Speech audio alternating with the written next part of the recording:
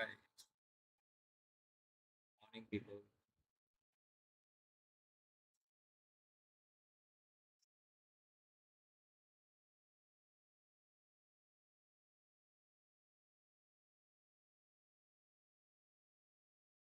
Today we are going to learn about TypeScript production hardening and what is TypeScript product production hardening, strict typing, sort validation, global error handlers, and structured logging, integration testings. Final is like with everything. After that, we are going to cover. We have covered the caching yesterday, but still like TL and validations and stuff. Limiting. Uh, we don't know about the token bucket and sliding window in the rate limiting techniques. And queuing, queuing workup pattern. We don't know this shit. So we are going to try this and multi-process behind the load balancer. Don't know, no idea. You can learn this. And then, yeah, we will learn some design patterns, how the things are designed in a way that it does not break on scale, and performance like on the database, I guess, like indexing and query optimization, how we can do that. And graceful shutdown at the end, and observability for structured logs and request tracing steps. So let's get started with the first block, which is going to be the TypeScript for now. We can get started with the TypeScript and till here. I think it's gonna take around 9 hours, I guess, to reach there, but that's fine.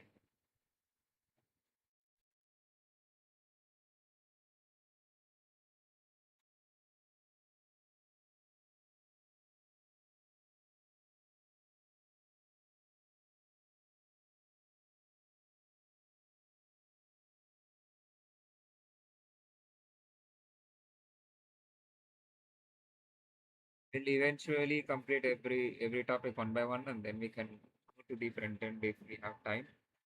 Otherwise, we can do the next stream after 9 p.m. maybe, and you can cover the other front end topics. Like we can revise everything, and then after that, we'll be left alone with the DSA, where we can focus only on solely on the DSA. No? So first, we can complete the today's topic, which is going to be like the TypeScript and production hardening. Is it's gonna be this thing here. So let's do it. So we the TypeScript first. Inside the PG, are not going to do anything. So we are going to create a TypeScript. For this folder, I don't even understand like how the things are working since we don't even have a node module here. I never work without a node module since while you're installing some dependencies, then there should be a node module for that. But I don't see one here. Like, but still, this project is working fine. And not that part. Okay, let's do this first. Like, install the TypeScript and stuff like you can do this first.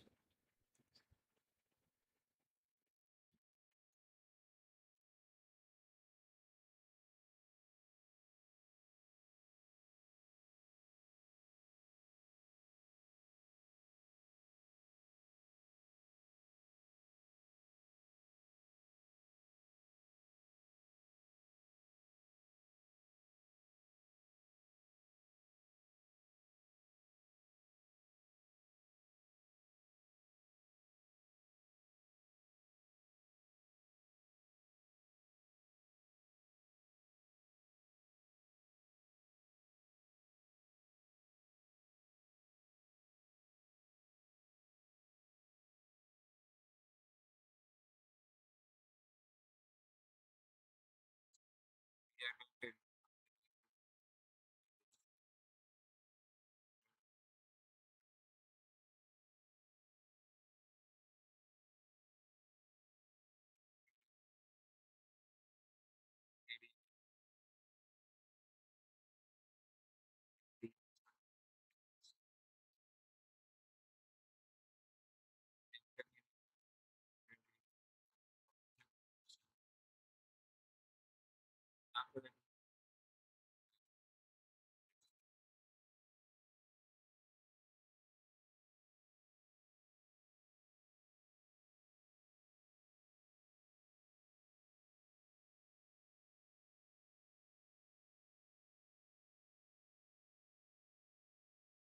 We have installed the TypeScript now, and we have this thing. Let's install the other packages if needed. Create the TS and tell you compiler to handle your code. Okay, so we have to delete this. Let's copy this.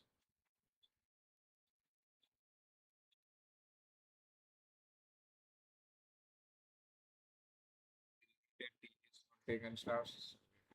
Get the learning part now. So, let me provide the context to the AI and we can.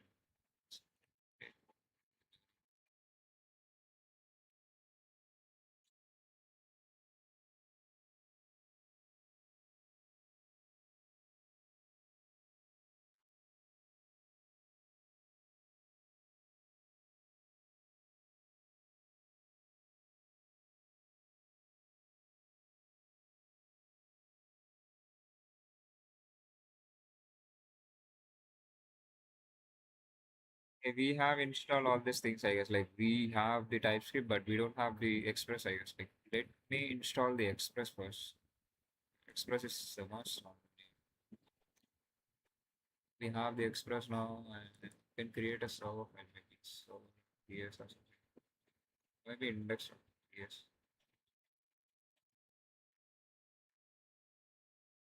So we have the what do you call that thing? We have the TypeScript initialized in our project right now, and we have this. Let me do this one. Do this thing once. And first we move to this thing, and we target directly this thing. We can do this first, so we don't have to do the things again and again. Like it will be in a proper folder structure if you're going to put it in this way. So yeah, we have the src. I mean index.ts inside the src, so we have the right folder structure. I guess. And the root directory will be the dist here. So we have the we need the script to do this, I guess. Maybe we can keep like this.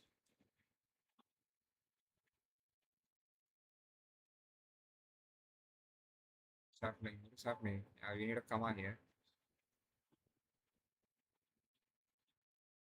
And text normal, I guess. How do we run for a TS thing? Like it's been a lot of days. I mean, first keep this part is easy to follow. Script. This is what I need. The dev script here.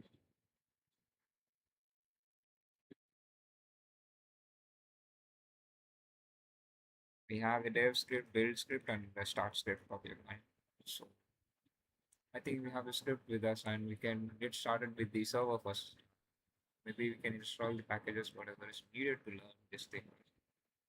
So yeah, npm dev, yeah, let me do this. Import express from express, which is going to be the same as we do for everything. Type express, not type. I think I don't have the express with me right now. Let me install the express.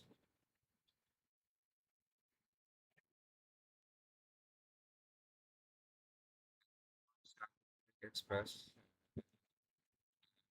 upload design, take and port number, which is going to be like points. So should be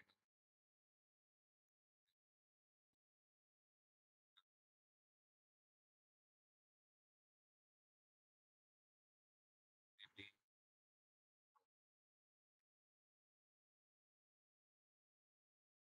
says there is no express form.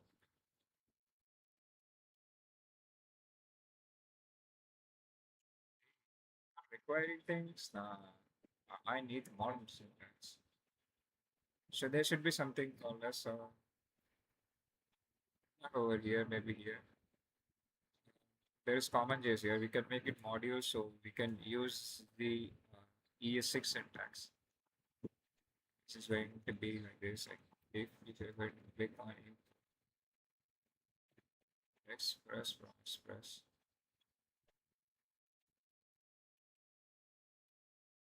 there you have. And for the port, we need the .env. It's just going to be like npm install .env.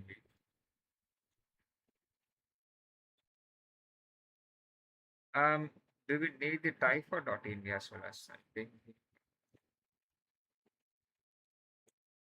.env from .env/config, so we don't have to do the config thing again later.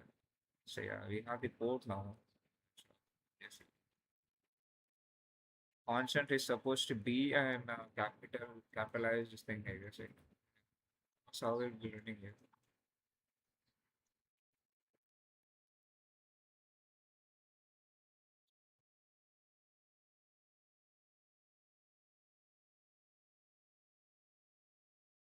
Server running here, and why the port is complaining. I guess we have this. It says a type string is not assignable for the number. You want to put a string?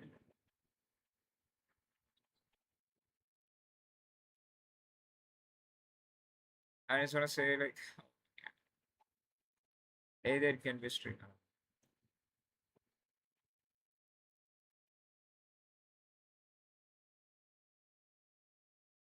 it should be.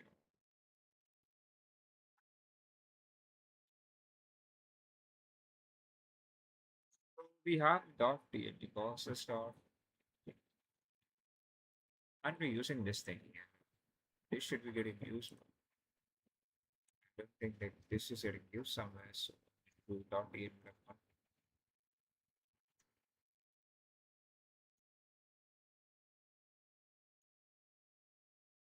I think basic server is ready. I guess like let me run npm run there. Yeah, we got the basic server running, which is going to be running in the server. And it's my env inside my server.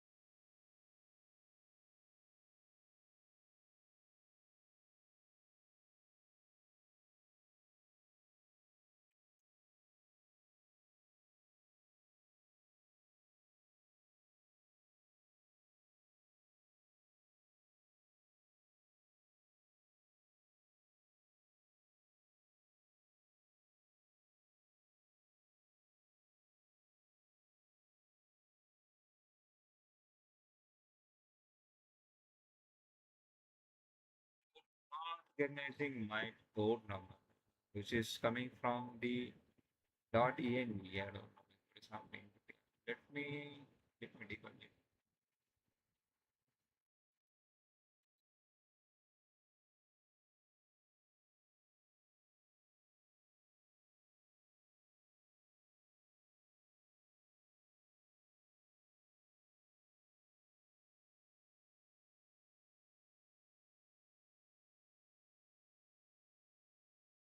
IEN is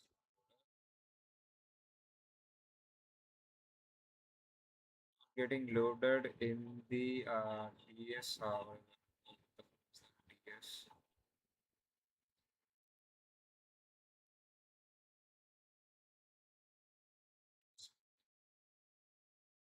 I mean, why do I not have the install?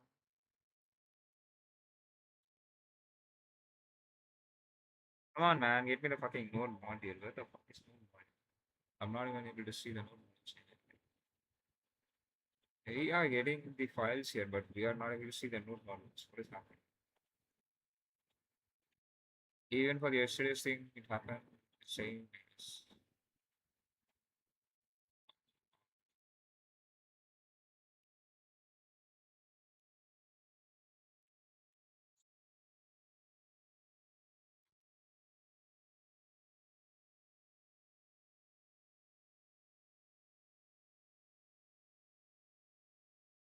We have the node module, but I'm not able to see the node modules here. Let me reload. Even still, I'm not able to see the node module. What the fuck? Why the node modules are hidden here? But there is a node module in the TS here. Maybe I need to load my project from here. There are some glitches in TS.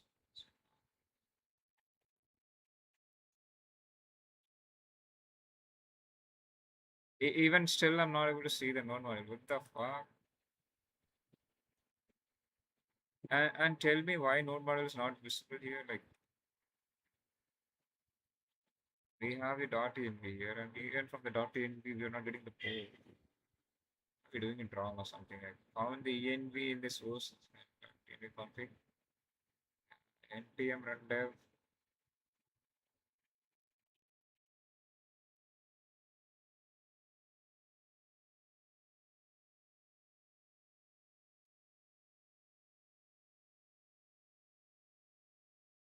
Even though if I move this thing outside, I don't think this is working right now. And tell me, yo,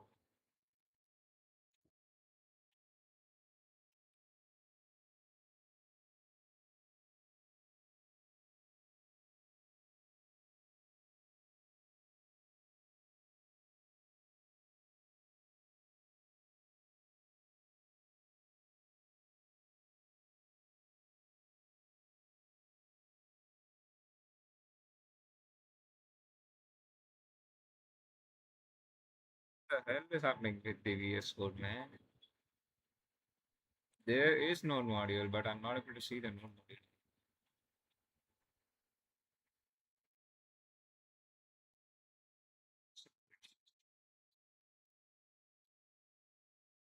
Found it. It's a VS Code settings, not a folder. Yeah, just, just, just update it. Bro. I'm getting some. Okay.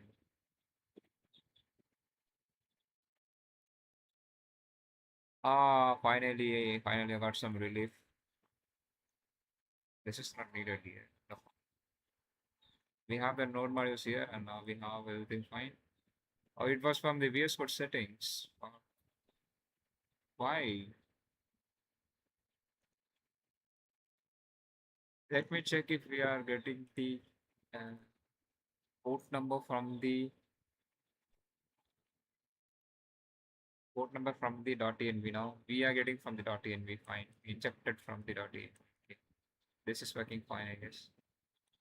So you can focus on learning the things now. Yeah, got it. Got it. Yeah, server running.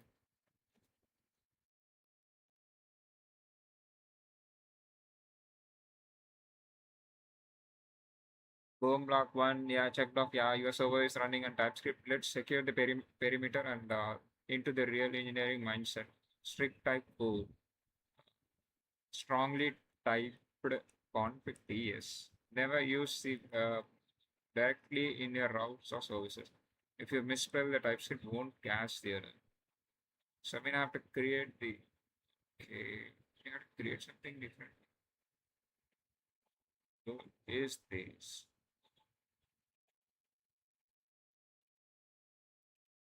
We have to create a config file for that. Callbacks for explicit runtime checks to prevent the sidechain failures.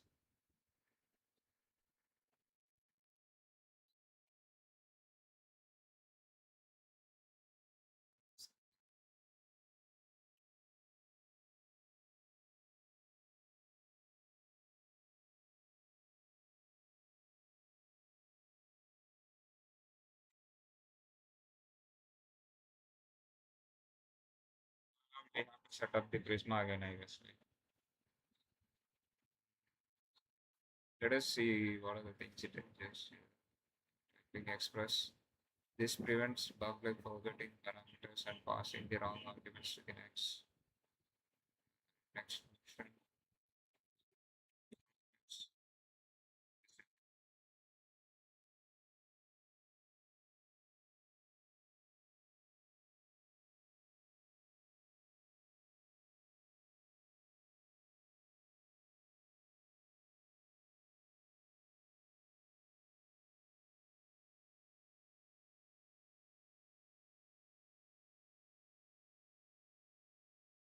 भाई सुबह सुबह उठ के आ गया। थोड़ा देर पहले उठा था, मैं बैठ गया लैपटॉप खोल के।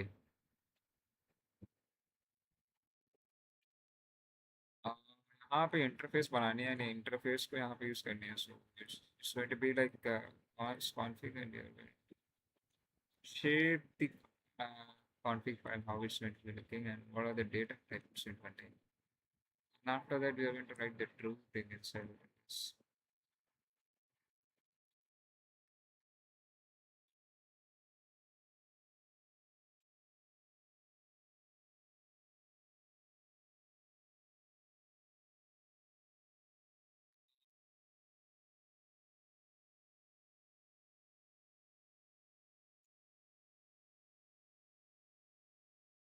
Now, I can't make someone mod.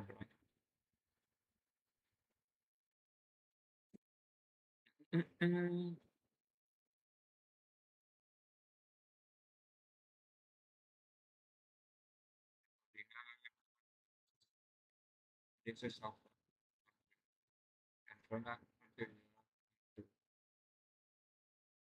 I don't want to make a mod.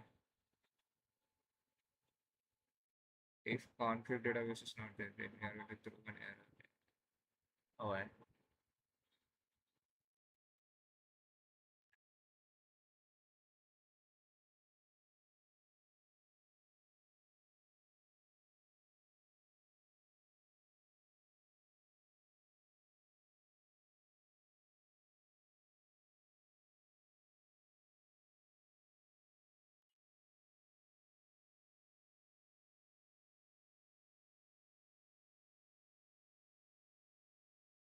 Yes.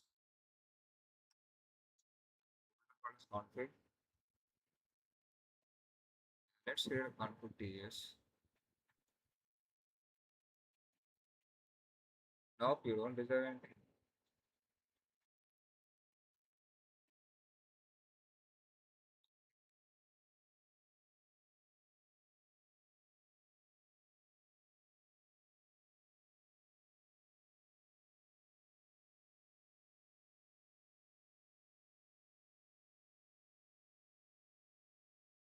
Just this shit.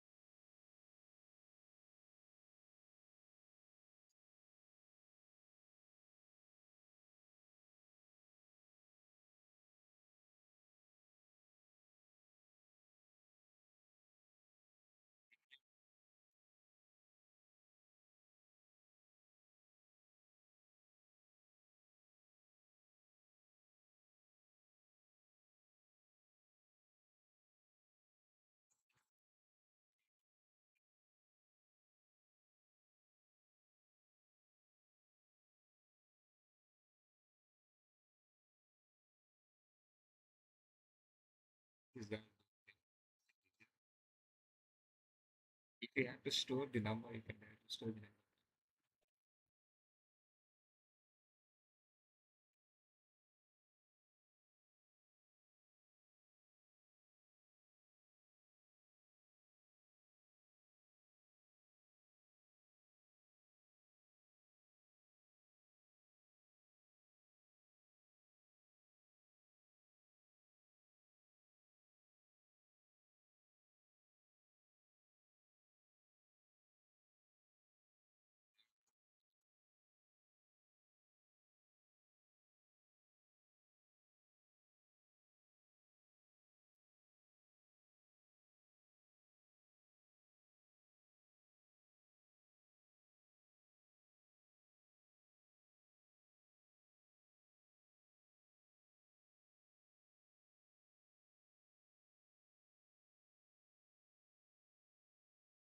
There's like left hand activity.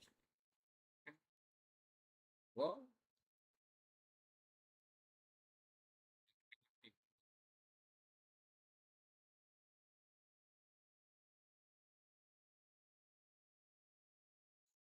This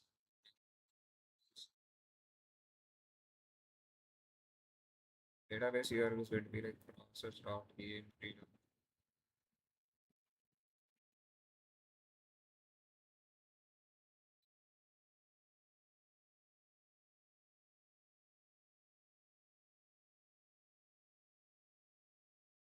And why the fuck are you even like complaining right now? Like database URL must be declared here on the type declaring it. String is not assignable. Should it be a capital S? It's a small S.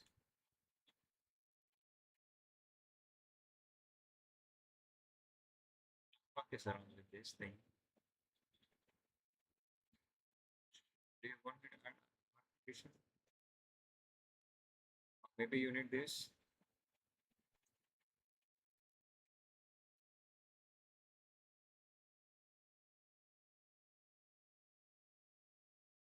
Then the type number is not assignable, but we don't have a number there. Do you think the database env is going to be a number? But I have declared the type as string. What the frick is this?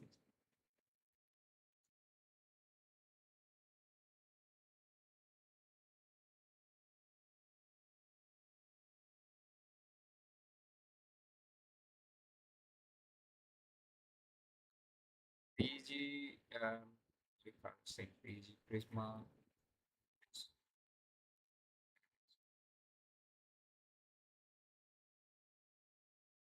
Yo, shit. Not even turn on the NPX thing, and I'm just typing on the top end.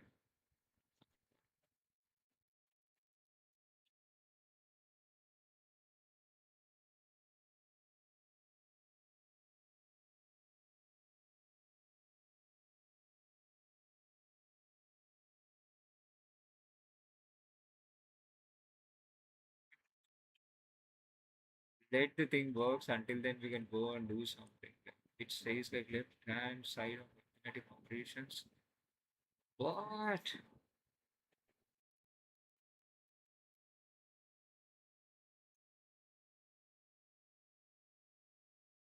Oh, it's same thing.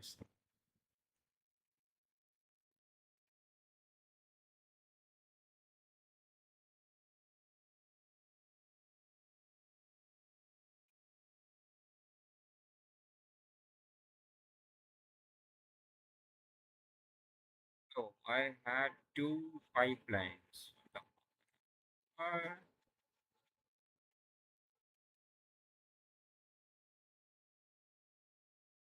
so why the police complaining? I know. Why the fuck are you even checking for a string? Right?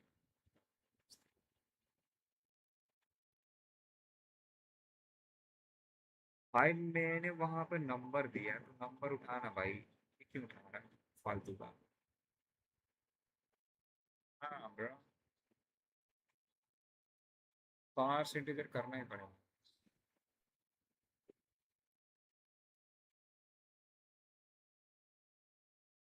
we've got some mood swings. Oh, what happened, bro? Don't die, don't die. Do it, do it. Don't die on me.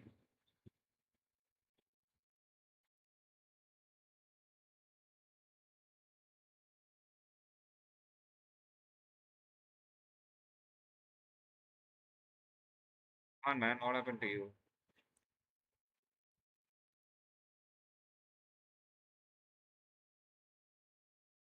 There we go. He started looking for the packages and he's going to install the PG for us. Let's wait until the setup is done and after that we can just get started with the different things. I think TypeScript is just adding the types and controlling the types here. You can create a DB.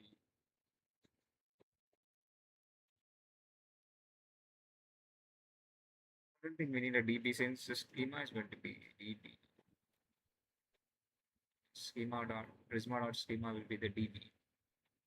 So what else we need? We need yeah, we need controllers, we need routes.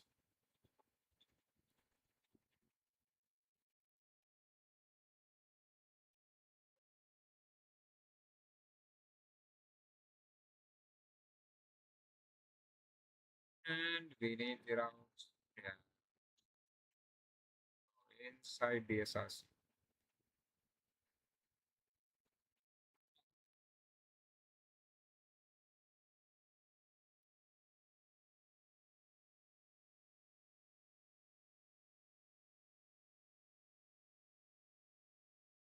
Right. Yeah, we got the Prisma, I guess like it's installing something. The types.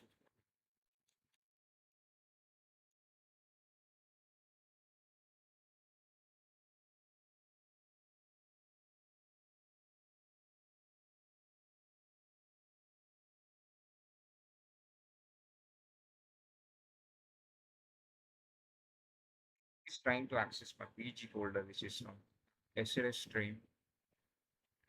I don't want that thing to be happening right now. Setup is so tedious. Just letting the AI to do the setup thing. And we can learn on the doings like when we focus on the main important part instead of focusing on how the fuck to set up this shit. Now I think he should be in the right direction, I guess.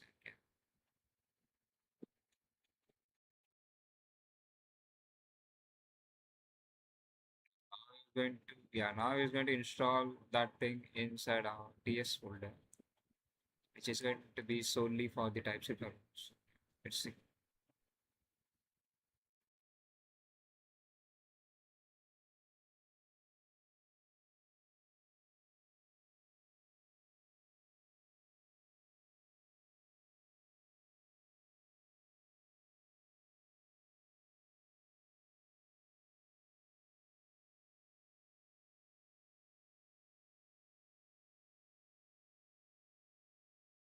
If you guys spam the emojis, I think there should be an pop-up coming out, I guess.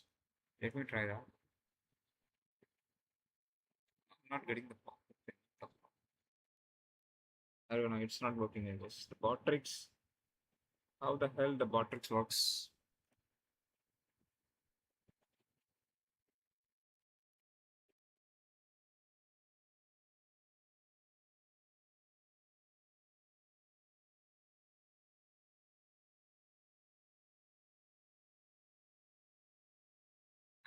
He has read the PG folder and now he's going to try to install the PG inside my TS folder. It is my client and instance. Instead of installing it as a dev dependency, you just install globally and put the G here. I don't even care. Like, let it be. I mean, like, don't have to install every time, I guess. Maybe it matters, I guess, since the package is on it. Nice.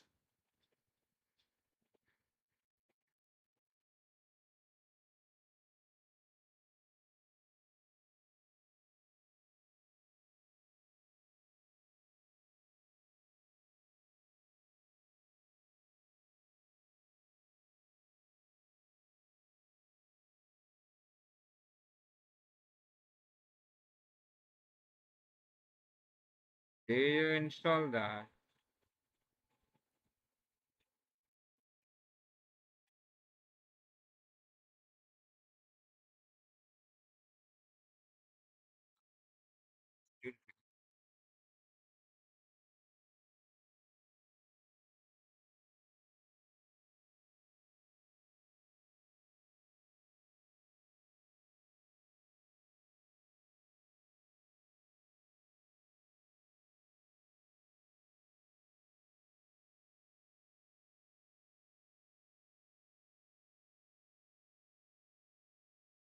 We are going to go with the same backend we had yesterday and same thread application with the type safety and other logging and stuff inside it this time. So let's do it.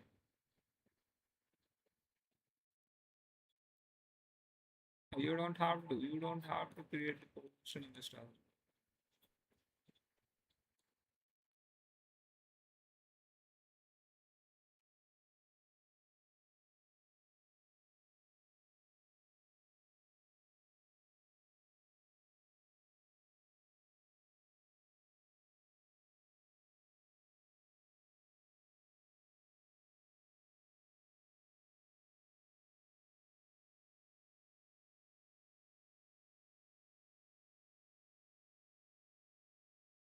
Just install and configure. Yeah, just install and configure. Done installing and completing config. Yeah, just do it. NPX Prisma generate should be giving me the Prisma schema. I guess like where the fuck is the schema? And there we go. We got the schema file and the fuck we copied from there. This thing we can generate on our. And I think we need the type for this thing as well. This thing.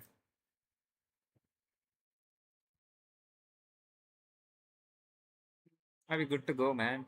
I think we're good to go. Right. Before creating the user model, I think we need to. We can't use the interface here. I guess how do we use them? Uh, how do we use the?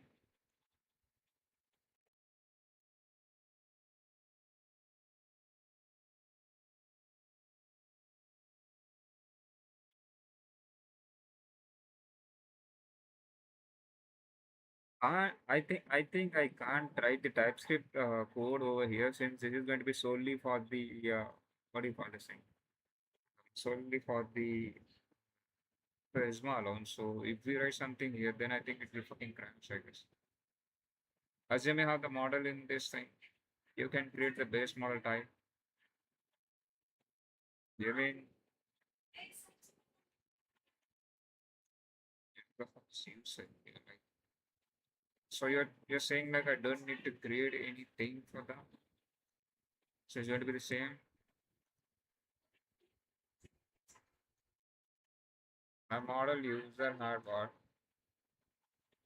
It had an ID at ID and a default user into auto increment. The fuck, there is no sections.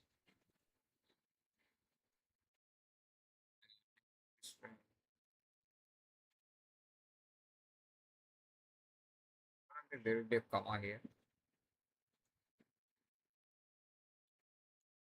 Email will be at unique,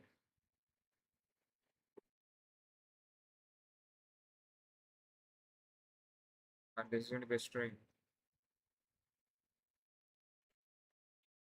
Password will be string.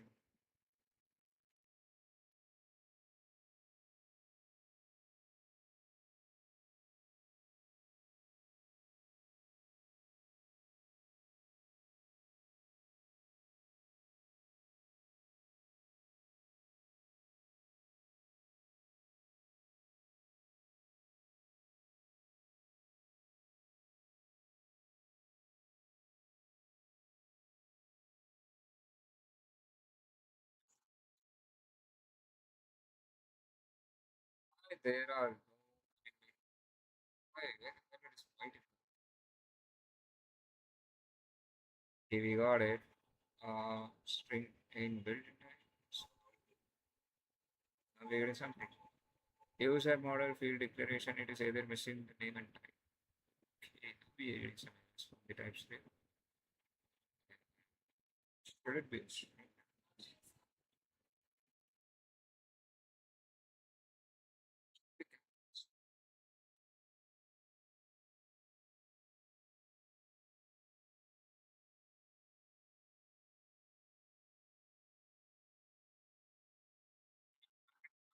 String.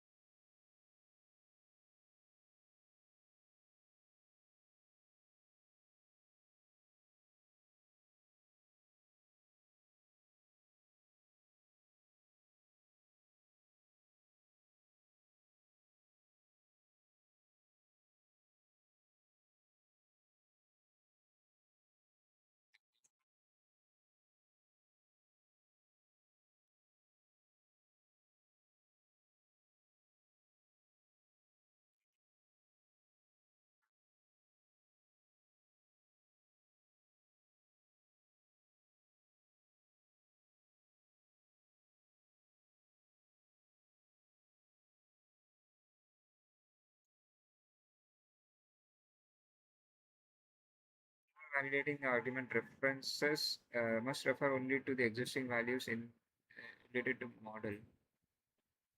User model. Yeah, I know.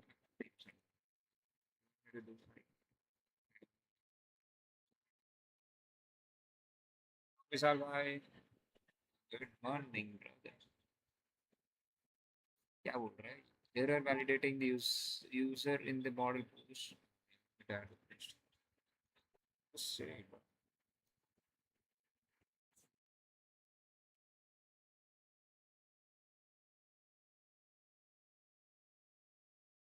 10 के काम करना चाहिए इसके साथ relation में है ये या relation post to the user field user ID enterprise ID के अभी डीबी बन गया है फिर टाइप्स के साथ चलते हैं फिर यार लॉगिंग वगैरह करेंगे लॉगिंग के लिए भी एक कंट्रोलर बनाना पड़ेगा let me create a login from yes इसमें बस लॉगिंग रहेगा लॉगिंग वाला जो भी चीज़ है हाँ ना ना ना कल वाला खत्म हो गया कल वाला I guess it was 10 hours I guess उसके बाद खत्म and today is a different part मेरे को क्या चाहिए मेरे को यूजर चाहिए वो चाहिए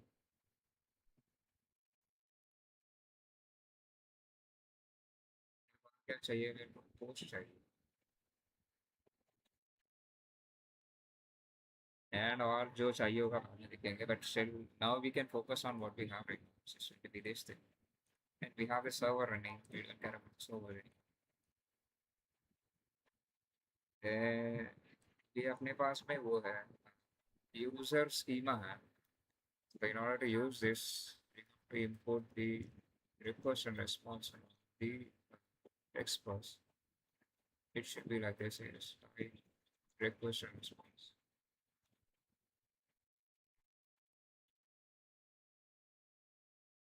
वैसे ही आ क्यों नहीं रहा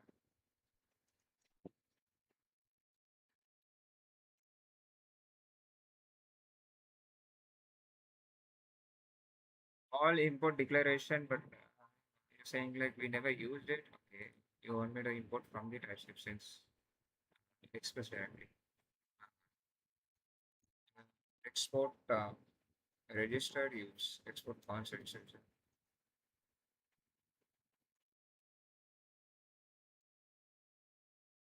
request में request आ रहा है response में response बताओ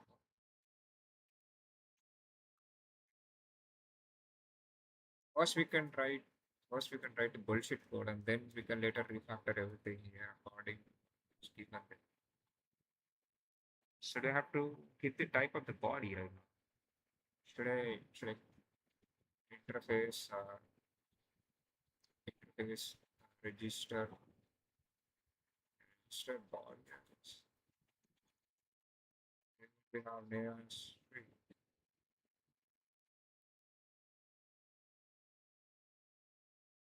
in a string and even a string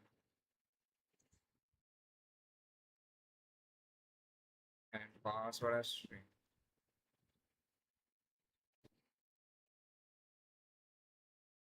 Let's import the body first.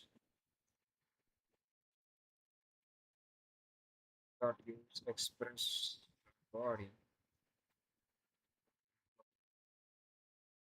should be express at JSON.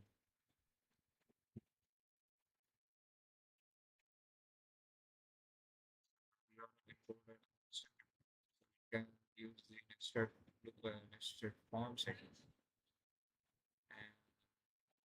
and the register body. Now we have to assign the body type. The data is going to be there. So fonts like this.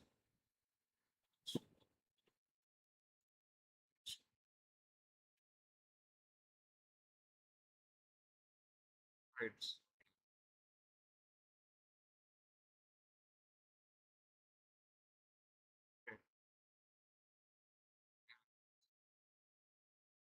I think we have the pretty much good enough TypeScript thing right now.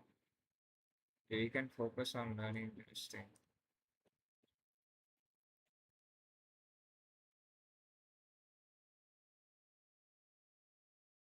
The nightbot got leveled up far, bro. Crazy. Before registering, we have to check if all things are there or not. Then we can write the blotted code, and we can, in the end, we can refactor it, and we can add the global error handler and other stuff. So we will be covering everything with the TypeScript on. So I think that's a good way of learning things.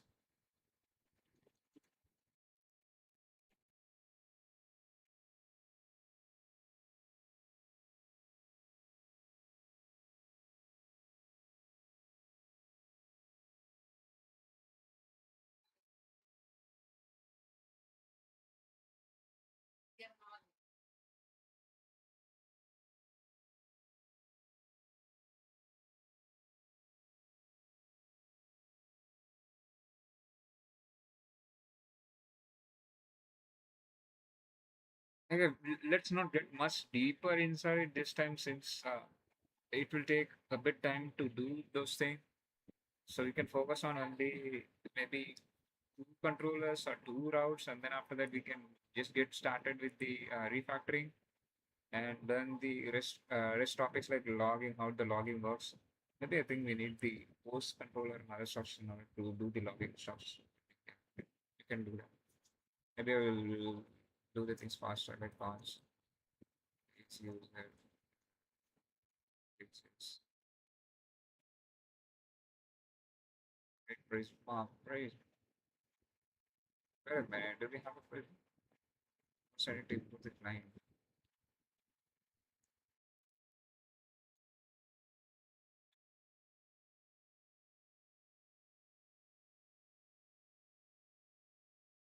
And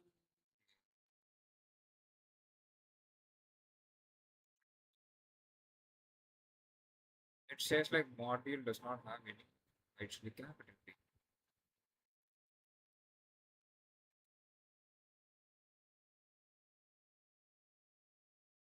What is complaining? Has no member of the Prisma will be like.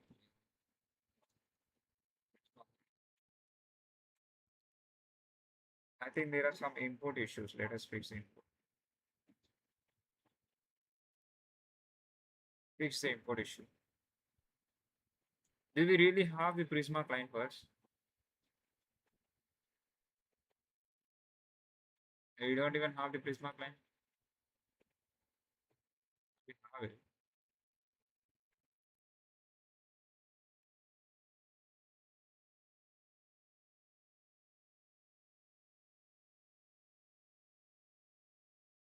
Let the A handle the Prisma client input error, and like just focus on doing the thing like it says Prisma client is still live. Type has no signature.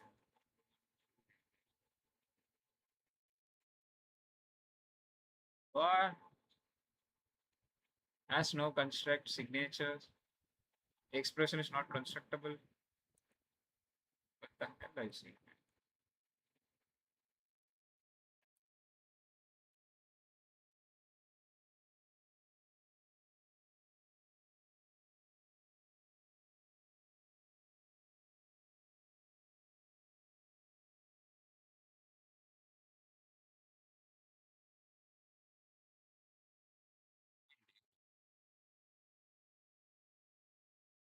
It's not working. It's not working. It's not working. This is throwing me fucking error.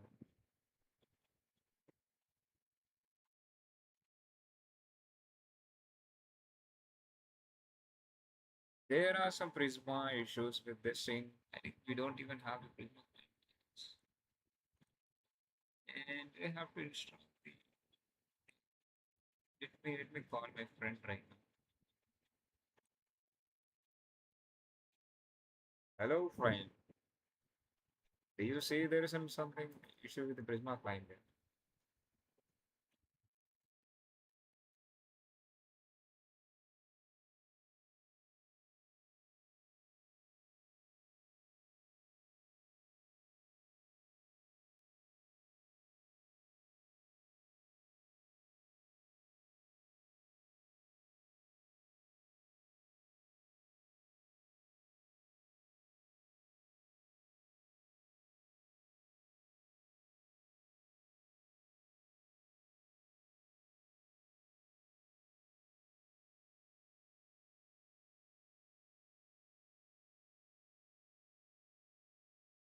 think it should be able to now when we do that.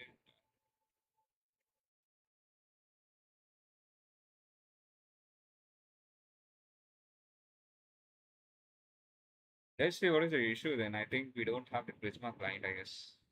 We have this shit here. Maybe we need to create a conflict function. But we didn't do that. Where is the lib?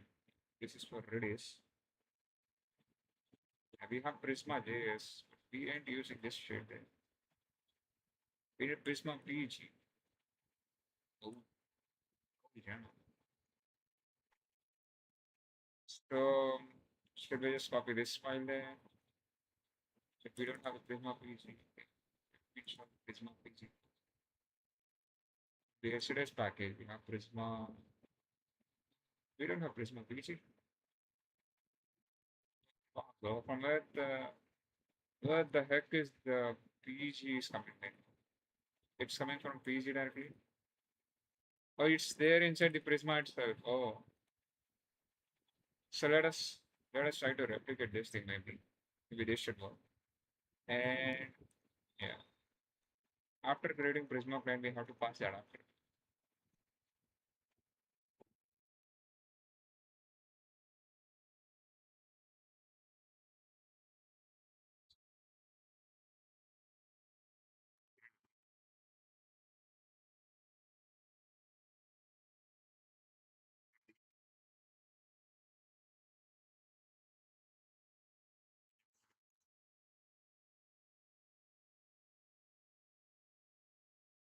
But it's percent. You can see if it is working. Then we can get started.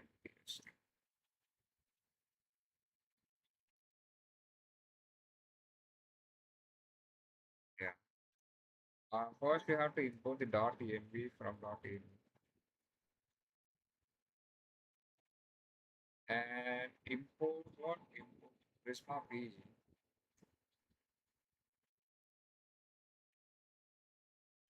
It says something. Cannot what? Cannot find the. I'll just try to do that. Let me see. Let me see. And don't we have the Prisma client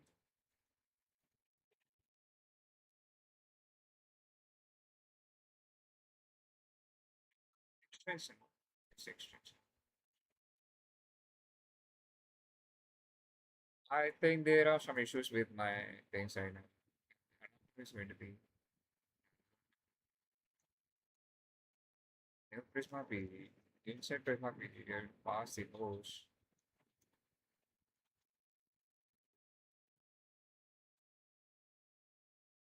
This is going to be the same. I think you can copy the same.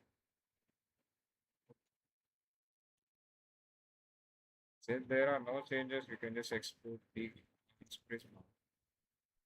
In the name of Prisma, we can new Prisma client. Pass that after. And we are still facing some issues. Like let's resolve this. Fix it. I think you should be doing the installation part right now. He is not doing what I was trying. It's everything like Prisma PG is not big. Module is not long. Prisma PG module.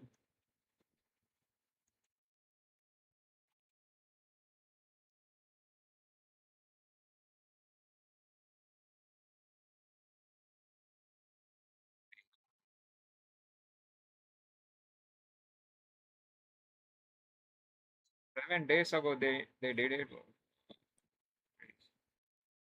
And I think after installing this thing, I think we should be not getting the error for the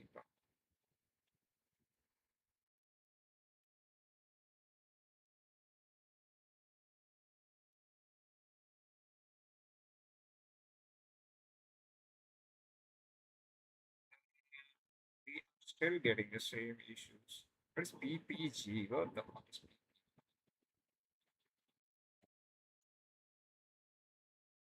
Did I install something wrong?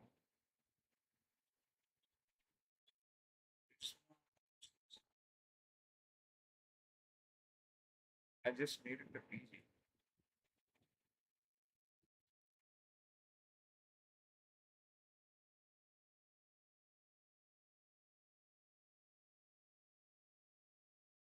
You can import it. But it does not have a name called as Prisma PG there. It should have something called as Prisma Postgres Adapt. Let us change it then. Yeah, it is okay. And it says like only may exist on the host. We don't have the host there. I think it only take the connection even. And what is the connection in? Connection string. I just need to pass connection string.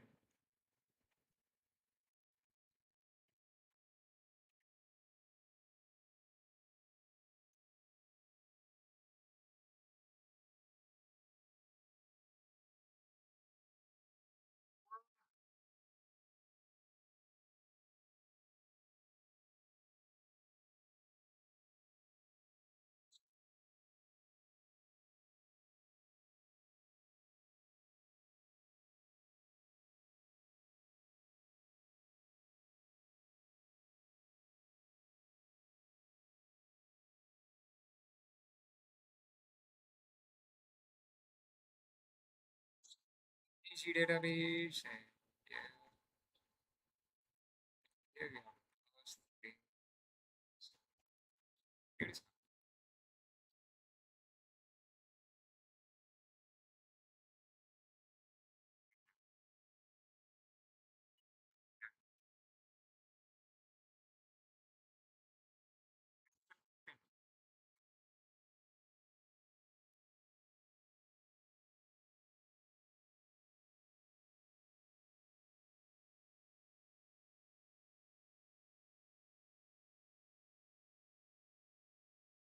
here you are working, but when I try to do these two things, you still come. No, it's not this shit. Prisma client has no don't we have a Prisma client here?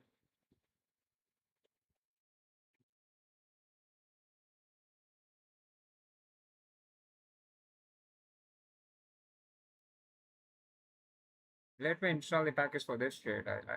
I don't know, like maybe if it is missing, then I think it should be. Then how do you import this? Am I even importing it right? But in the older code, what we had for the JS, it was working fine as well. But in the TypeScript, it broke? No way, bro.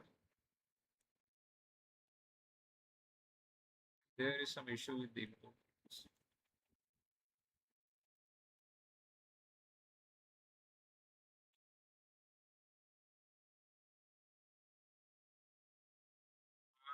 Callable and has no construction signature. My brother, what is happening?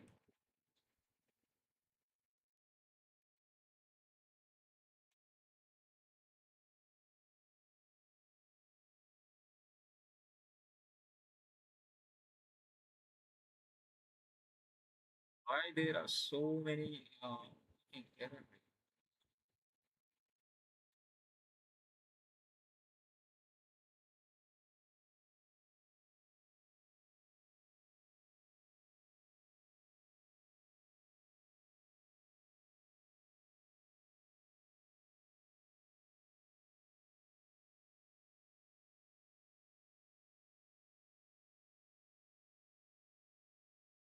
Don't I have everything properly configured? Like we have the Prisma client, we have the Postgres, whatever we had, the bullshit thing. Now we are doing it in a different way right now. Which is going to be like Prisma. We are getting the same thing from there. This should be the proper input syntax. Are we missing the TypeScript thing? We don't have a type for this. It says like client are not generated. Yes, schema is sent and output is generated. No generated. There is this and the wrong import. Oh,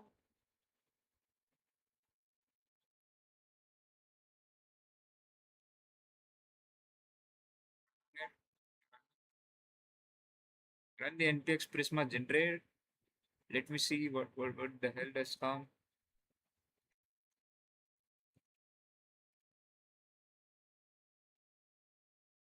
Fucking, oh, I have to use the prisma client from the generated file, not directly prisma client. You see, what the frick is this?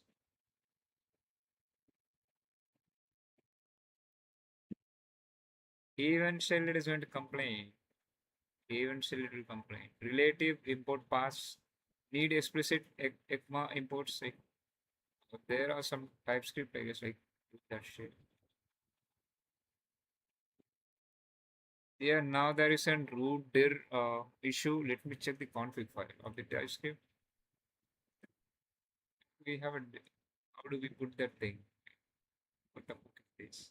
Prisma browser is not under the root dir. Oh, okay.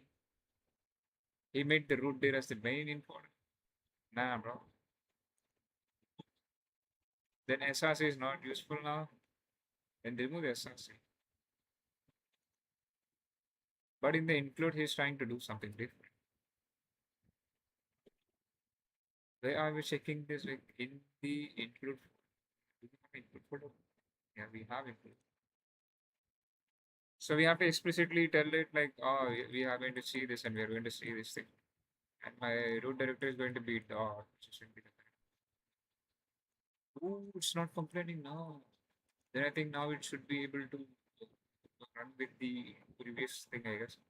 But even this is fine, I guess. Like, but we don't have the connection string directly with that thing, I guess. Like, do we have the connection string and everything enabled here? Yeah, we kind of have it. I think yeah, I can go with you can go with it. So are we good enough to go? Yeah, yeah. I can import Prisma client from Prisma client now.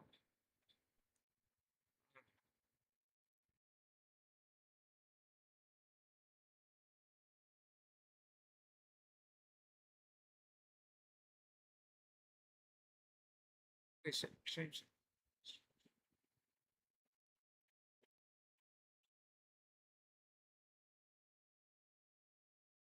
Still complaining. It shouldn't be complaining right now. What the heck is happening?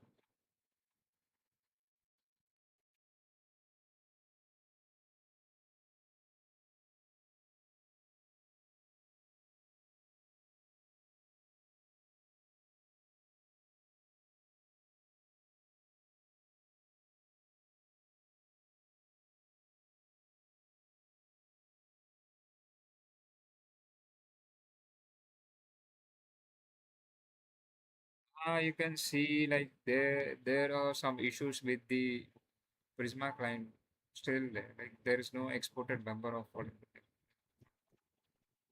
it should be working right. It is not.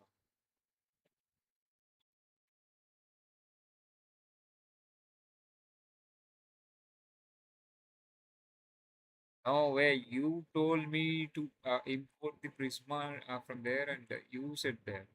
The fuck are you saying? Alright, man, it's working now. Just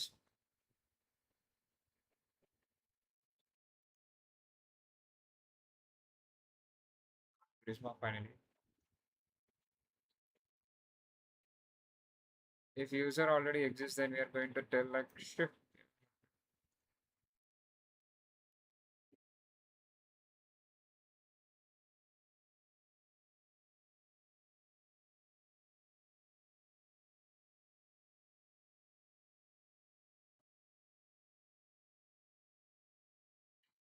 And hash the password.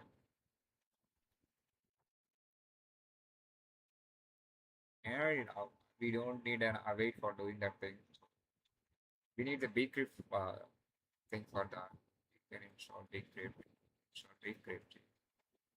Bcrypt. Bcrypt is a package to hash something. So let us import the bcrypt. Bcrypt or bcrypt or something. Bcrypt. And I think we need the type for that thing, which is going to be this, and yeah, you can install the types for the bakery right now. Did I install somewhere else?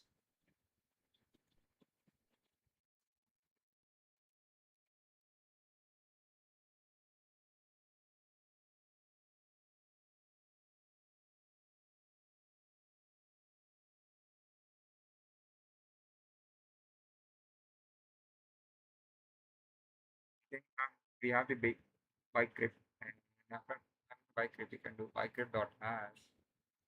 Hash will take the string which is going to be password and number of salt is going to be 10, and we have the hash function. Then we can create the new user. We just going to be write prisma dot user dot create, and my data is going to be like name, name, email, password, be like hash password. And it says something is wrong, right? Not a able. Let me let me give the type of the user here. Maybe will my user will contain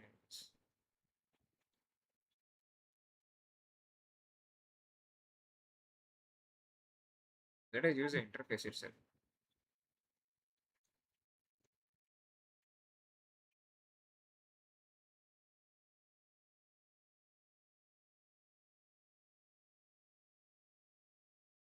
Oh, we already have the body type over there, so we can use the same thing, I guess. It's a register body. Yeah, but it's still complaining like type promise string. It's not assignable to the string. It's-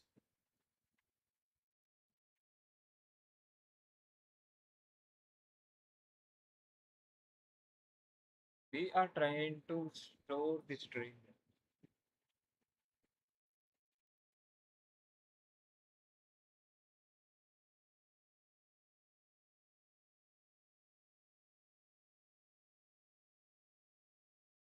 This is not supposed to give me an object. This is supposed to give me an what do you call this? Give me a string. Promise string is not what you don't have a promise string. Are you saying that we have to await the beacon? Oh my god.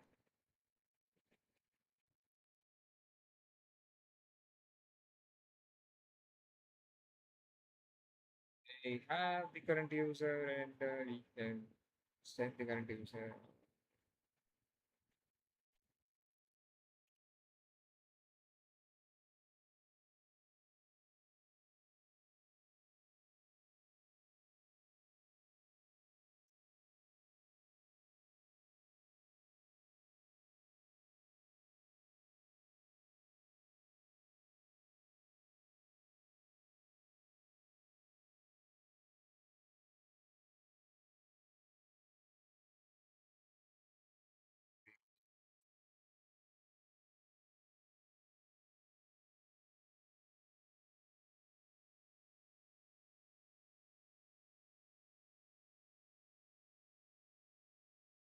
Think think we can write one more route for the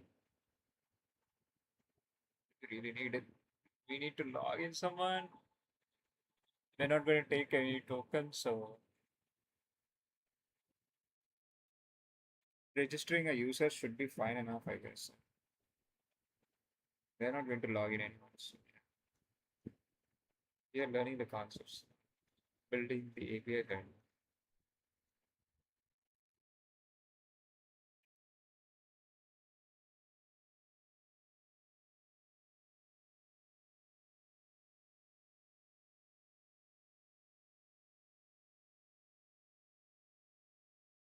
We have the register and everything is fine for the register, and we move back to the post right now. And then create the post out of there. For the post, first we have to import what type of request response, which is type for the request and response. in the express, I guess.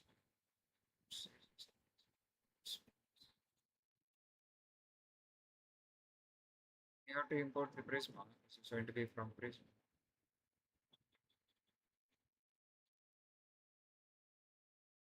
It's the Prisma from the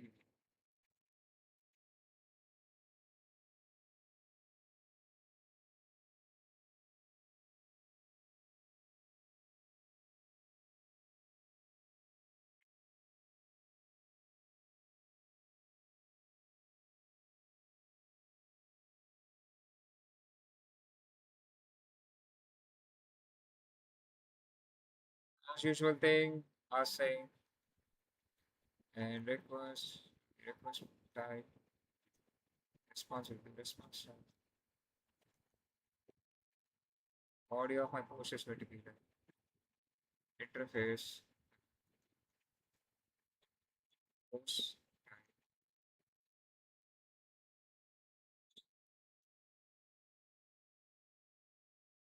Title will be string. Should it be capital string? It's not even complete for it.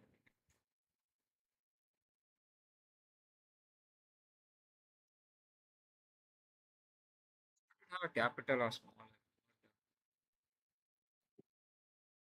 User user will be like, and what else we have in the uh, screen description user ID.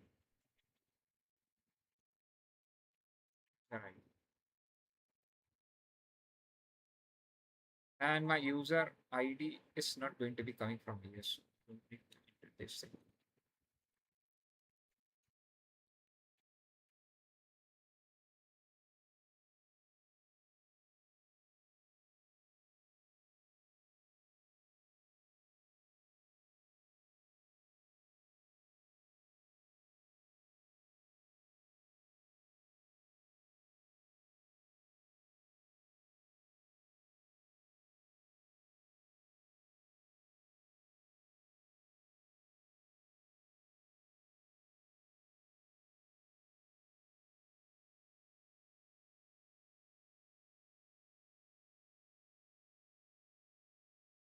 Yo, what's up, buddy?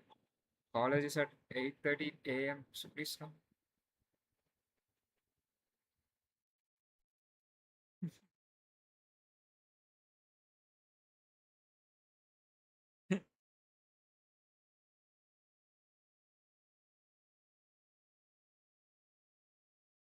Damn.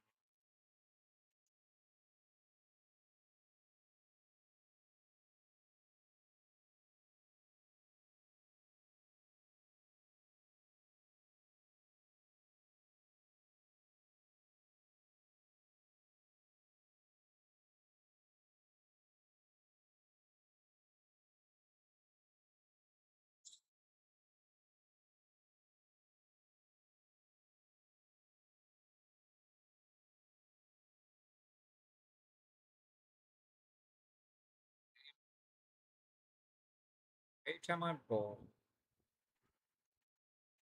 It's it's into it's why? Why the fuck are you complaining? String is not assignable.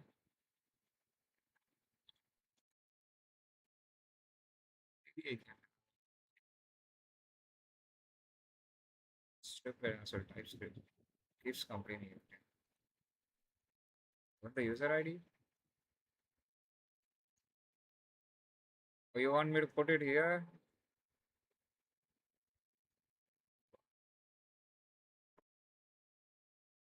It says like shit, it should be it. That's what I was thinking. If it has a TypeScript, then why the fuck you're not complaining? Like if I'm trying to use a string,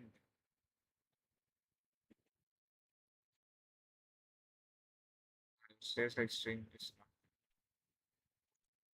Yeah, since the user ID is going to be a number. Let me make it a number then. I don't care. I'll go with the one since it's going to be the first user ID. They made us to write an assignment for the damn bro motor RQ1 CR package. Around 2K people wrote the exam. Everyone cheated. It's okay, man.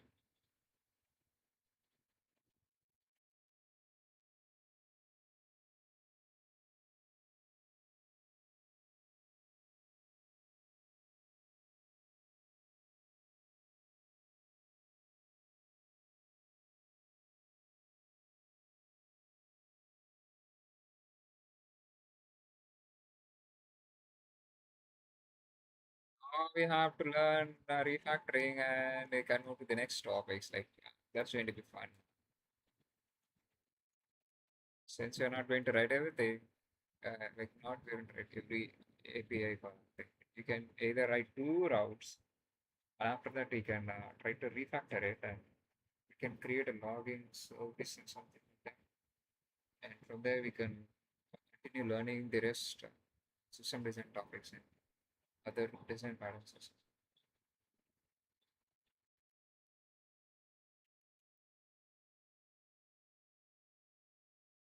Yes, it should be two not one. Since we're creating something, they are not returning something. And it should be like message and was created successfully. And it return the new post. So send me the new post like that. I think fair enough we have an endpoint where we're creating something and we are even repeating the same thing again and again. So I think this should be fair enough for learning the refactoring and other logging things, I guess. Like logging would be fun, I guess. Like since I have never did the logging thing, never created a service for the logging. It get posts, get posts.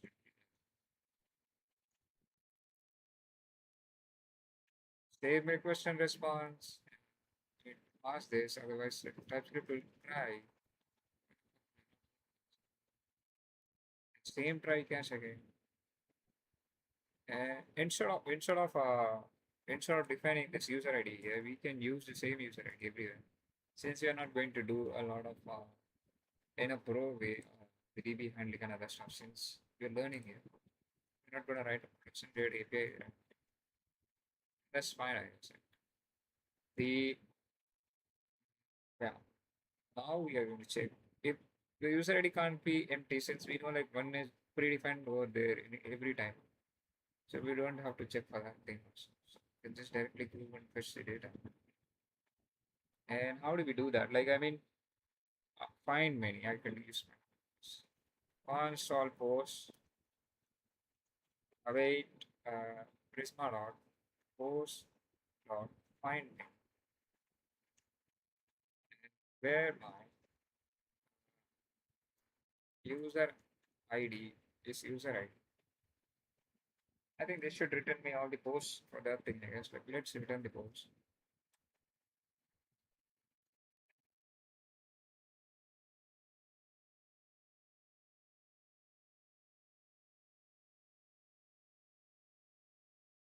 They say it's not needed.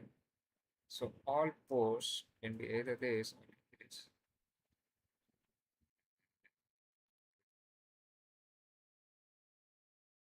All posts will be all posts.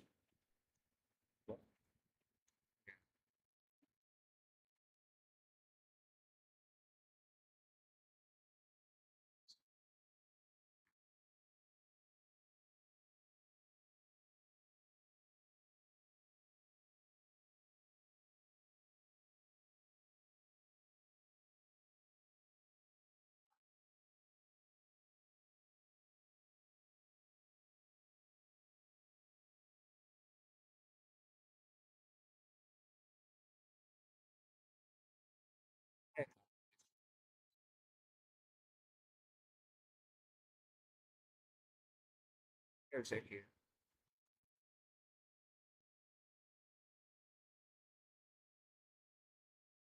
All post length is SN1.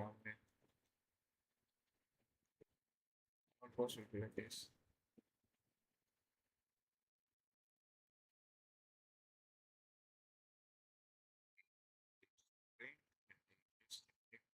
create the type for this thing.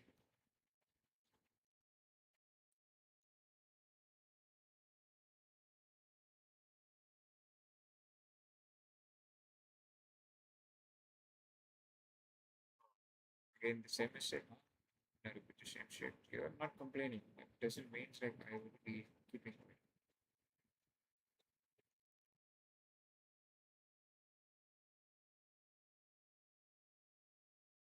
Maybe you already have that thing on the top. Why the hell do I need to create the thing again? And my all post is going to be uh, the post type, but array. Yeah. And why the fuck are you trying?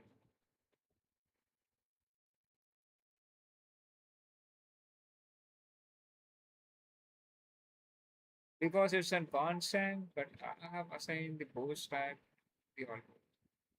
Then why the fuck are you crying, man? Like all cons, all posts, and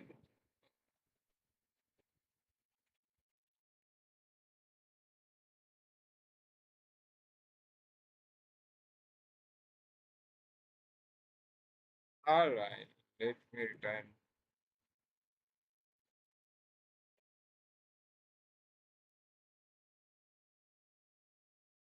Let me return two responses.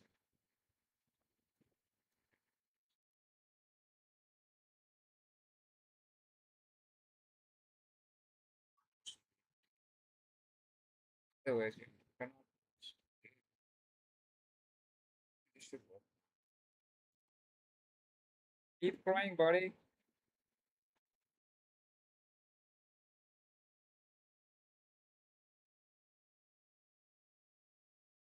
I think this is enough for the API. I guess. Like let's run a internet server.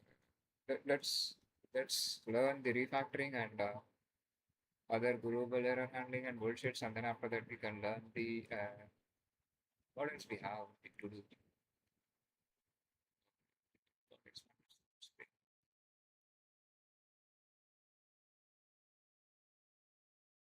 We we have learned. I mean, not learned. We have reversed this types of thing. Then what we have to do? See, where is that? We did this thing. Yeah, we have to add the Zod validation. We have to add the Zod validation and global error handling, structured logging. This is going to be fun. This thing and integration testing is going to be fun. Since this is completely new to me, I guess I don't know. Oh, it's already 9:51. Okay, let me go and have a breakfast and come back again faster within 10 minutes. Be right back. Do you have a be right back? Have a be right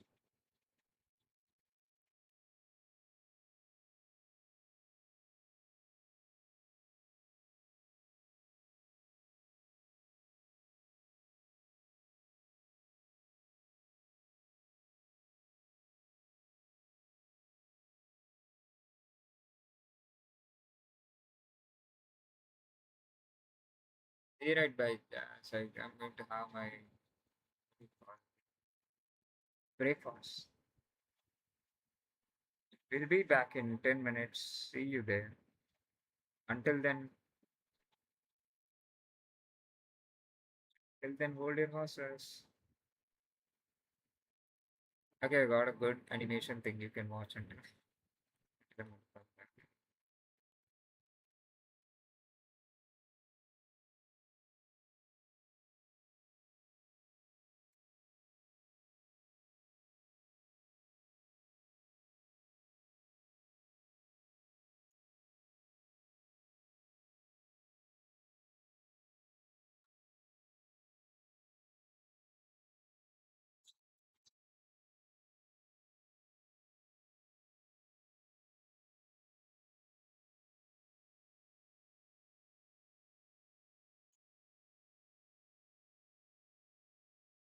supposed to be.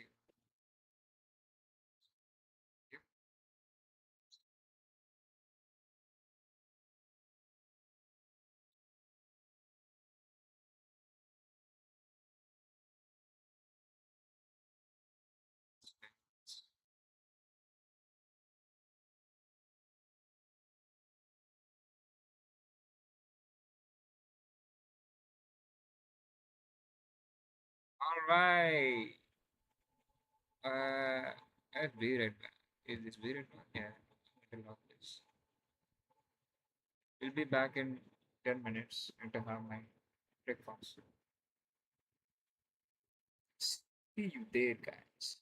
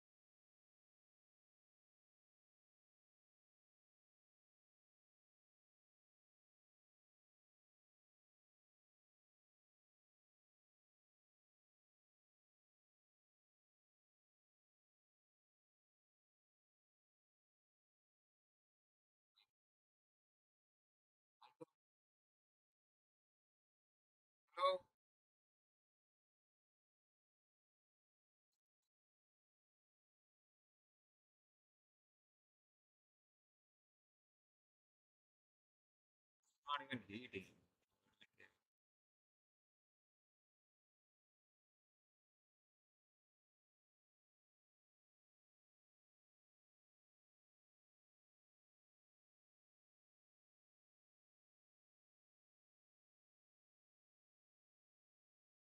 We already have two APIs for that thing, so we can connect the API and maybe control this.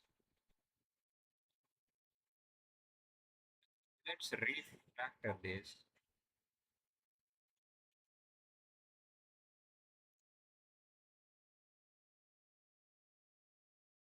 Yes.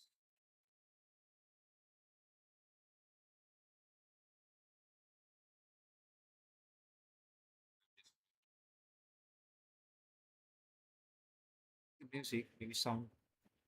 Ah, this is good. Hi there. I want you to help me with the refactor and check the do.md and today's date. We are going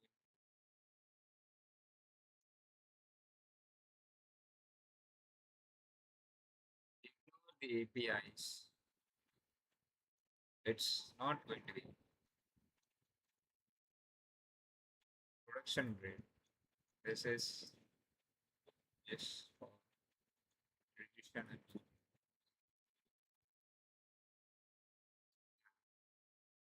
we are going to refactor.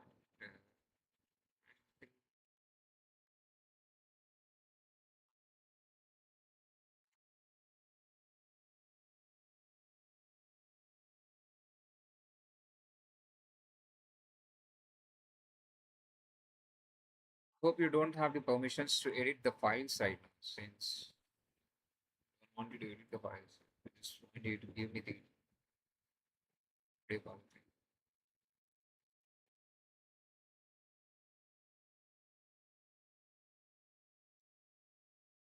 Check the to do, man. Check the to do first. Yeah, to do. There you go.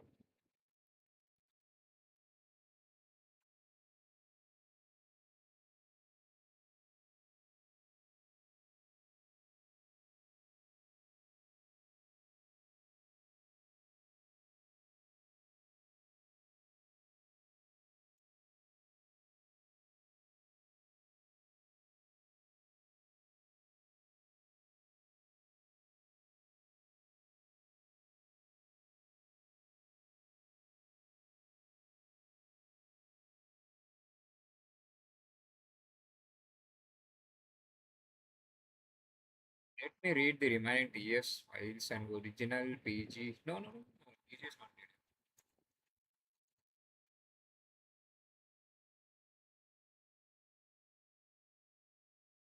Just let me enter the state. You don't have to check for the PG. PG is something different. PG was for different topic. Don't fucking change it. Okay.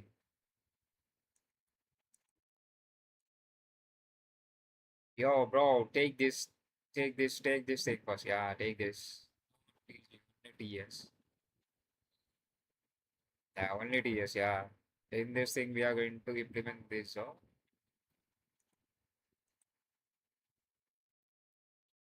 okay, let us check.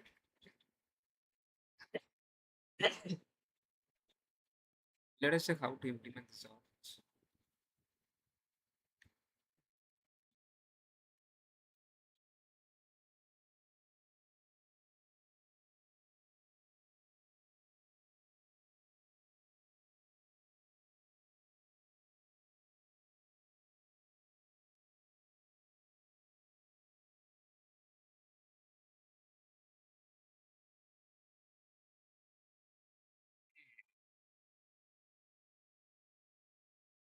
Complex schema validation. Be specific with allowed time.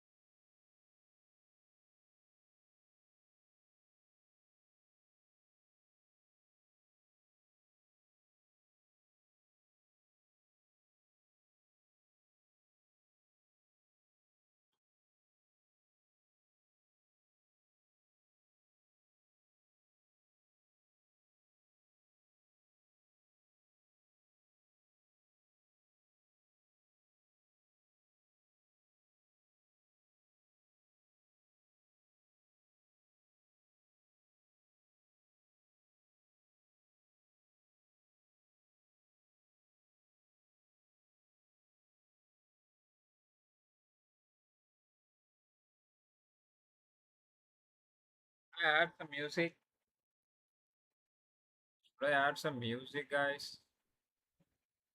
Present music, some non-copyrighted.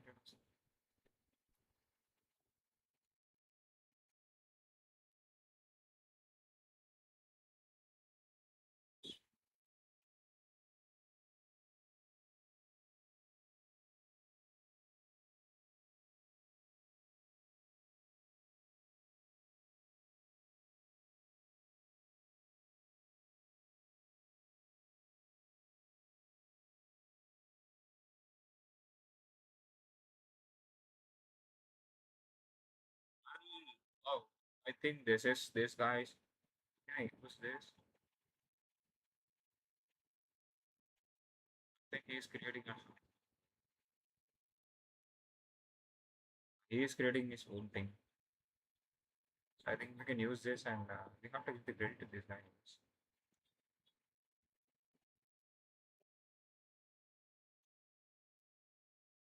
Let me copy his name. We can copy his channel. Good.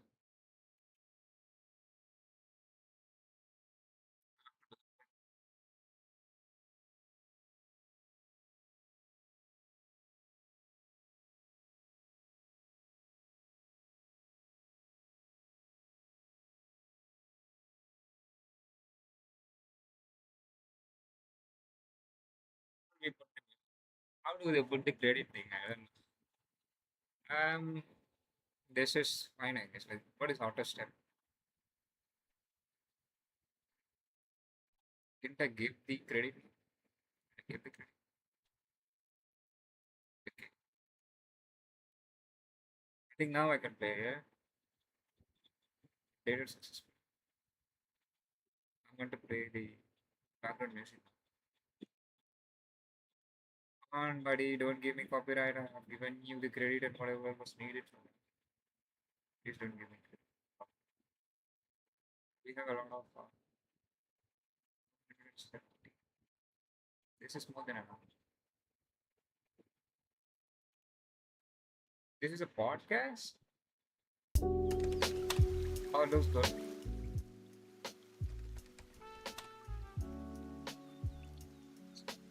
This is looking good.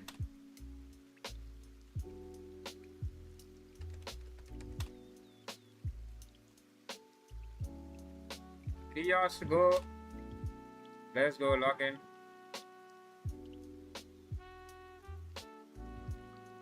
That's good. So now we are going to learn about the sort validations and should I reduce my music or like music is too loud, right? Is this fine now? I think I should be audible clearly. It doesn't matter, man. Like we have the sort. You will need to you will need a working understanding of JavaScript. But even if you are new to the TypeScript, then this tutorial is for you. Running exercises locally. Okay, 1 minute. Clone the repo.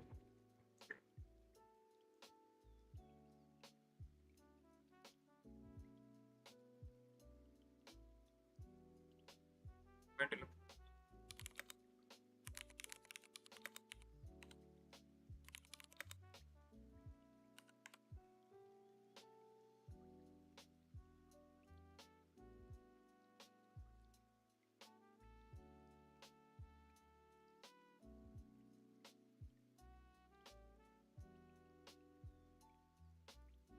It's a TypeScript first. Oh,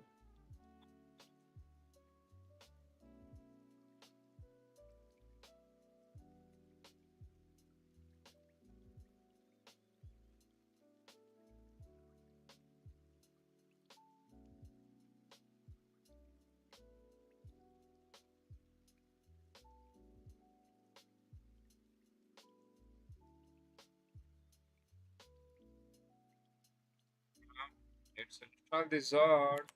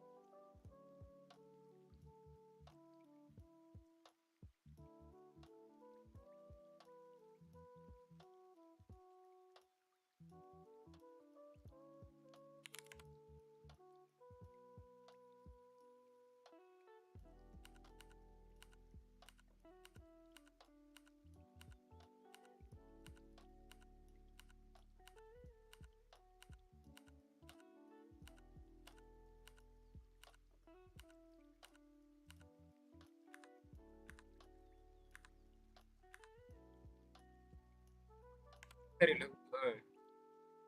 But I think the text recommendation should be in thing.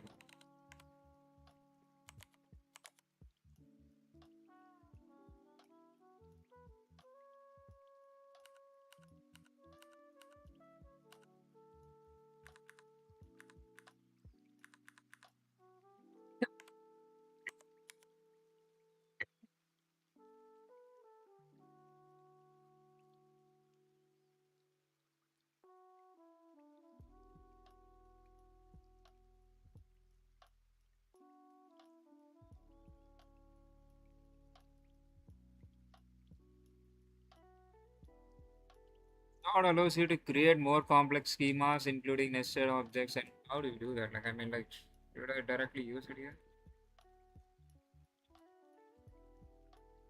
I have a post type here. Can I use post schema there?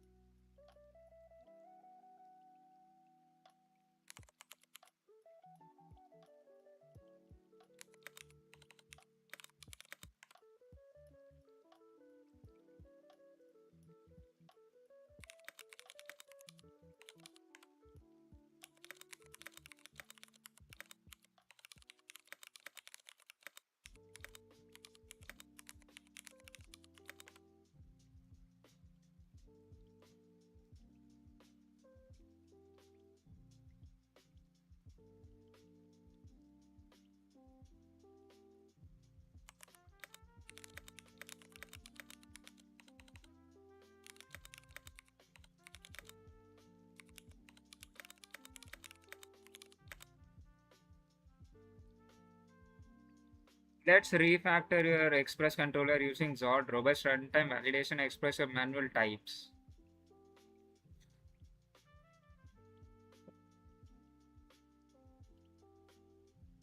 What is this? Z in favor of. No way, bro.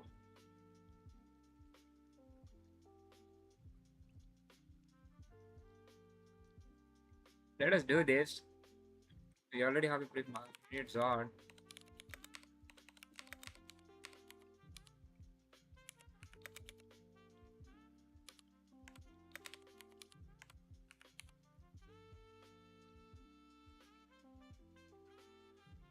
Import Zod. Import Z.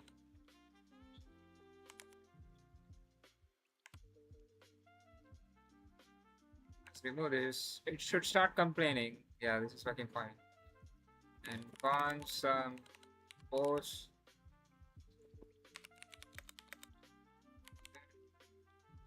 Yeah.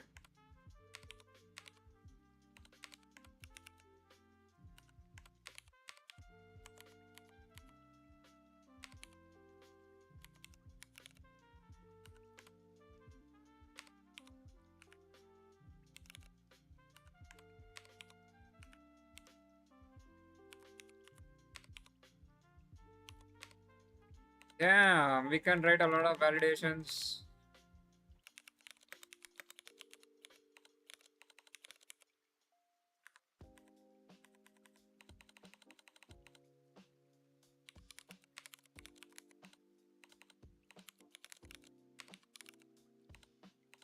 It can be post schema, I guess.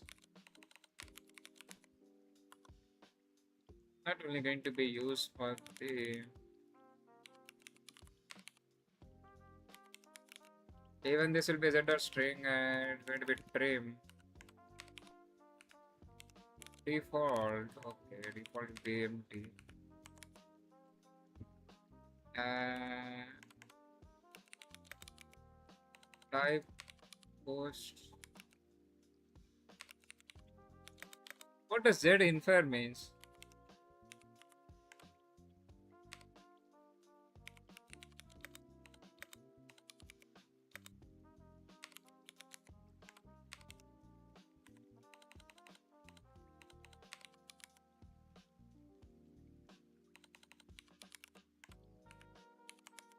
Oh, it's not even complaining. What does Z infer means?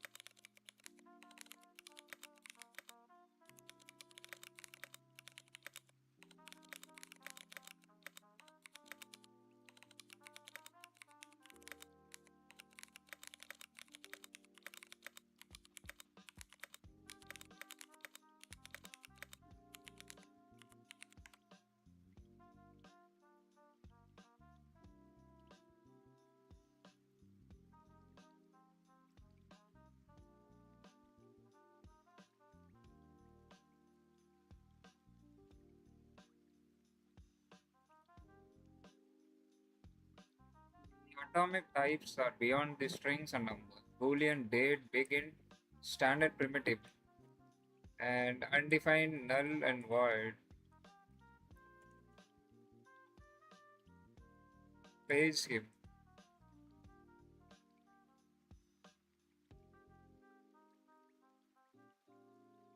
Sanitize and transformation clean the part. Like since you are explicitly going to sanitize without manually trimming lowercase, removes the leading and yeah, this is noun one. Like default it will be empty.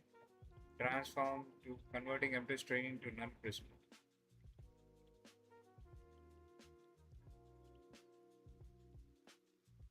Let us ask the Claude, man. Claude, bro.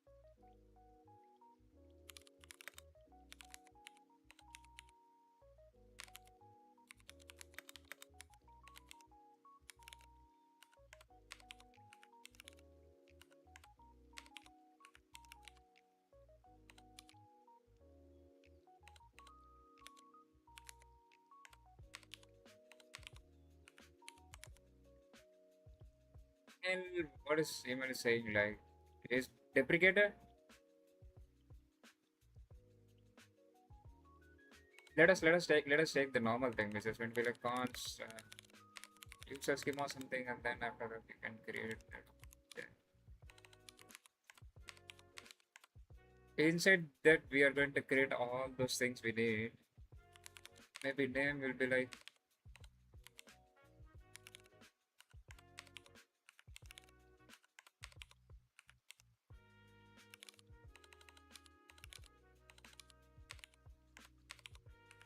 unique.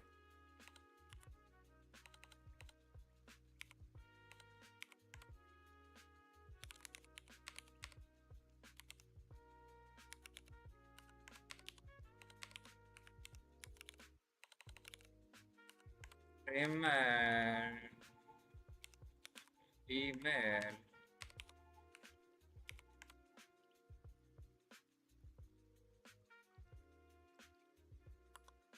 Email path will be like z.string. It is not required.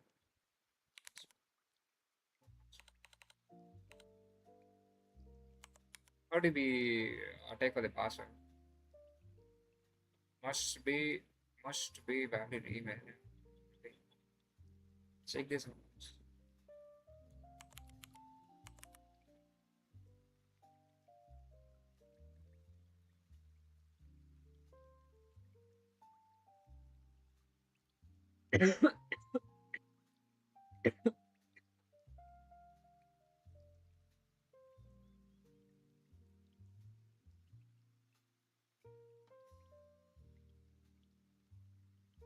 Minimum age.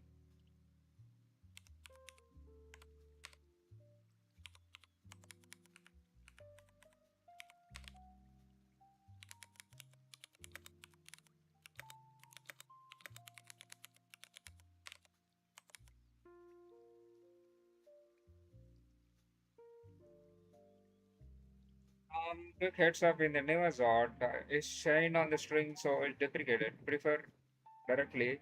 Both works, but still not big deal. But just keep that in mind.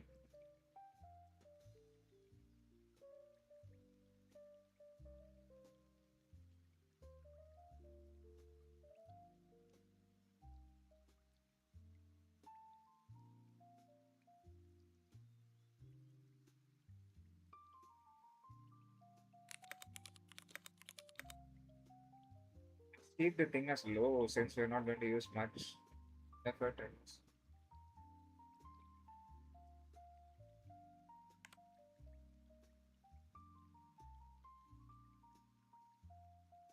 The fuck?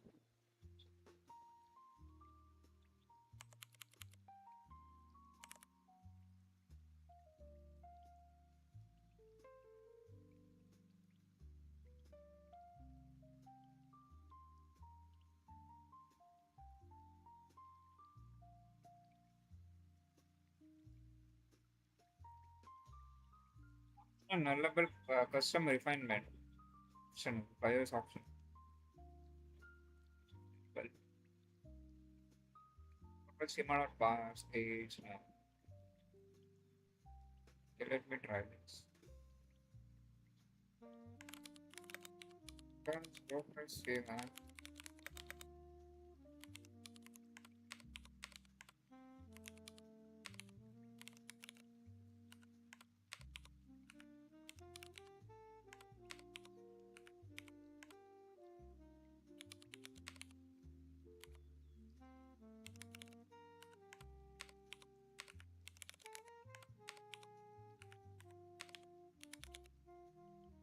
Can we pass a lot of things here like enum or something?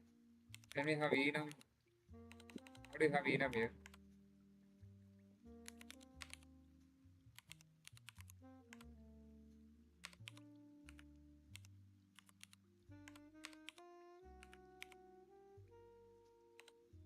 Okay, okay. Let's do this thing. Since I've already explored this thing, what we can do, we can refactor this.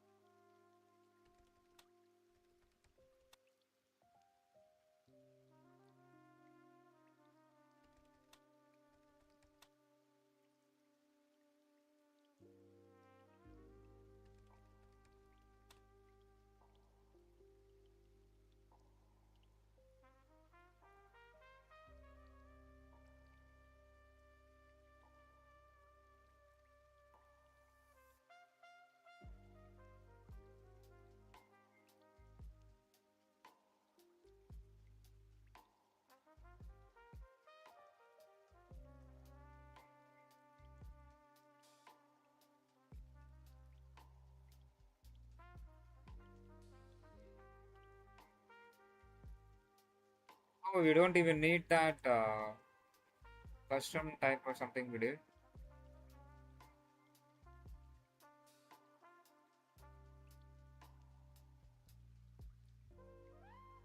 Let's create launch first.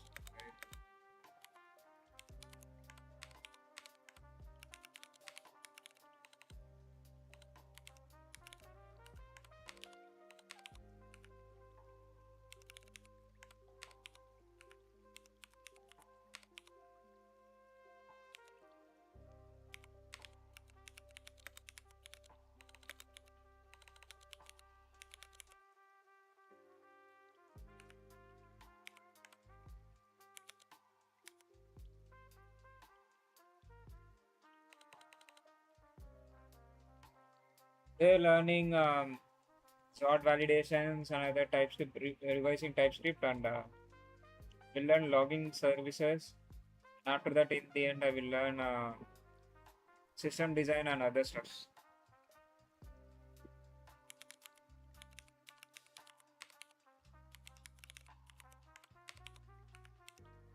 Default, we need to have something. We have. Okay, we don't have the closing bracket.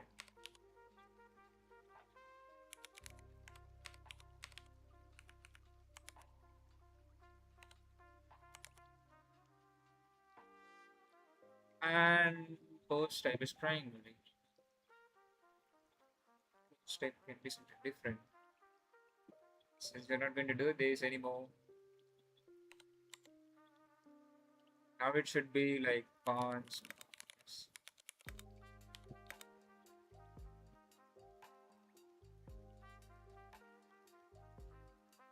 Post type dot save parse.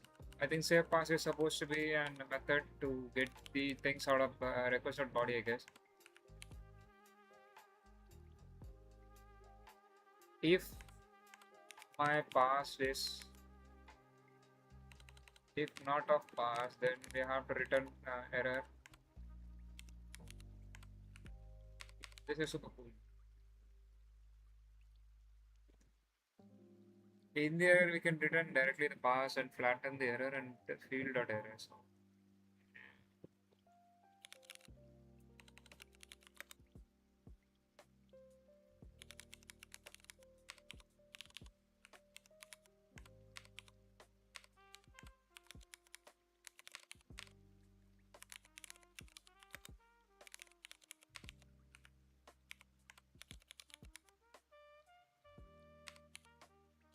inside my parse, the errors will be there. Inside error, we have to flatten it first, and then we have to purchase the field error. Why the flatten is deprecated here? Yo, Orange Cat, welcome back.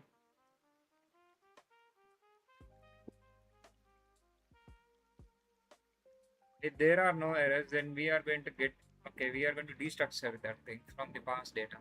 That's fine. Title and description will be destructured from the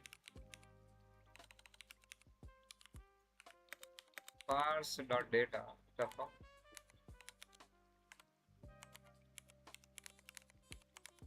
I think it shouldn't complain anymore.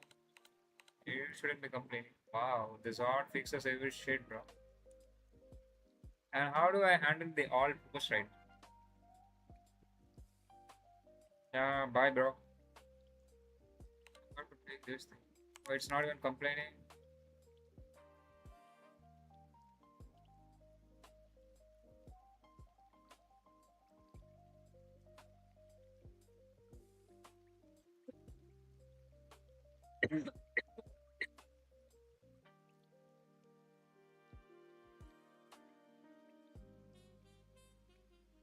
All short validation only applies. The I think I don't have much thing left on the. You can head back to the AI. What do you call it? AI arena.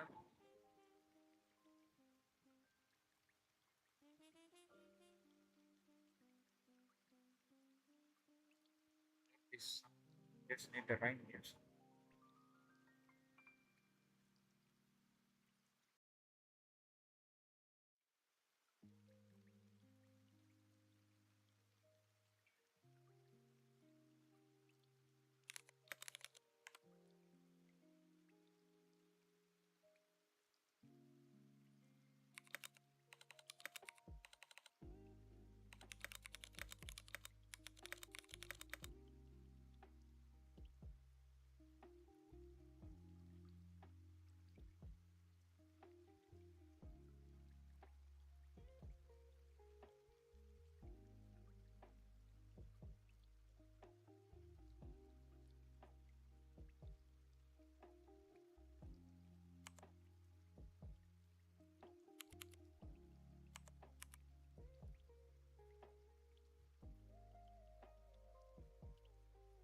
Today's goal is to learn the not learn. I mean revise the TypeScript and learn the logging services. And then after that, I will start learning the system design and some design patterns should be followed while writing code sections. Here is the detailed goal here today. It's like the TypeScript and migrations and sort validation layer to sanitize the inputs before it hits the server. And after that, we are going to create an global error handler. This is like some sort of revision. Since I've been doing a lot of AI coding in the industry, so I just want to learn to do on home. So yeah, I'm just revising the stuffs. But I don't know the logging services. I'm just learning. I don't want the battle mode. I just need that.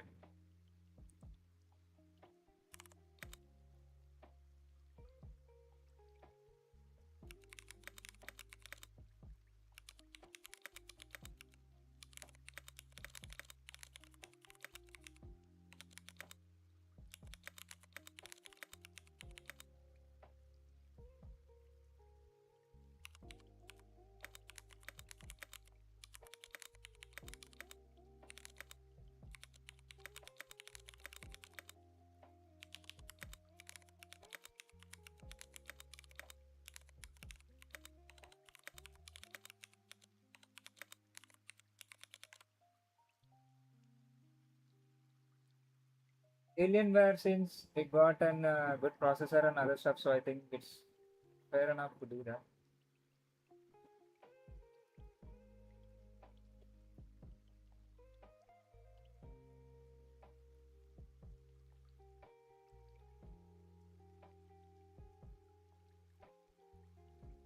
Yeah, but still,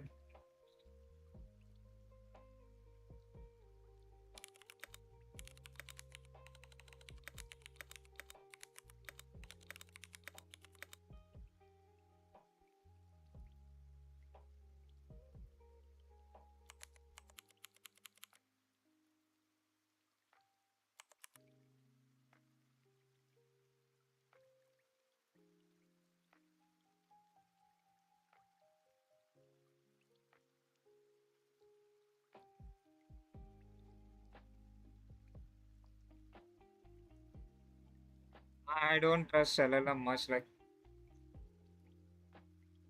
yeah, we can learn by doing. I mean, tell the AI to do other stuffs and we can verify it. But still, whenever I do that thing, I feel like I lost my learning thing. Like before, I used to write everything from scratch. Like I was so fucking good at it, and after using the AI for 7 months in continuous period, then I lost my power of writing the code on my own. Like literally, I was getting stuck at the creation of the model there. Like then I decided like I need to learn and revise every stuff whatever I had before.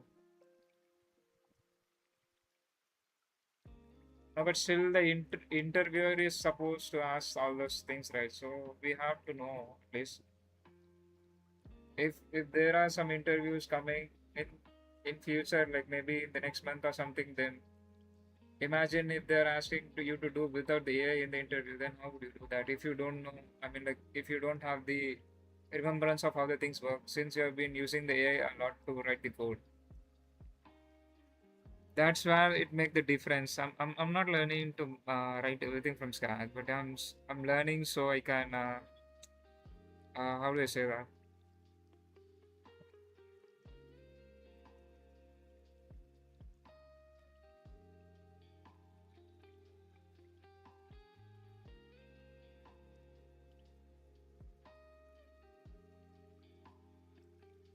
Oh, thank you, man.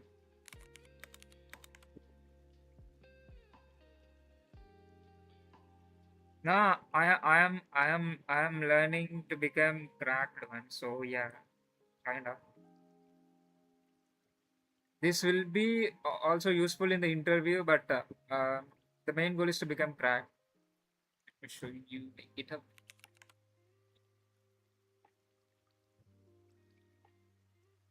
And the main goal is to become this thing.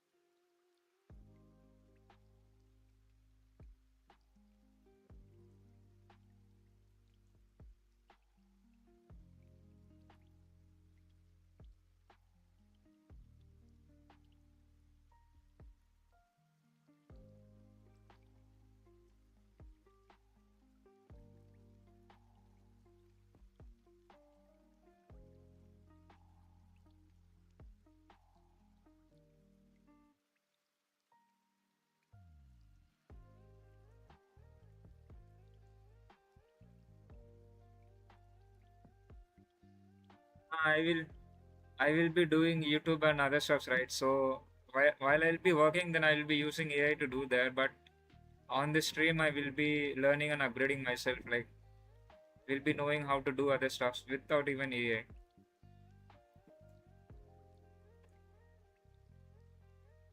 It's like grinding on the stream and doing everything. Maybe letting the AI to do everything and checking that in the job. That would be a fine thing. I don't want to be solely dependent upon the AI. Like, you can be like that, but yeah.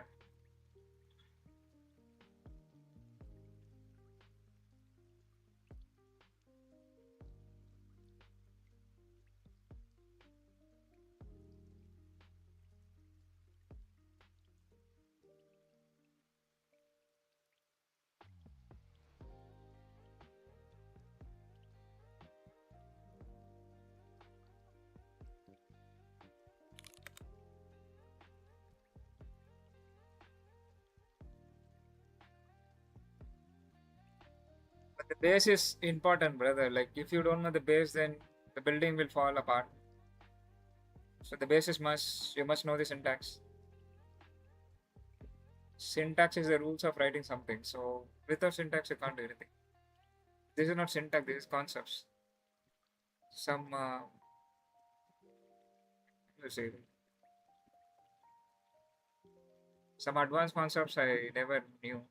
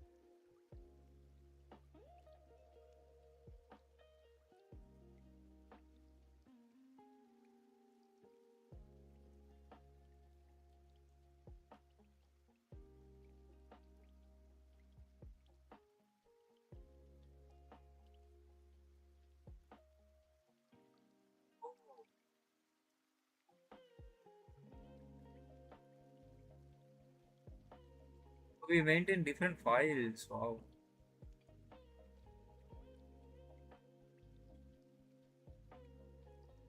I see.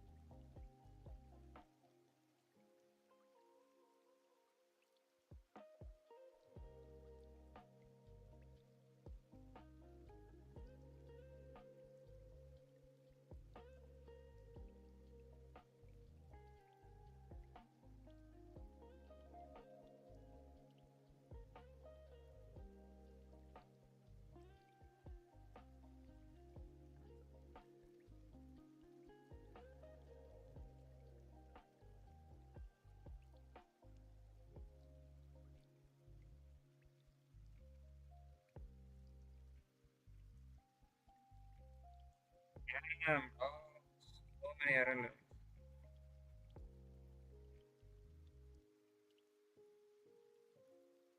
What is this? This is log protocol.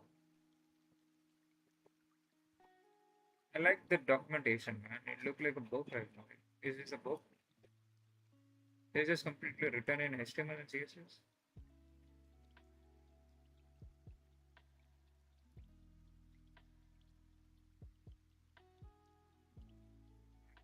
Feels like a book.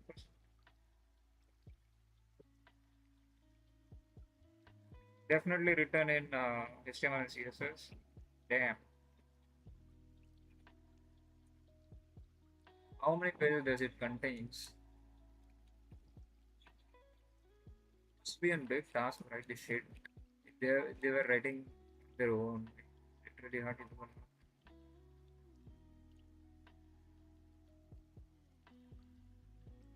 38 pages. Old HTML CSS. Right. So this is for tracking the data. Okay.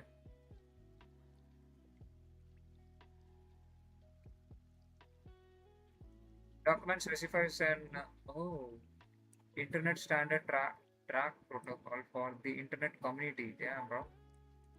Request request discussion as this is an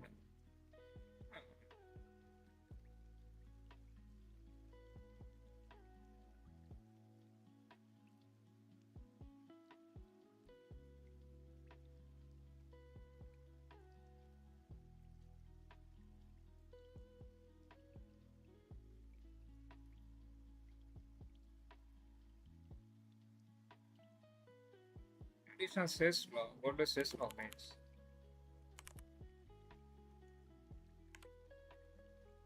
Syslog, a standard system logging protocol. Damn. So they are using this internally. Never knew this shit.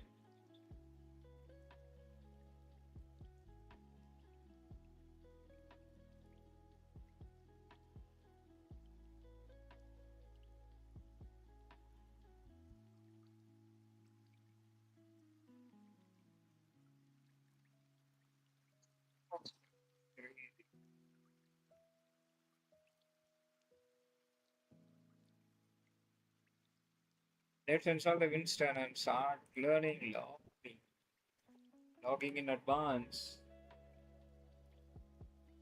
You might have seen this database logging and stuff, but we are going to do the files now. Let's do it.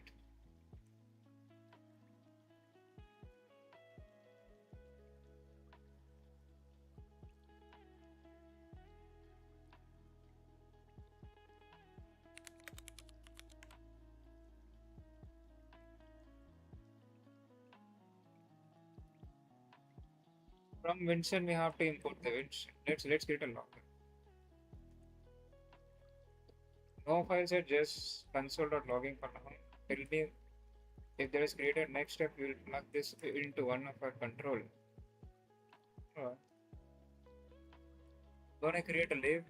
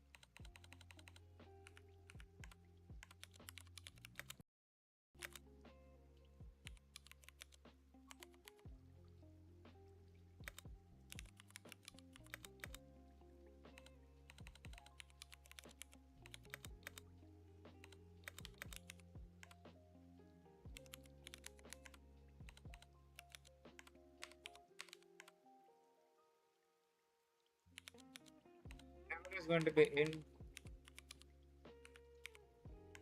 Format is going to be in JSON. What is this difference between simple and simple? Simple is like textual format.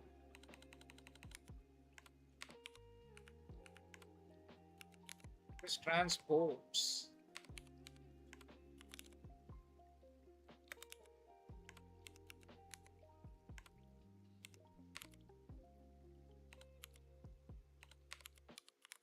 It does not have a console. Okay.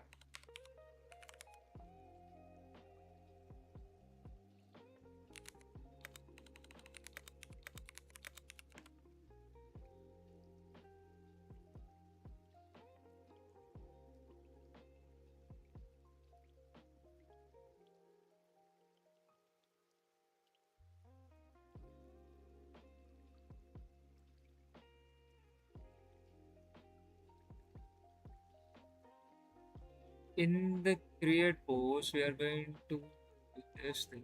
Oh, oh, oh.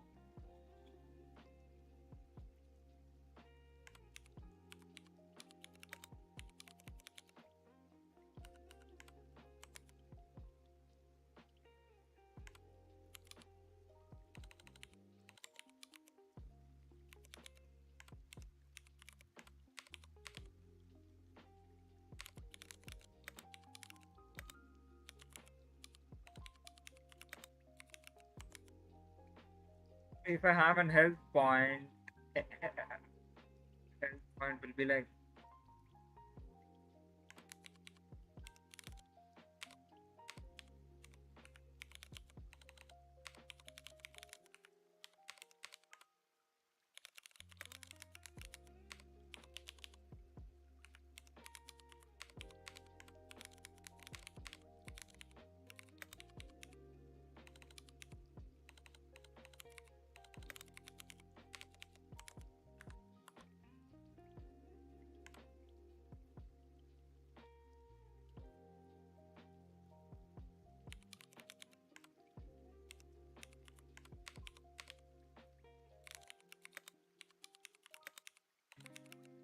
I think we can check for the health point since we don't have to see much npm run there.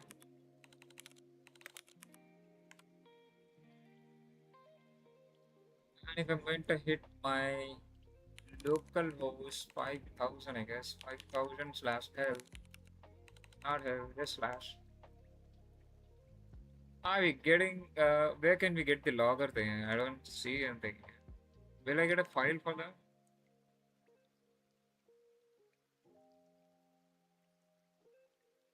Did hit the health point, which is going to be health check. Let me ask it. Uh, uh, uh,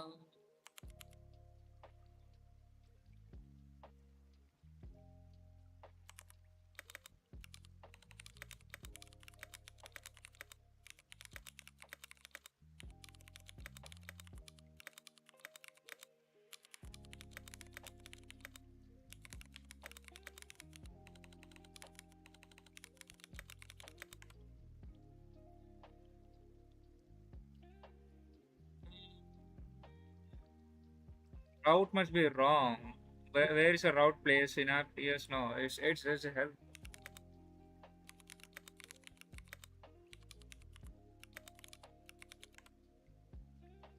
thing. Okay, let me console log if the health point is working for him. Let me console log if I'm going to hit this.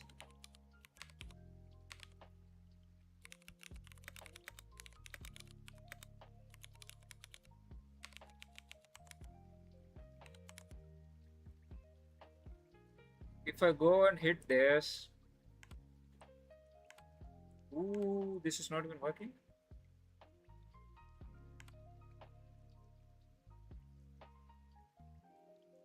Maybe I have to go and will add an health here.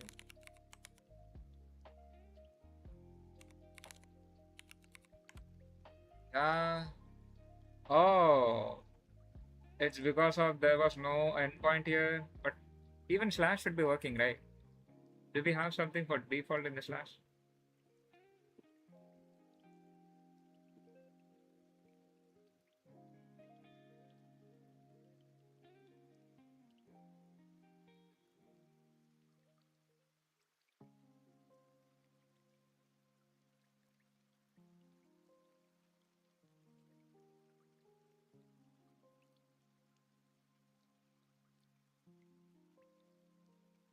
This is working now.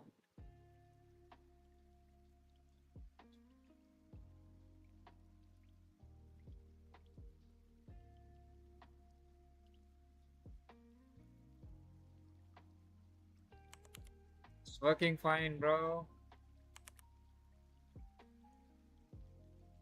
And after restarting my system, the logs will be gone, right? Do we really need to maintain the log or what?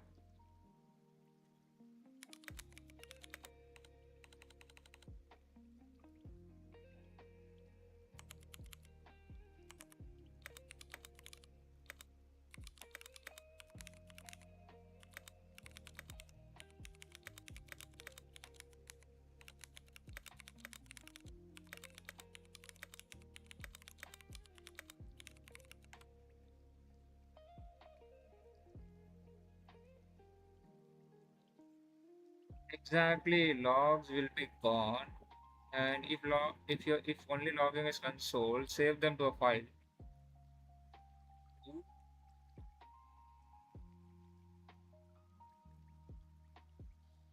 Let me create two more endpoints, which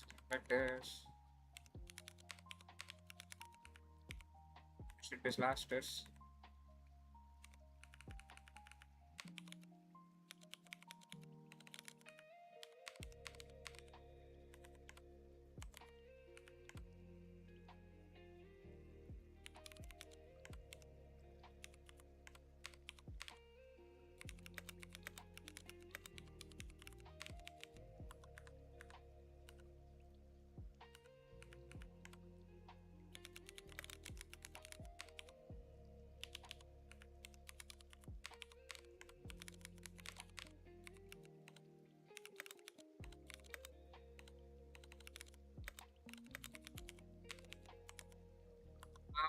We can create one more. Yes.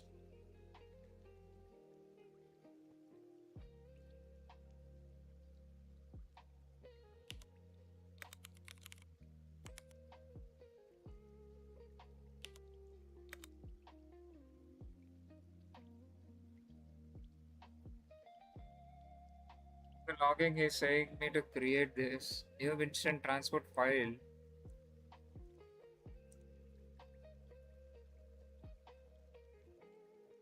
Oh, we can create a different logger for different thing, I guess. Like maybe we can do like that or something different.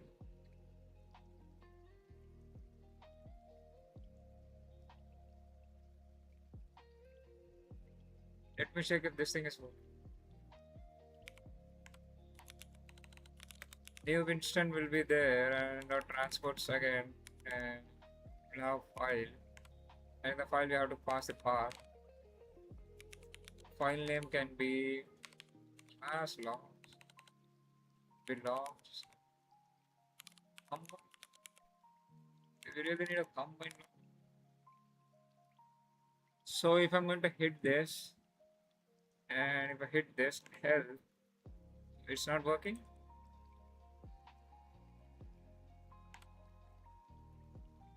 Will it log instead of file now instead of doing that? Oh, but why the server is not getting hit then? What the fuck?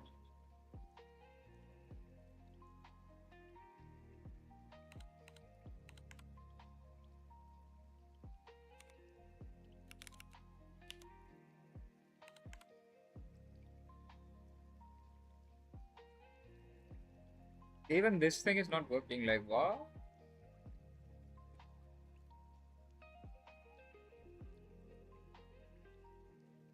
Hit the test point. Like how do I maintain a different log for different files?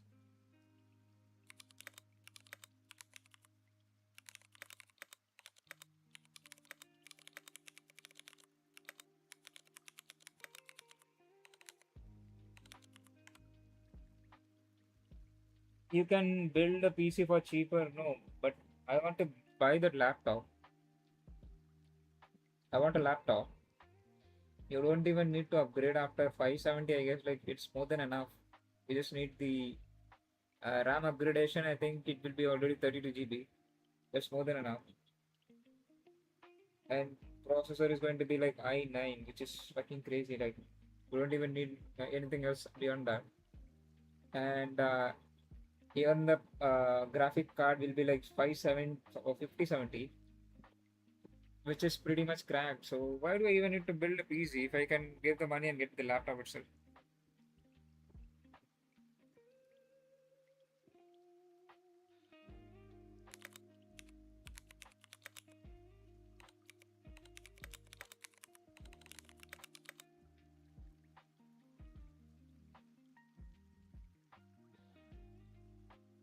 I'm just setting the temporary goal, man. That's a gaming laptop. That's a good one. Worth it the price, I guess.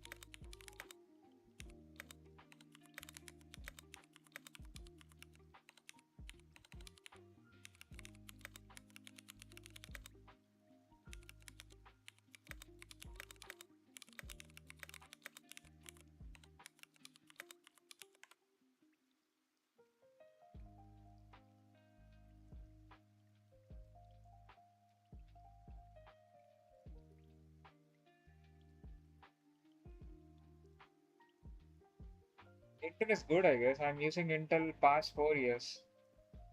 This laptop is also Intel. It's able to handle lightweight gaming and even streaming. Sometimes it lags because of low RAM, I guess. That's that's adjustable. Oh, how do I tell it like I'm going to do on this, I'm going to do on that? Like how?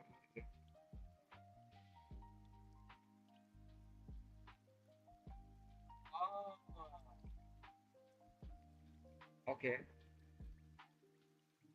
So here we have passed the log type, so that's the reason like we will be getting all the error.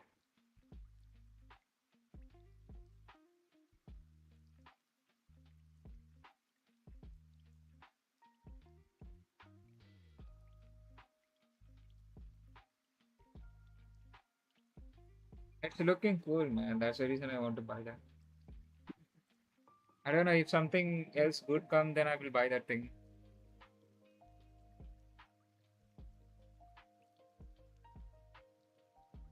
You can get the I don't know.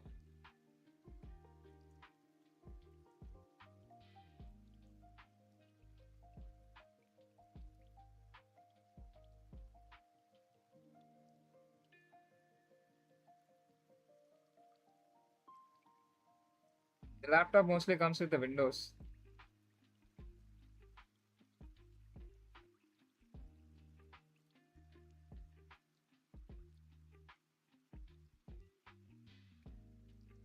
We can change the OS, man. That's not a big task. Like if you know how to change OS, then you can change it. Like that's not a big task.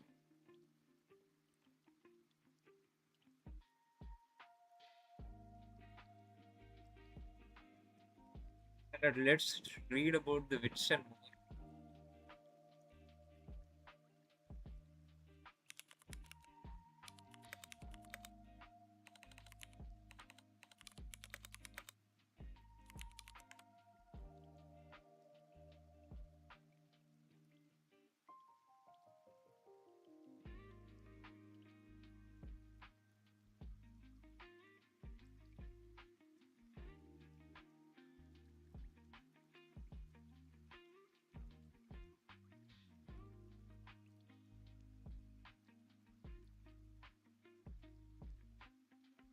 Damn.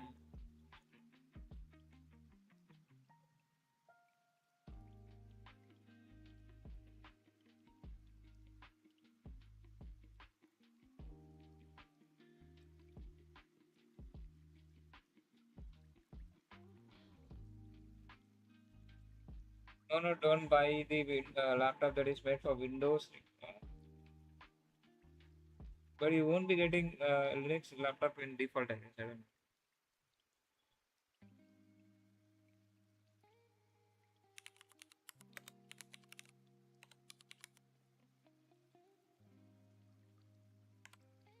Bro, laptops are configurable, bro. What the fuck I saying? You can change the OS whenever you need. Like whenever you want, you can change the OS. It shouldn't be that big task to change the OS, you know. Like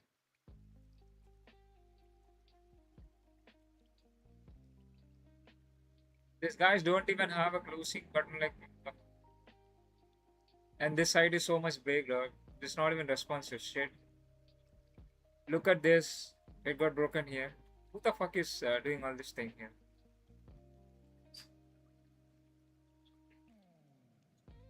Even if you get something, then it will be like around 1 lakh. This is Ultra 9, damn, bro.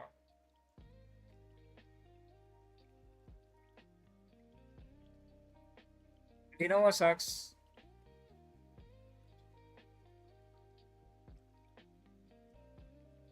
For 88K, he's giving me only fifth generation. This is fucking crazy.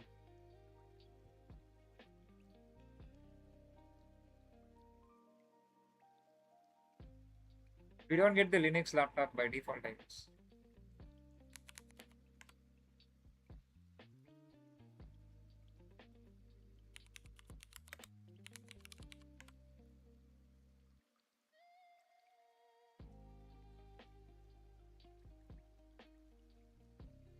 I don't get the Linux laptop by default. People switch to the Linux, not buy the Linux laptop. Nope, bro. I want to play games, man. I'm buying for the games and it supports everything. I will learn video editing later, like for the YouTube or something. Then I think that laptop is better. Why would I buy the Mac? Mac is shit, bro. Like you can't even play games.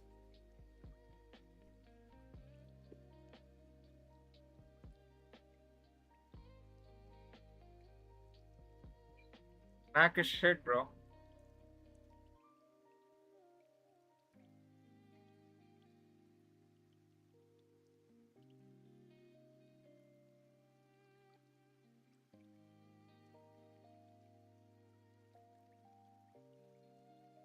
Need both. What?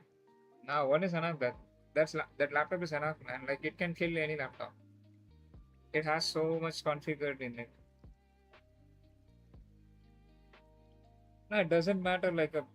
I'm not buying for the development. Like maybe I will do development as well, but not much. Once I will buy that thing, I will probably play games, I guess, on that. So I think Mac is shit for the gaming. It does not even support gaming, I guess. Then why the fuck would I pay lakhs of money and get a shitty laptop where I can't even play a game? My goal is to do multitasking, right? So I think that laptop fits better.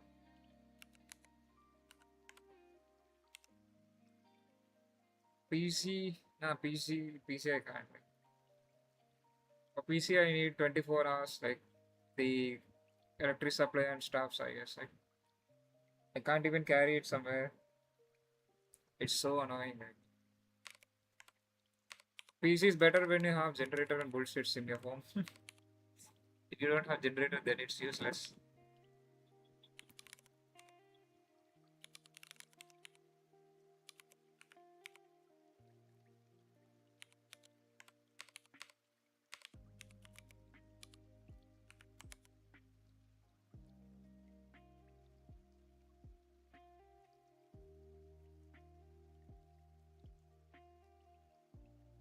Sports file. What is wrong here? New Winston, New Winston transports file name log slash. No, it's wrong. Uh, this is right, I guess. What the hell is that?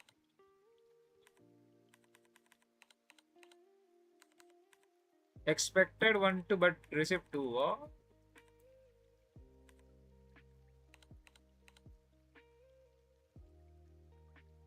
just try to replicate the previous one. Transports file.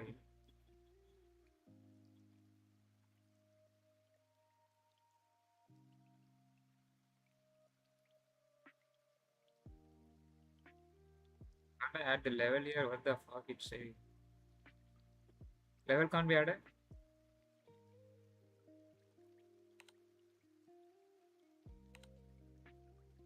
No, it's still complaining. Wow. Oh, I see. I have passed this thing inside the bracket here. I guess.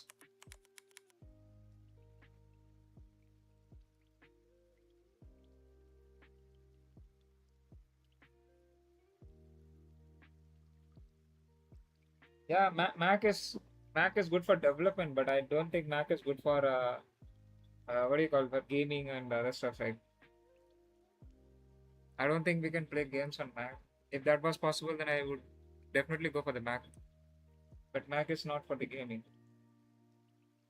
I think video editing also supports on the Mac, I guess. Probably we learn, I guess. I have installed this thing here. I've been doing a bit of video editing. I'm learning something. So as a second gig. So yeah, probably that laptop would be better, I guess.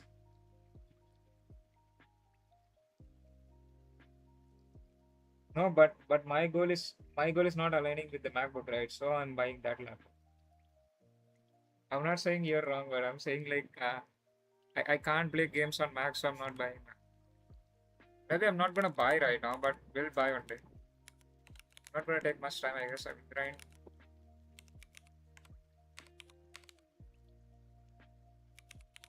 Why do I even need a combined log? What the fuck? How does the log looks here? It does not even have a timestamps and bullshit. Like how the fuck would you know like when we hit something or not? This is crazy.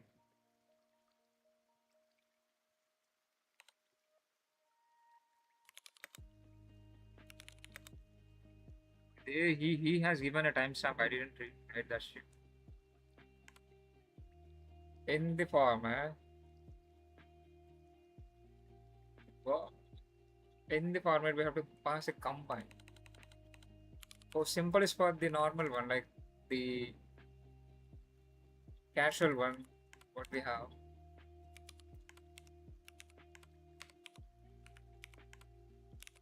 Again, why do you have to pass a simple? If I don't pass simple, what will happen? I'm going to remove everything from here and I'm going to check again. I'm going to hit back the test. And we are not even getting anything. Oh, did we make any mistake?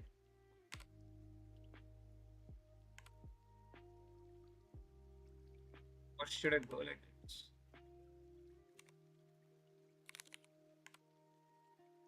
The undefined. Ooh, it's because of a simple.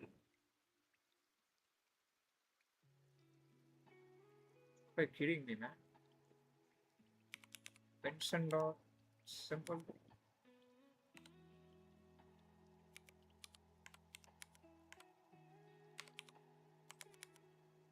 it work now? I don't think you're working again. Oh yeah, here it is working now. I think it's because of a simple thing. You should build a PC for gaming and another productive activity, MacBook for portability.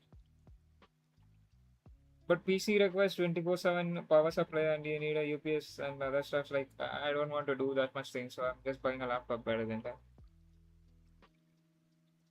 I can even carry the laptop wherever I need to. So I don't have to use two devices. I can use single device to do everything. So I feel like Alienware supports that thing, I guess. I think let me see the Alienware specification first.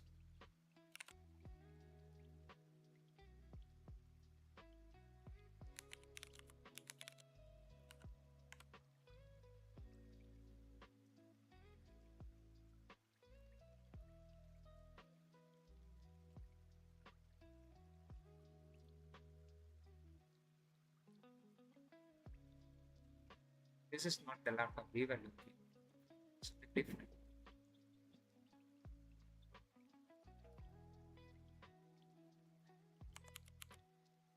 Maybe if this is so much low, then we can look for some other laptop. There is not a. But I'm still going to look for something different.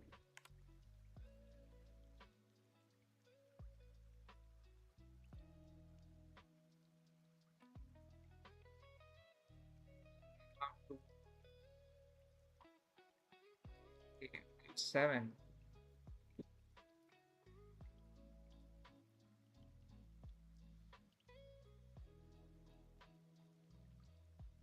Let's check the gaming performance of this.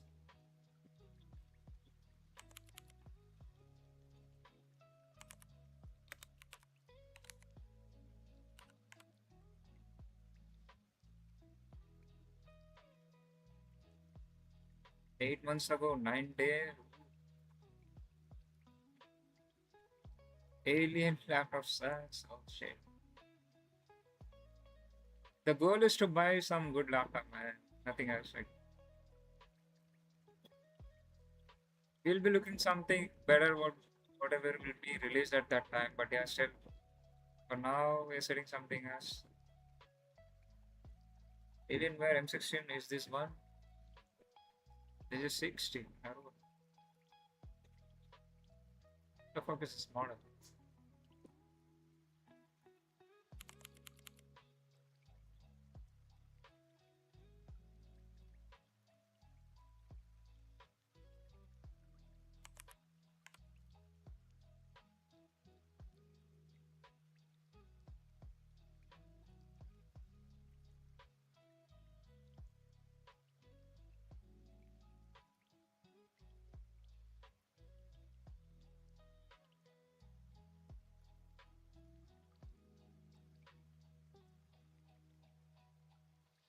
Alienware suck.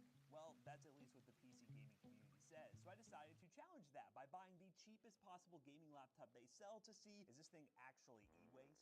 This is the Alienware 16 Aurora that I picked up on Amazon for $899.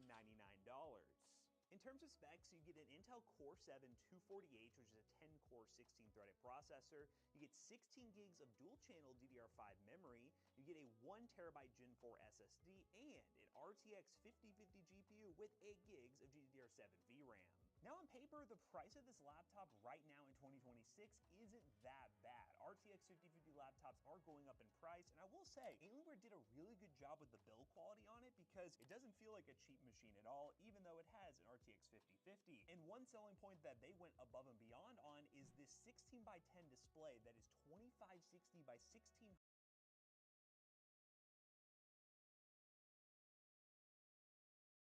With an RTX 5060 and Intel Core 7 240H under the hood, the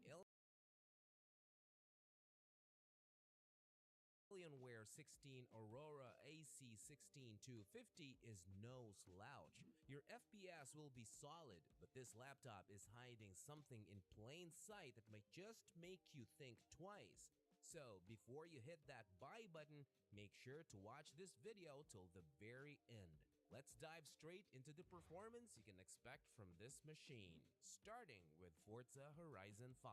On the highest settings, no upscaling, and at its native 2560 by 1600 resolution, the AC16250 pulls off an average in the mid-80s FPS. Cyberpunk 2077 on Ultra with 0 frame generation, ray tracing, or upscaling gets around 50 to 60 FPS. Not bad at all. Overall gaming performance here is impressive, but keep in mind the RTX to 60 FPS. Not bad on Ultra with 0 frame generation, ray tracing, or upscaling gets around 50 to 60 FPS. Not bad at all. Overall gaming performance here is impressive, but keep in mind the RTX 5060 in this laptop is limited to just 80 watts. Other laptops with a 100 watt 5060 will perform slightly better, but this Alienware still holds its ground while running cooler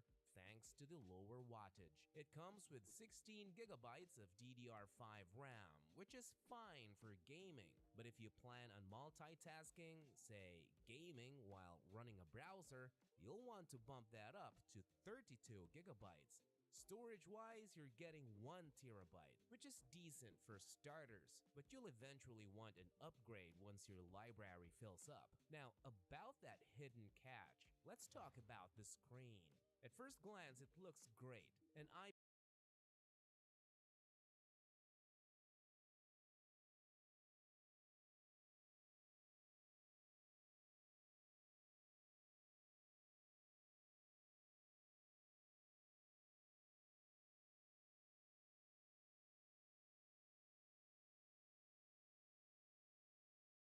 Nobody's doing it.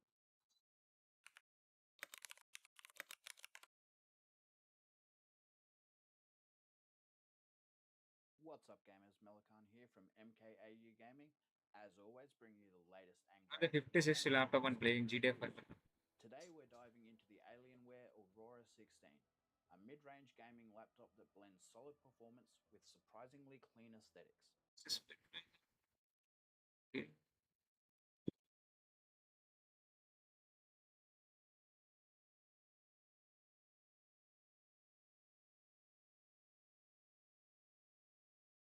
What about the Asus ROG 3?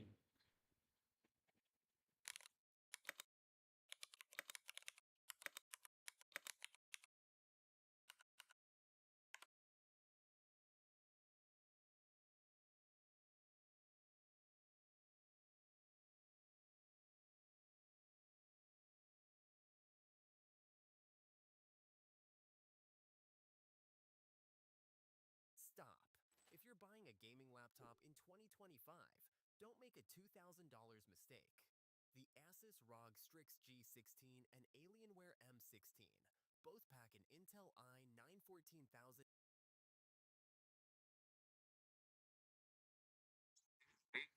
M16 is a big one.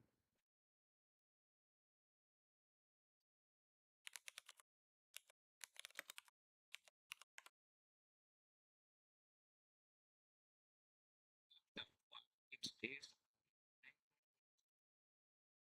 Did they change it later?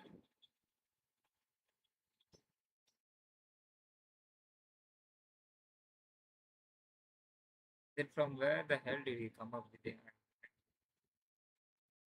What is this then?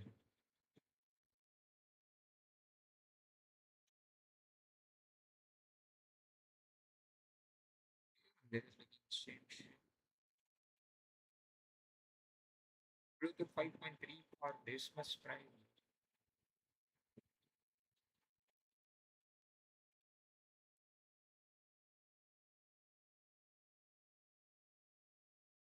And he's bleeding from first day.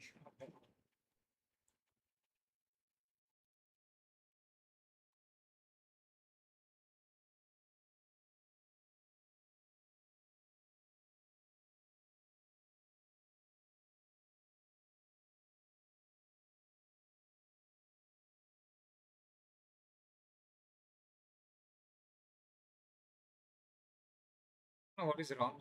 So, like even after you go till 2 lakhs rupees and then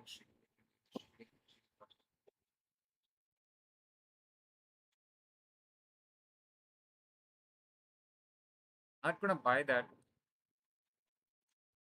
We'll buy something that's good at that time. Now just a temporary.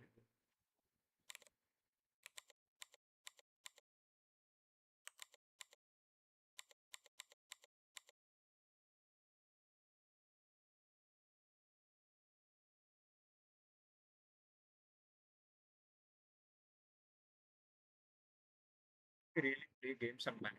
If that was possible, then I would have.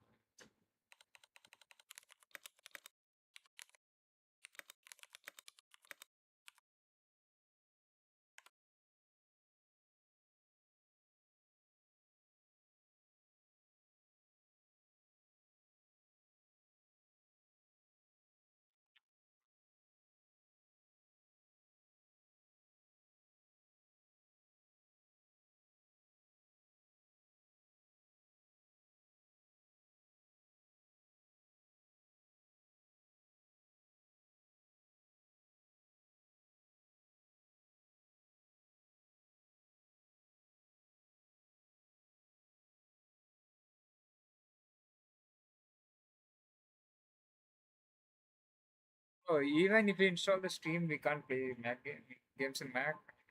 It's restricted by the Mac people. Like it gives 100 FPS. Damn.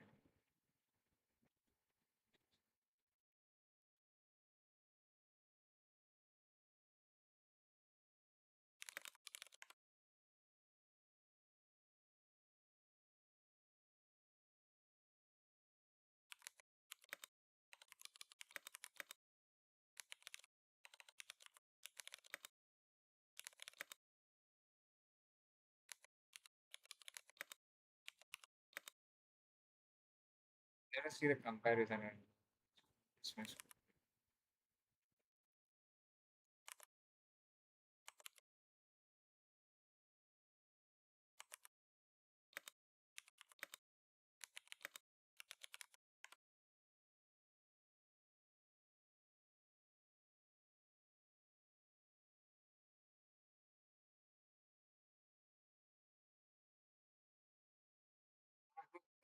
16 M series chips and Alienware 16 are entirely different ways. MacBook is ultra premium, high efficient, productive. Alienware is dedicated high performance windowing. A direct point to point comparison highlights they stack up in every category. For comparisons, development packages. Yeah, many bespoke man. There we go. From Apple Silicon GPU 5060 80, you get 8 GB SSD. No, upgrade, non-upgrade. We get fucking 8 GB SSD. Yeah. Um, battery life. Battery life is good for the things. Imagine if we had an good laptop with this much battery life. It's almost great. 3 to 5 hours mostly. 2.14 kg, 2.55 kg, up to 3.2 kg. About is built on the x86 and Windows architecture, discrete graphics card. Run any modern AA AAA games seamlessly with ray tracing and MacBook highly limited by the game compatibility on the macOS. While it can handle optimized titles, it's fundamentally not a gaming issue. Battery life, MacBook wins. Absolutely industry for the video and Alienware is excellent for the 3D rendering, like CAD and local age development. Thanks for the dedicated NVIDIA tensor, stunning LED XCR.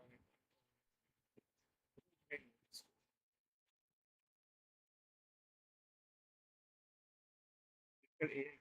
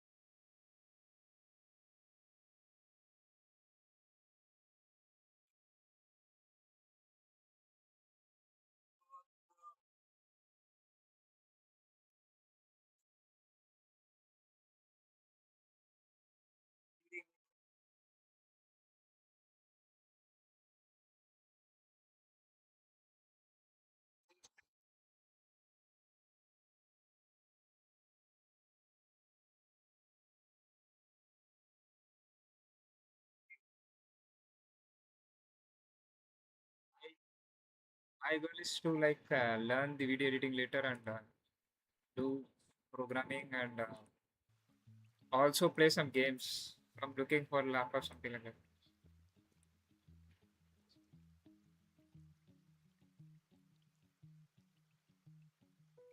You're trying to find a product that does everything half-ass.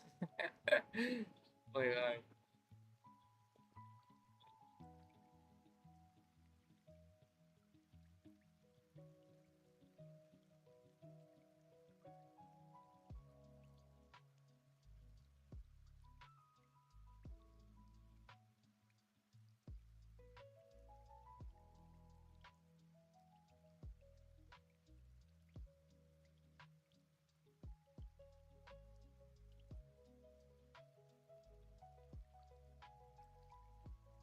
Damn, bro.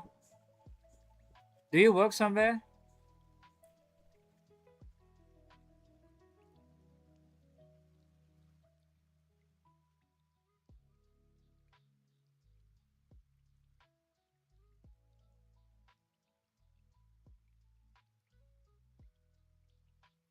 Oh, crazy.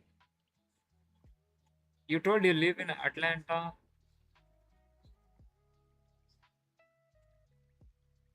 Oh, crazy, man.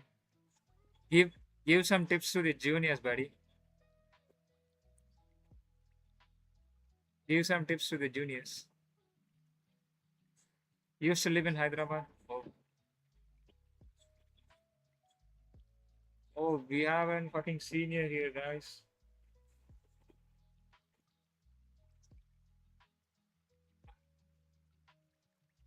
I mean, I'm looking for a single. Um, I don't know, but I'm looking for a single laptop, so I was trying to chase that thing.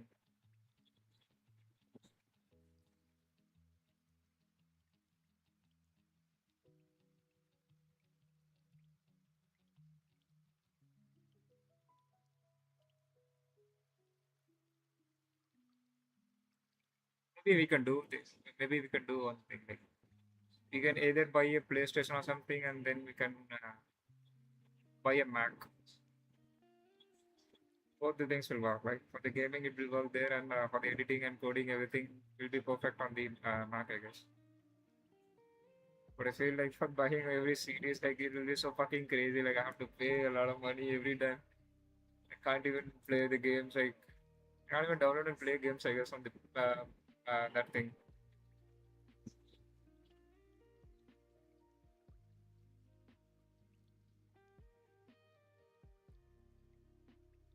How much does the Mac cost? Like, let me just me see the price. I guess.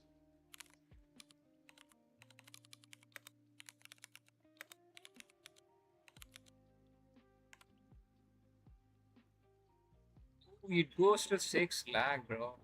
Crazy, man. MacBook Neo. What the fuck is this? Is this good?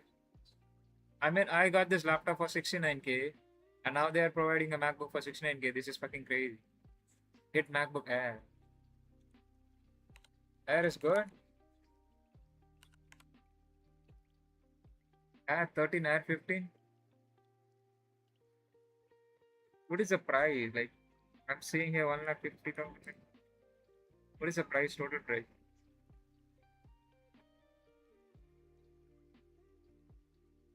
Oh, this laptop looks so good, man. Like, imagine if they had gaming support, this would be a killer fucking crazy laptop.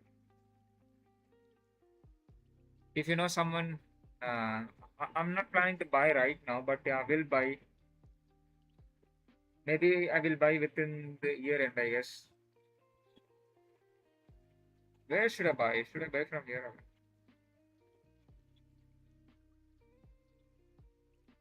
I did not even delete your message, bro. What the fuck? I think this guy blocked you, I guess. Sorry.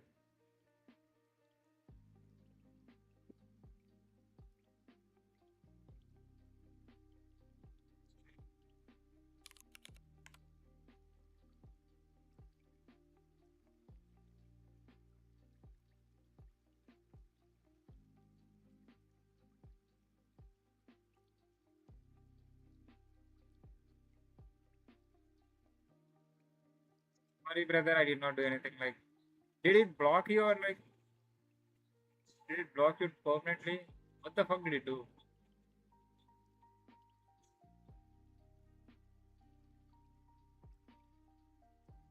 I don't have any options to do anything. Like,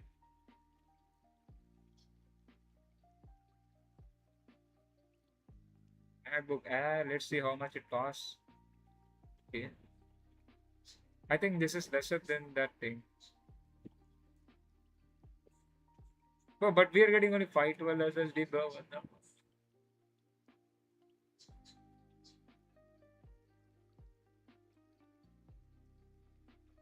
Even right now, I have 512. Oh, this is fucking crazy. For this thing, you're going to pay the same price, and even this is lower than that, but you're getting 1 TB SSD, and here you're getting 512 SSD. What the heck?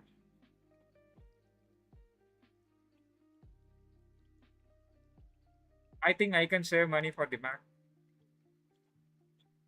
Probably will get next year, I guess. 1 TB 15 inches.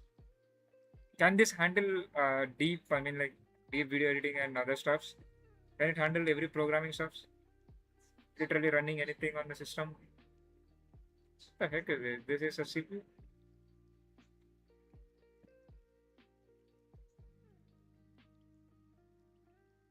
I see a lot of Mac right now. Like, which one should I buy? Let us set a goal, right? I need to change my goal.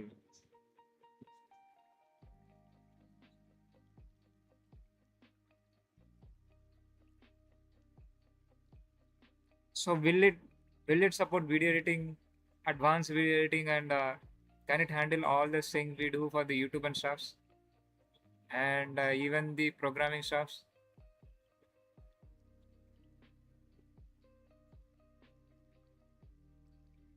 Final, not final, bro. Like Adobe, Adobe Premiere or something.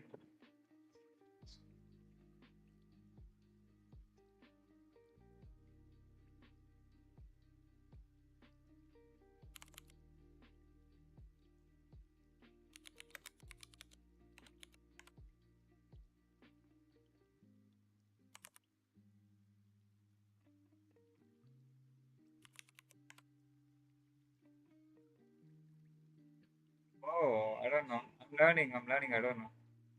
I have Adobe Premiere from somewhere. Like I downloaded it from somewhere.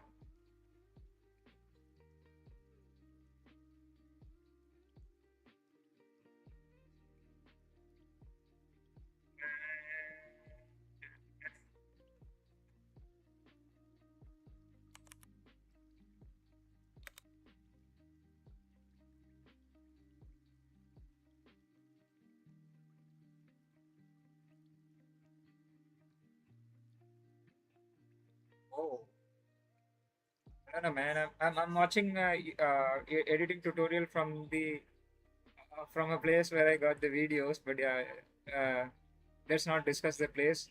But still, I'm just learning from there. I've done some editing. I've learned some of them, like how to do the cuts and how to add the text and how to do transitions. And I'm currently on the color grading part. Like, well done. I don't like a single thing. I mean, like, I don't focus on single thing. I love a lot of things, so I feel like when I don't do them, I feel like I'm not doing something good. So I keep doing something different. Should have. What I was trying to do here. So in the info, we have to use this. In the error, we have to use this. Why do I even have to ask it? Can you give any tips for the junior developers? Like,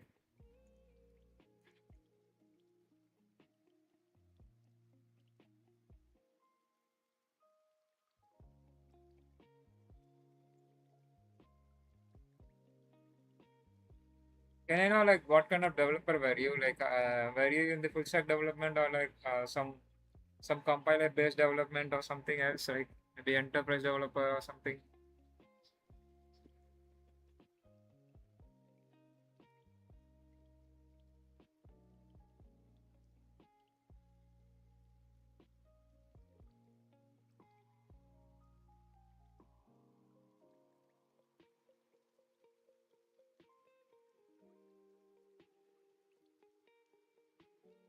I heard this thing, ETL.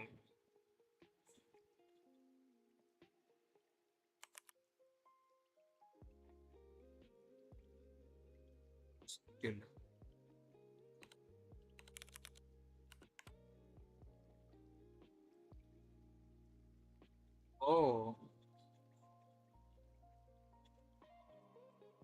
So you manage the data flow of the data flow in the companies.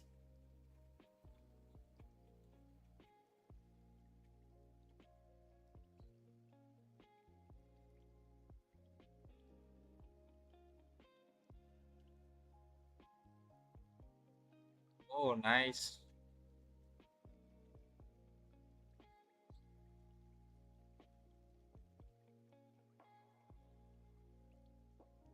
Well, after September, I'm trying to switch to the Linux. Do you have any distro in your mind? So I can like where I can play some light gaming as well as and even this laptop does not support gaming, but yeah, still I'm not going to do gaming. But it should support the Adobe Premiere and it should support the streaming thing and I mean like the um, coding part. That's it. These three things were the main target. Let me write it.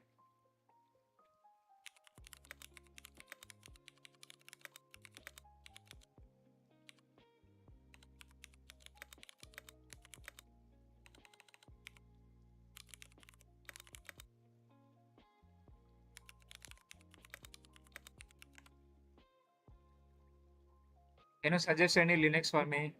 Since I'm going to switch after September month when my exams are getting over, I guess. You have to do logger dot.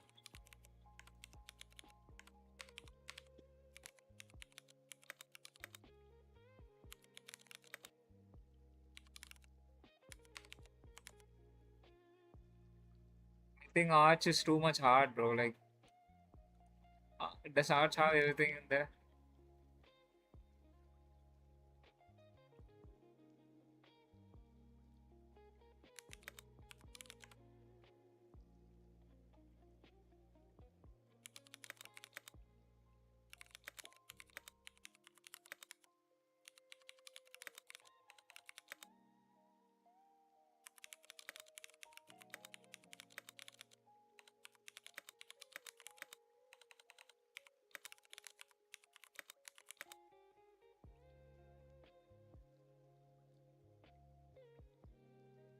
Gaming and what?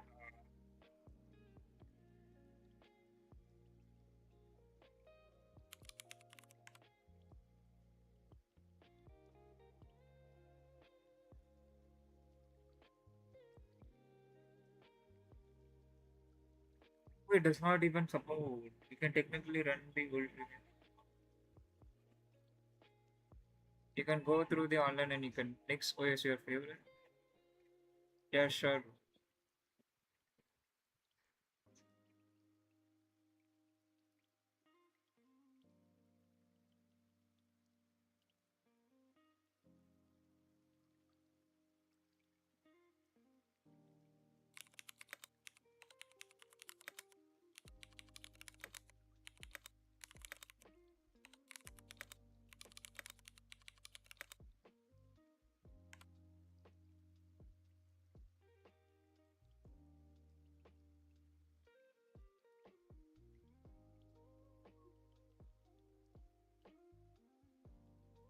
Ubuntu, Cobra.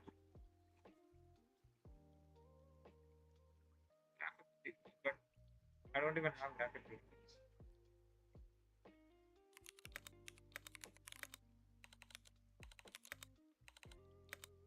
Let me give the screenshot if possible.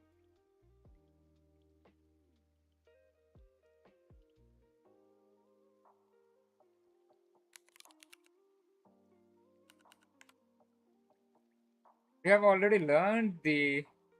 Uh,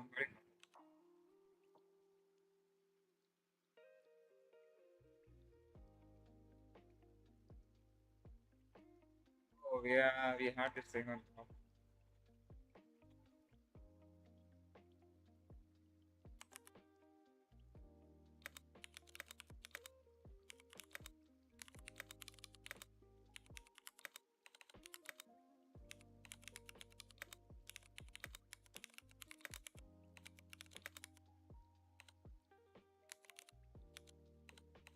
Maybe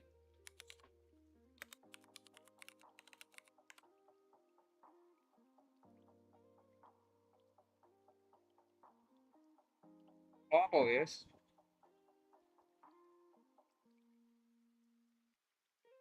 But baked into the open source Linux kernel, you don't need to deal with the tricky proprietary graphic like unlike NVIDIA. However, because you have 8 GB RAM, you need a distro that can manage memory efficiently, handle coding, streaming, editing simultaneously. Since you plan to switch after September, you will hit the perfect launch for the Windows. Oh, ultra smooth cosmic time frame. What the hell is this for this?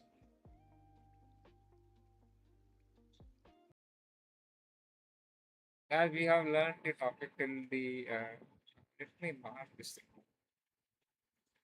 We have learned till there is some TypeScript and there is some logging thing. We'll move further with this thing.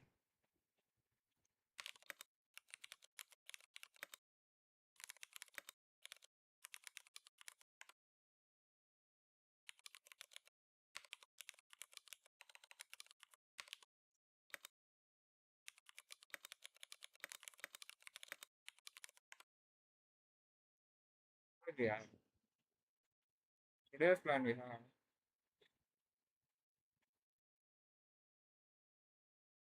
We already covered all this shit.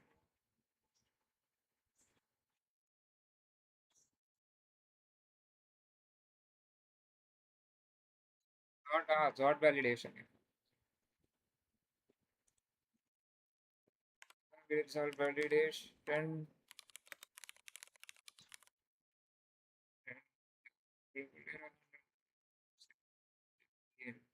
Structured logging prerequisites. We can look into more detailed stuff, more detailed thing inside the with the Winston. Testing is pending.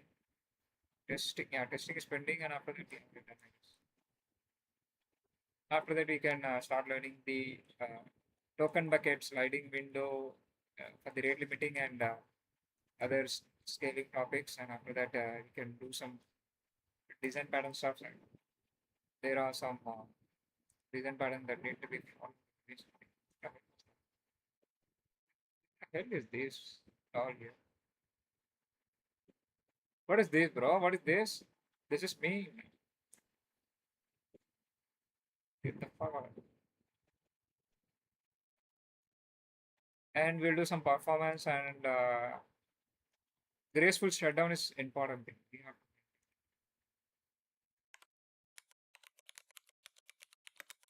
graceful shutdown thing.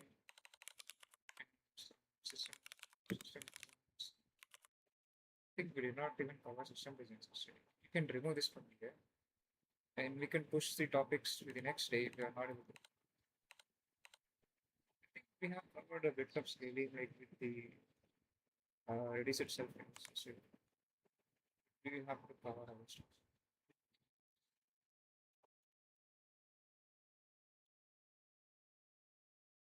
Yo, go on top, bro.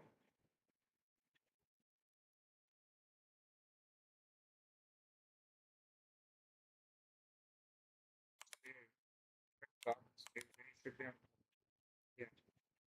So this is our today's list, and we did this thing, and we did some of them. We did this, and we need to do a lot. Design patterns, rate limiting token bucket and sliding window. Worker window. Is this? You can see this. I think that's it. After that, we can jump into the front end. Front end would be so fucking annoying.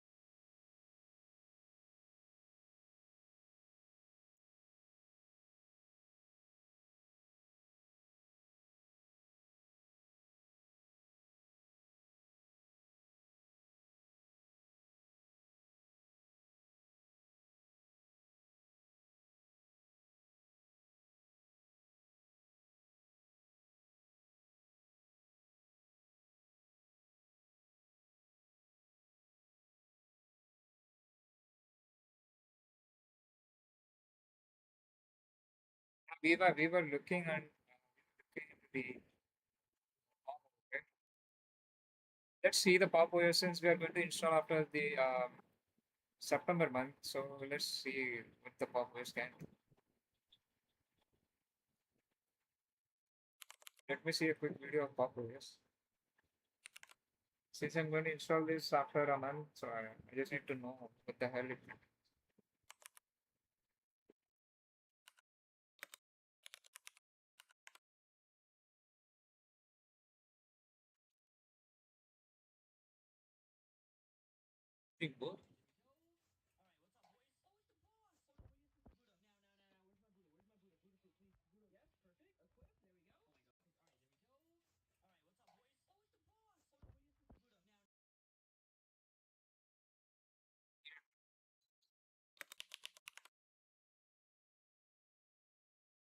Like, I tested the pop OS in saying reasons to teach it.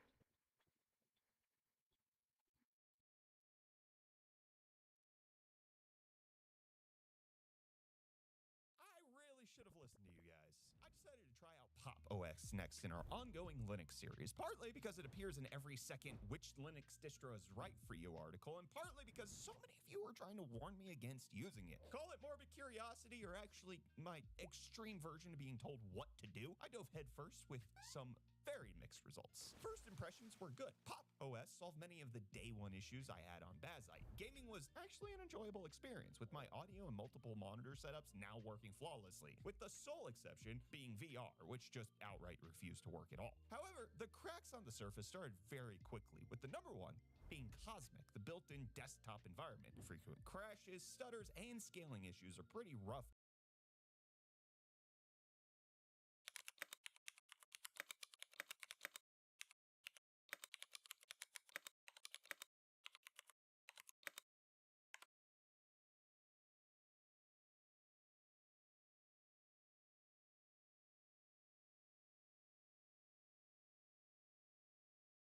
In this video, we are diving into the top 5 lightweight Linux distros that will supercharge your computing performance and take your experience.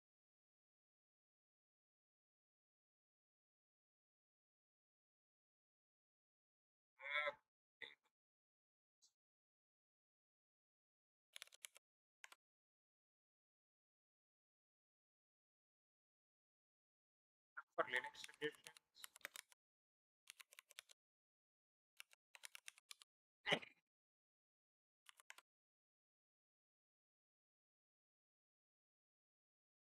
Linux for noob.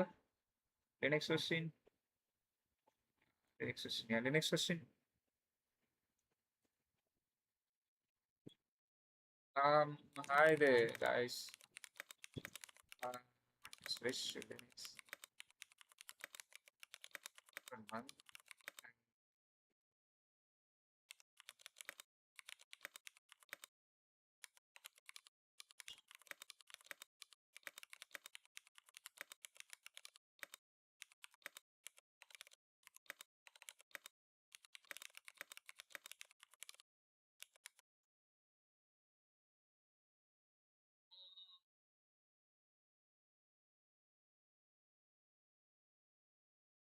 How do I add the image? Can I add the image? Oh shit.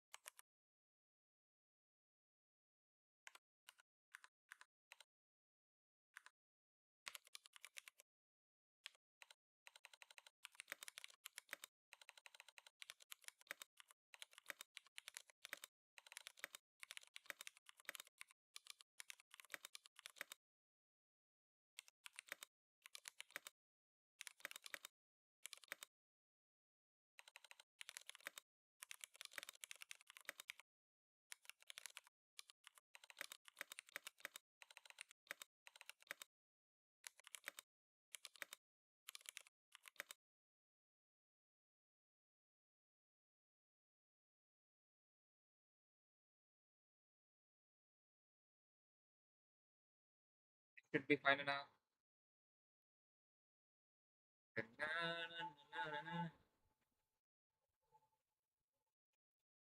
Come on, guys, someone reply me. You have to go and ask somewhere else as well.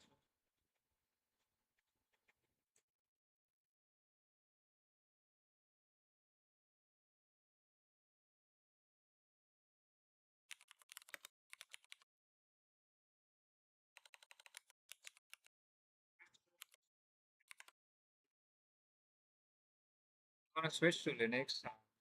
Linux gaming.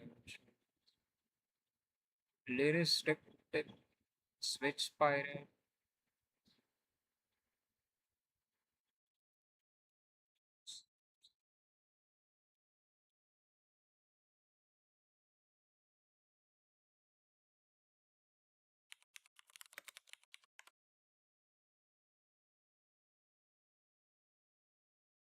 Linux for no.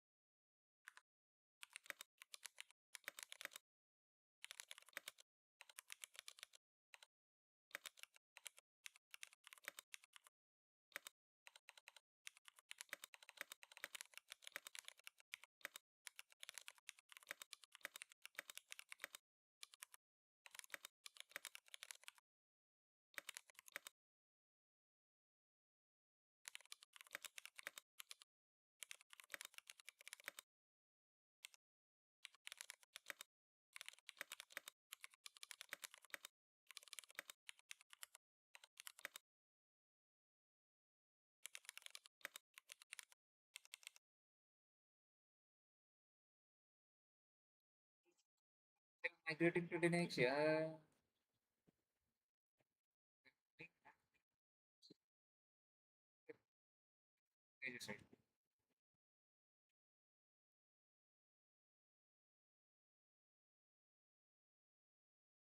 Or at least someone reply, bro.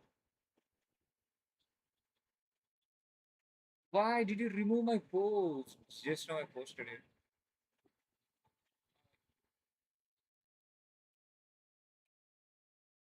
Did over a silver blue?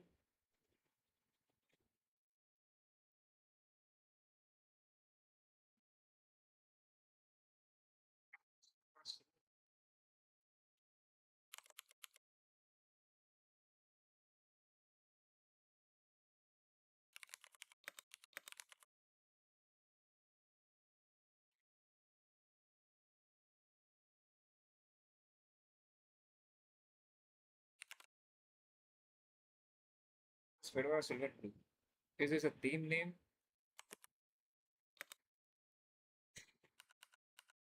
But the installation of the Fedora is fucking crazy. It's been from past. Lot of days. Try the Fedora silver blue review.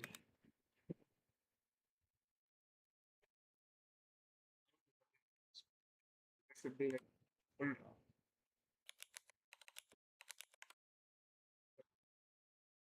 Do my search. Okay. Fedora silver blue.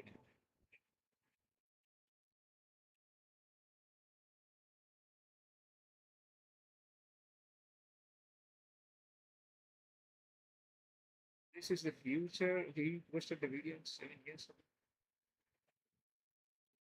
Immutable until you modify it. What? You guys are speaking over.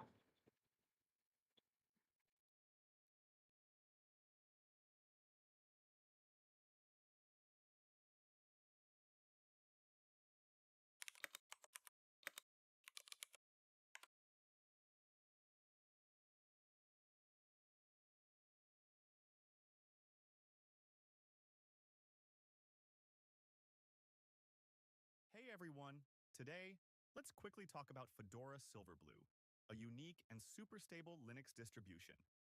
It's an immutable OS, meaning the core system stays read-only, so you don't have to worry about system breakage during updates.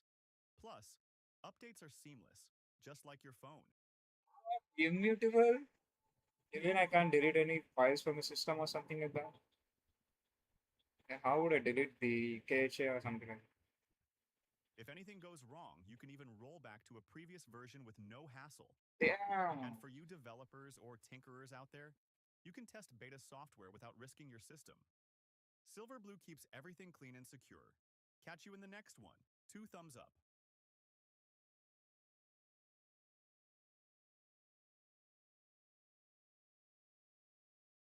Hey everyone! Today, Linux Mint के बाद मैंने Fedora install किया. We often praise Linux for its stability, but what distribution seems to be the most stable? Well, there is no simple answer for that. You see, stability often means different things for different people. Sometimes it means that things don't crash, at least randomly, and sometimes it means that things don't change. You can install Linux distro with extended lifetime of at least 5 years and receive security patches while keeping relatively same base packages. And that's one way of achieving stability. Or you can install rolling release distro like Arch Linux and get the latest stable software updates on a regular basis. You see how that's different. No matter which of these two approaches you would prefer, you have to remember that Linux grants you full control over your PC, and with great power comes great responsibility. It is your job to maintain your own system, and your particular distro of choice is going to be as stable as you want it to be. We often praise Linux for its stability, but what distribution seems to be the most stable? Well, there is no simple answer for that. You see, stability often means different things. Up until now, when it comes to the Battle of Nobody is posting a good video on Silver.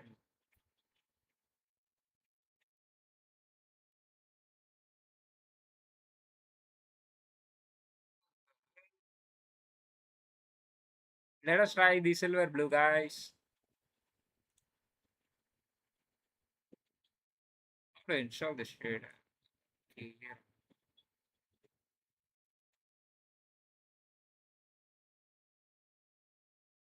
No, people are suggesting me to use silver blue.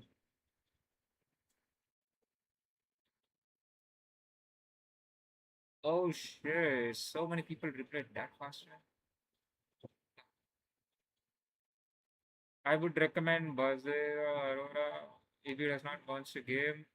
They are both good for the Fedoras.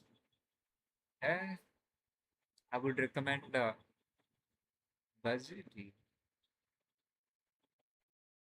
They are they are built on the Fedora Silverblue key. Without requiring you to set up the system, Silverblue does not even comes with the flat hub, and you have to upgrade it. It once in a while. EU Blue comes already. They have the you just make this.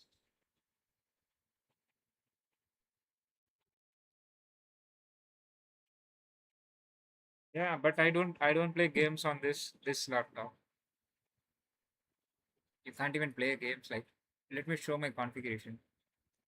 It shows shit like you can't even do anything. See, see how shit laptop it is.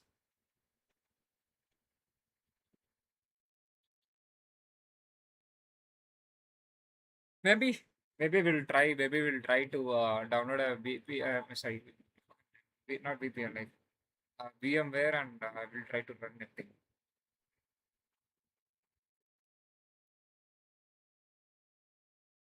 I think I spent around 60 some 68, I guess. This was like 4 years back then, like not now. I bought it long back. I think it's been more than 4 years, I guess. If this year is ending, then I think it should be uh, it should be fifth year.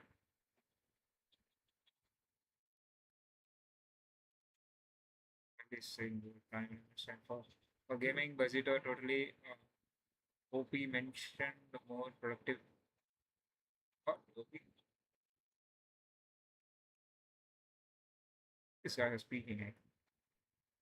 OP mentioned more productive stops. Yeah, the vegetative fish too, but it might be just some comes with some useless things if we won't game at all. Or if it's then fish, then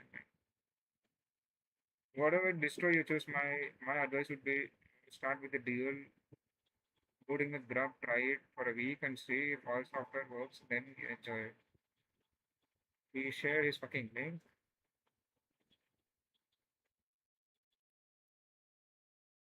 He, you will download a huh? The last program you will download on your Linux. So this is just for installing the Linux on my system.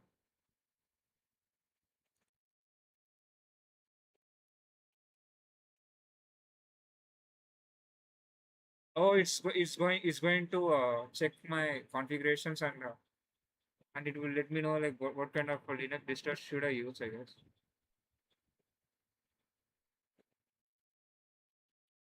Nice, I guess like they are using some sort of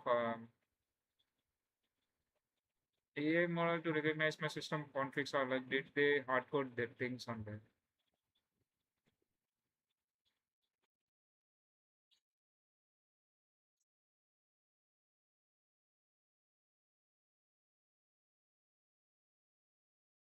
People are saying budgeting. How do you spell this thing?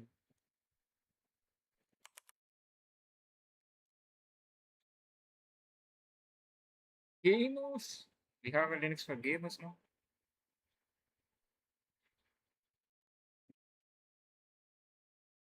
This is only for gaming.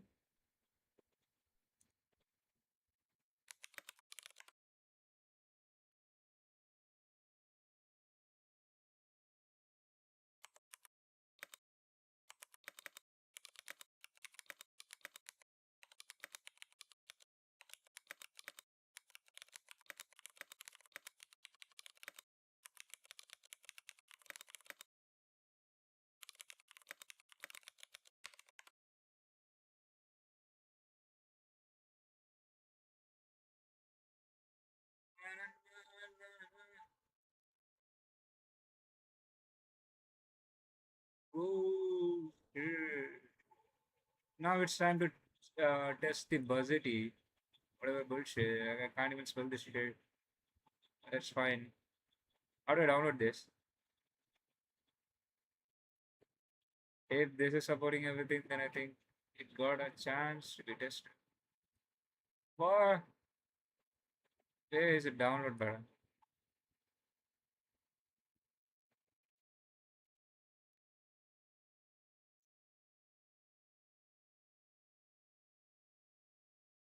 Takes 120 GB. What the fuck?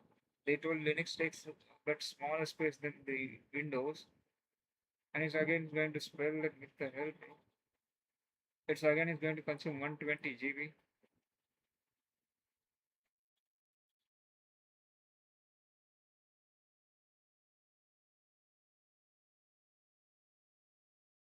Hey, the Wi-Fi adapters are not getting supported here, and we have a lot of bugs here.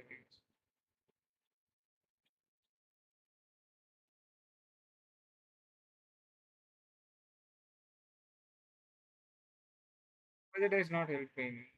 It's spelled buzz. Buzzite, buzzite, buzzite, buzzite. It's only for gaming, man. But even it supports everything else.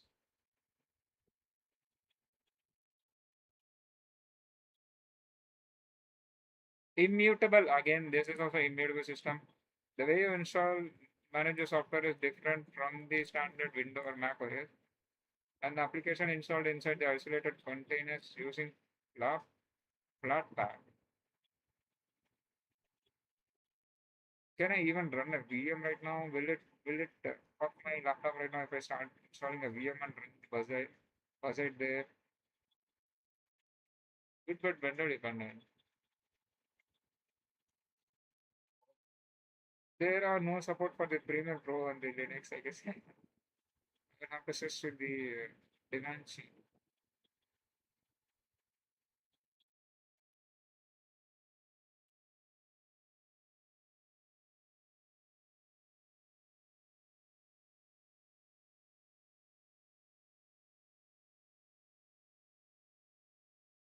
I will try on the VM, and they might be having some trial method, right? Let me download the OS first, and we'll put that thing inside the pen drive, and we'll we'll do stream restart after 1 hour, and we'll show you on the screen like with my phone's camera. I don't have a good camera, but we'll try vlogger or something. But still, we'll try to do something.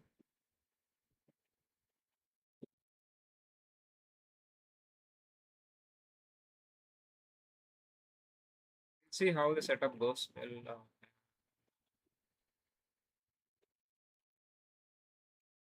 How do we download this shit?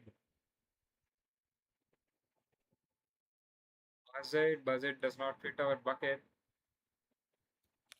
Why people are not suggesting good things? I thought Linux community must be big. He is asking me to do dual booting with this shit. How the hell would I do this thing? I'm gonna learn with the trial mode, not doing dual booting. Let me get the pen drive. It should be here, I guess. Put the pen drive. Maybe I will have to format the pen drive before even opening the pen drive. I can't show the material there. Because it takes less space and less bloated than the Windows. And even Windows hangs a lot, bro. It's fucking crazy. I want to switch to. I have Linux Mint here. Let me do this. Do you have the Rufus? Come on, man. We don't have the Rufus. Oh, yes.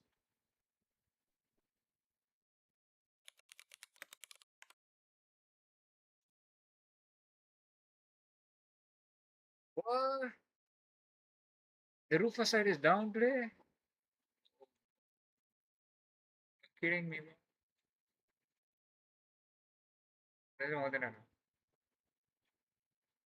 Silver Blue was downloading. Let me try the next one as well. Do you want to learn shell scripting?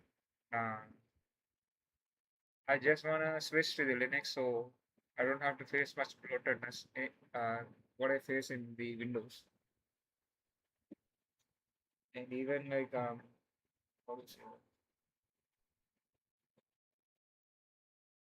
I think it's better in every way. Like it consumes less memory and other stuff compared to the Windows. So I think switching to the Linux is a good thing to do, I guess. What should I try? Just let me know what should I try now. You're saying Nixo, yeah? Is that Nixo is good?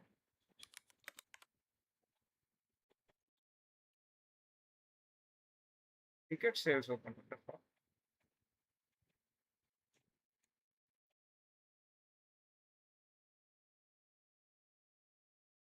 Oh, hey, I will need some GUI. I can't work fully with the terminals. I need a bit something to be seen.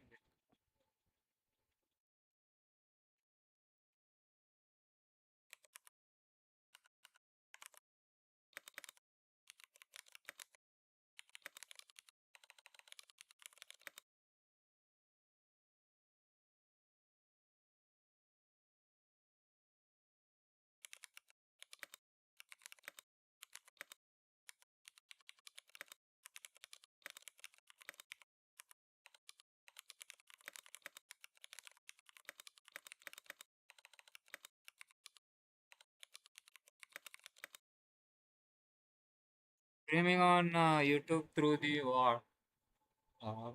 Yeah, BSR. If that is working, then I can like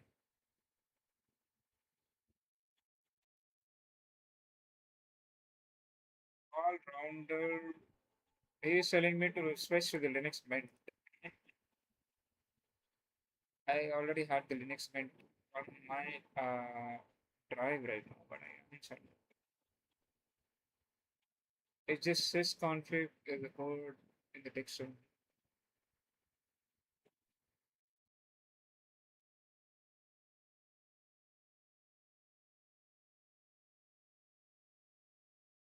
Should I go with the Linux Mint again?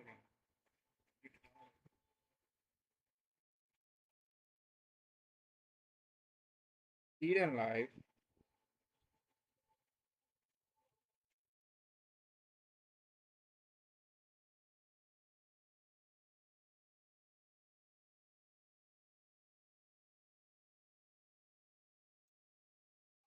They even come up with logic like that.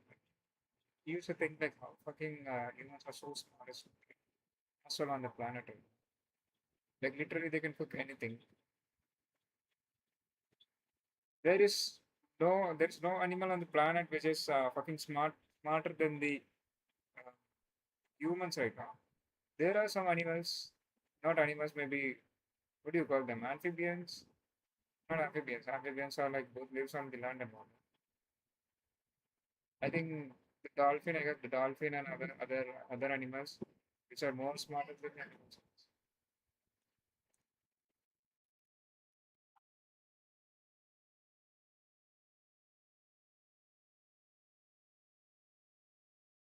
This is from 76. What should I do? I am I am trying to live this.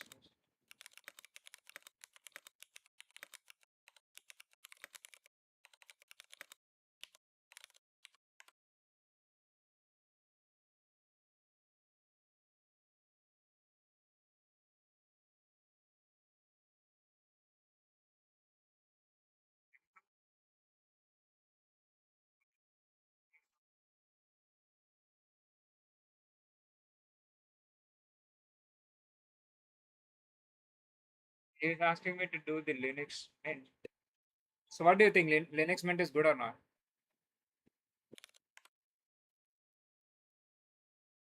All bars are like this or just maybe decent? Ooh, what is this, bro? Ubuntu. Bro, I like this kind of things, man. Like here, I mean, this kind of UI looks so good for me. I like so much. Can we even customize the Linux Mint like this? So all Linux are customizable, right?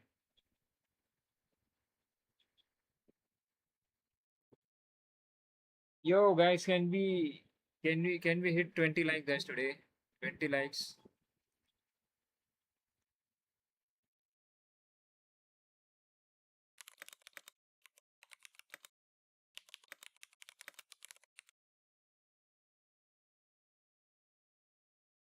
Next OS. Let me try your next OS. Let me see how good it is.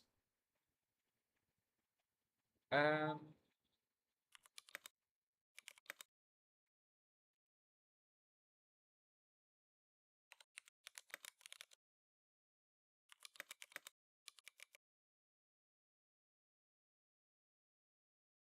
what happened to the fucking chat? Next OS is most customizable. Let me check the next OS. Download the next OS. Let's go. What the fuck? I can't download as a file.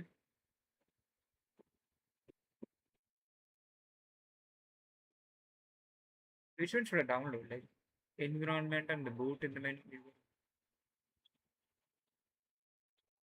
What, bro?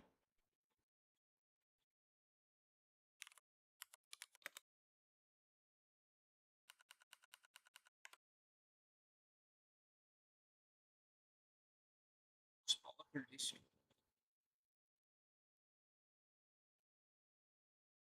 Here is my favorite YouTuber saying something about next one. Some of the benefits for Nix is that you have complete visibility on everything that's installed in your system. You can see everything installed at a glance. When you ask what tool it is, I just point you to my console. I'd say for me as a live streamer and a content creator, a lot of people like to ask what tools I use for different things. So it's really nice to just be able to point them to my configuration.nix file, and they can see my browser, they can see how I have my Emacs set up, any other tools that I like to use. Everything is in my configuration.nix file, super easy for me to reference. Another thing that can be kind of annoying about other operating systems is sometimes you install software and you either forget that it's installed and then it just kind of, takes up space, or you uninstall it and you're just like hoping that it uninstalls everything that you need it to uninstall. So I do like how like clean cut everything is when you're using NixOS. Another huge benefit to using NixOS is that you have your configuration.nix file and that can apply to any machine that has NixOS installed. So if I get a new work machine and I want it to be identical to my other setup, I can just copy my configuration.nix. I can even just make tweaks to it if I want, but I can just have basically a clone of that exact same machine on new hardware.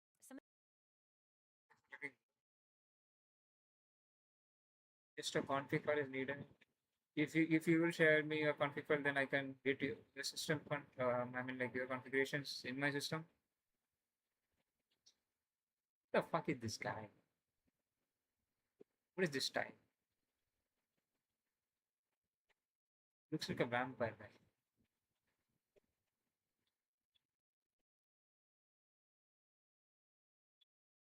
You shouldn't use, bro. Why is this guy, bro? Why they are like? Some people are saying like, oh, just use it, just use this. Some people are on the YouTube is saying like, don't use them. Like, everyone are making their own. So I'm gonna download now. She switched to the Omar Shin. Like that. Which one should I download? I'm Intel.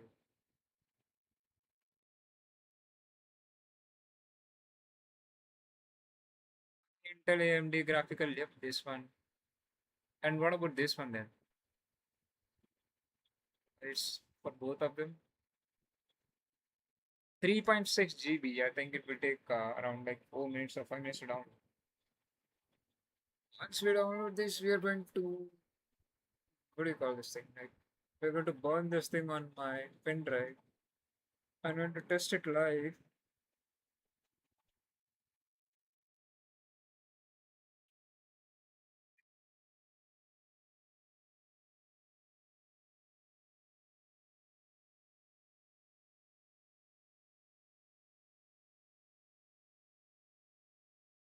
As the next OS have?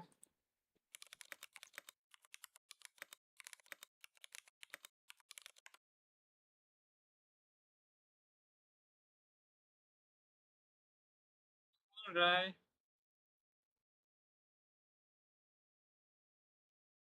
We'll boot up right now. Test it after batch.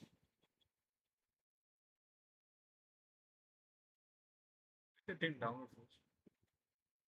It's taking a lot of time to download. Until then, we can cover the other topics.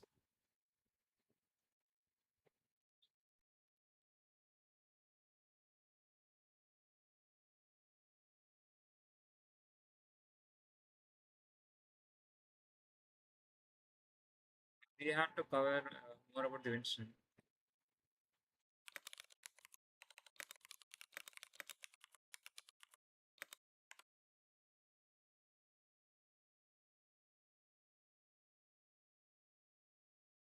We'll go one at a time.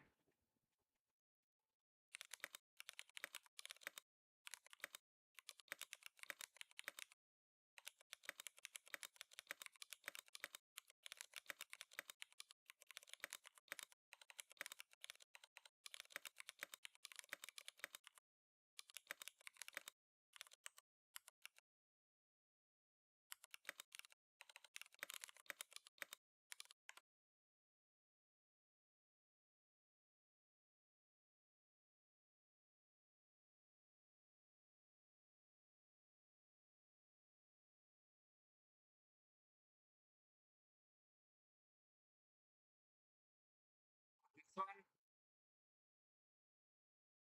maybe because of the timer, I guess. Yeah.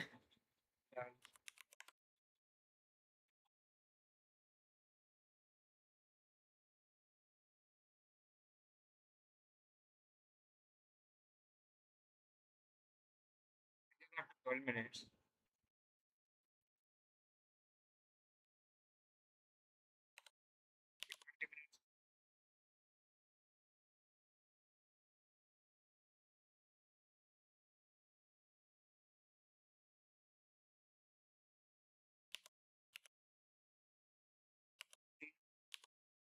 Everything will have 10 minutes gap.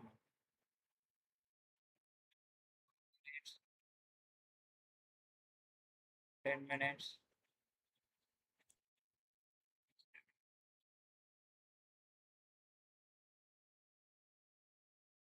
12, 10.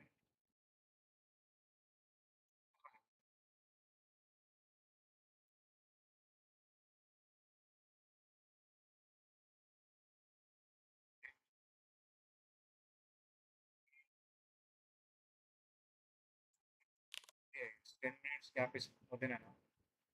30 minutes. This, this is also 10. We can keep 15 minutes. 17, 16.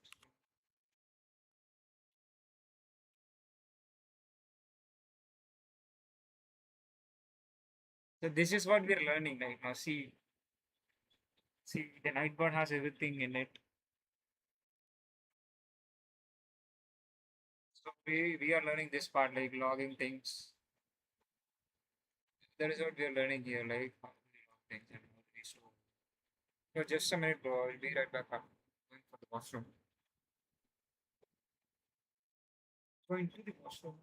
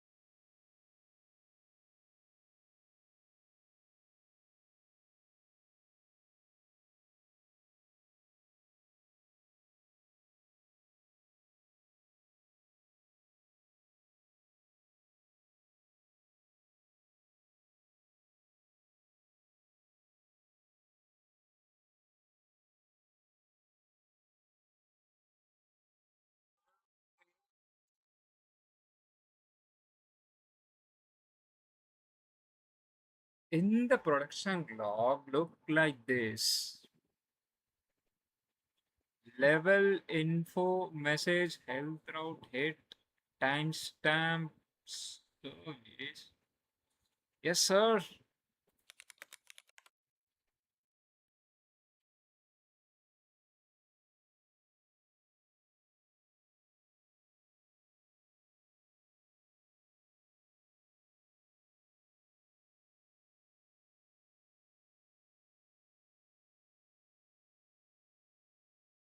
Hey, so JSON was needed. Yes.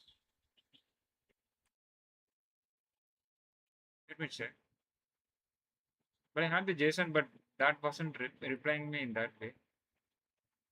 I don't think it will work that way.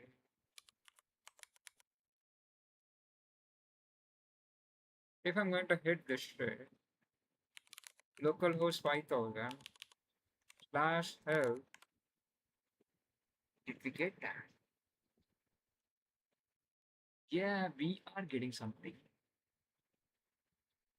Okay, we are getting the detailed log right now, which is pretty neat. I think this is good enough. Like both are same, I guess. Level info is not needed, I guess. We already have the info. I think simple is better. Simple was better.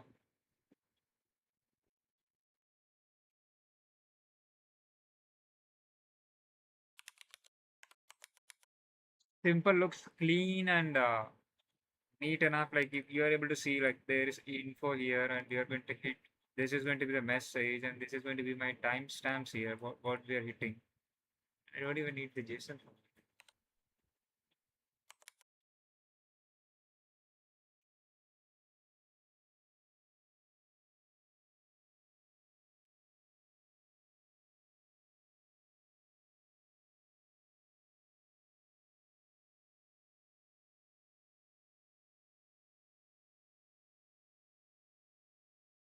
Let me remove the route logs now, and if I'm going to hit back the same health point again, it should be giving me the health log.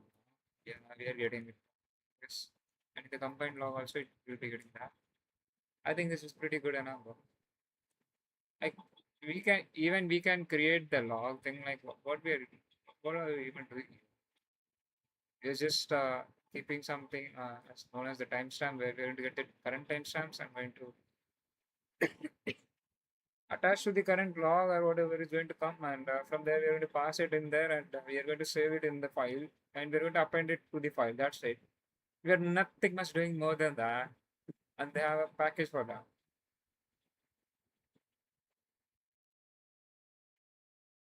I think we can even more customize it. We are going to make a custom one, but still, like, we can go with this one for now.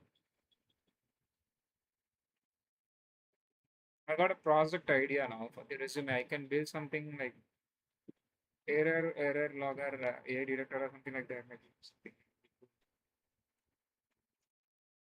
Not an idea how I can do that. If there are Winston being used, I think I can pull the logs and check whatever was going wrong there.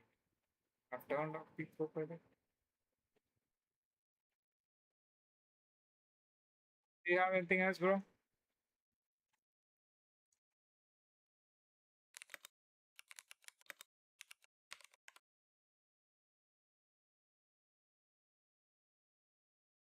Oh, the music got stopped.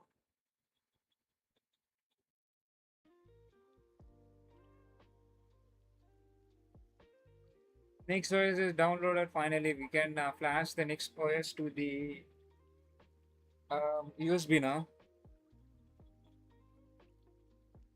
So let's flash the Nix OS.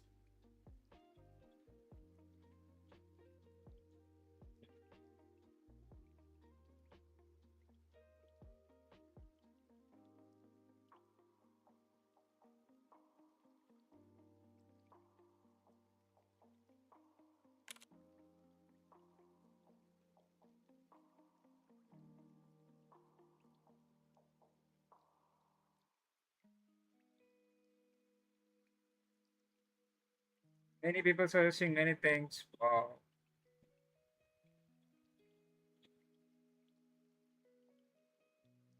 To be honest, choose the main Debian Fedora. You made a good choice to switch. Yeah, choice, right? Choice.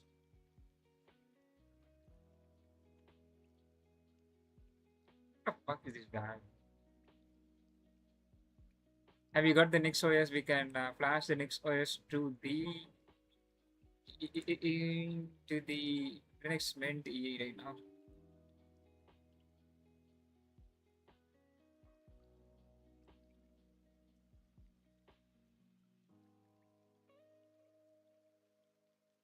Do it.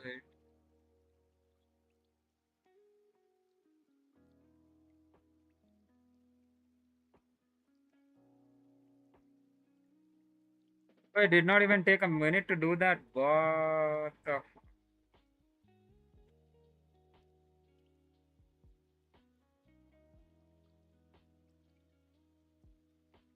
Can I run a VPN on? I mean, like, can I run a VM on my system right now? Will it hang? Let me try. I can't know until I try. So let me close some tabs right now. I'm going to read the chats from the phone.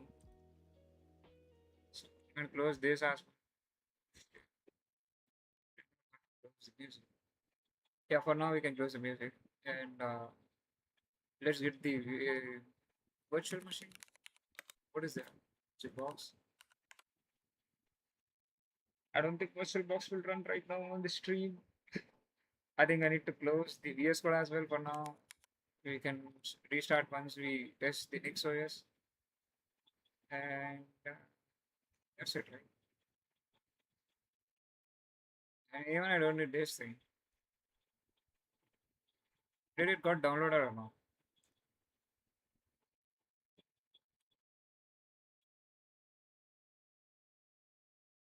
Come on, man. NixOS. Should I uninstall the Docker right now? I've been using.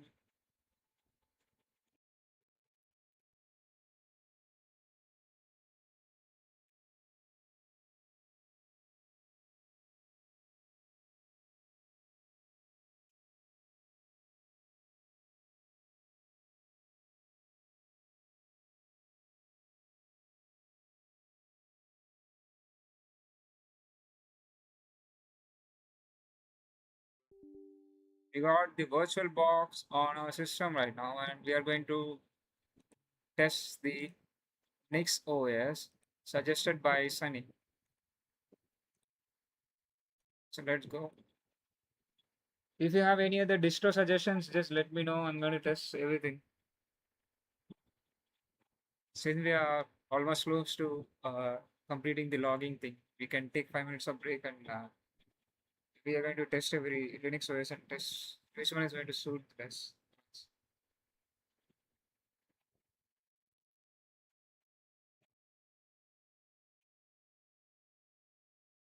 I think it's still flashing the OS inside USB. I think I need to close this and one will take a lot of space. Make wipes close for a few seconds. And yeah, you can start the Oracle or whatever. And yeah, we are going to have a new virtual machine and we're going to select the iOS from here, which is going to be other and from download.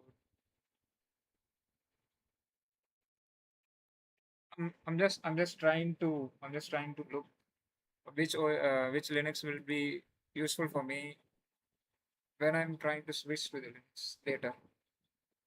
So this is going to be next. So we have the next running. I think I think my system won't hang. I hope I have closed everything. Now only VM and Streamlab is running right now, so I don't think it should take much space. Did the flashing complete or not? It's flashing, still flashing.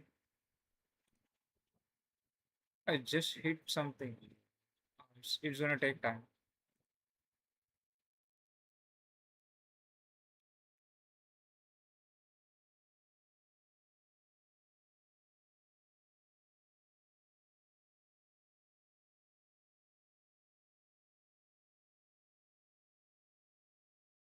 Why the VM is not getting started, bro? Should I increase my size of the RAM and other stuff?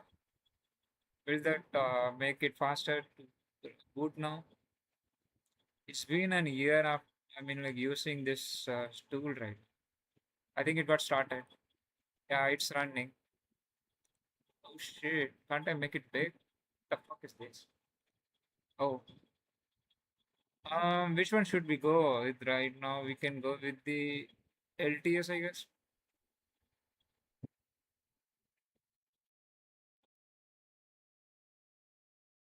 Oh, it's not even hanging or lagging something. How do I make it full screen?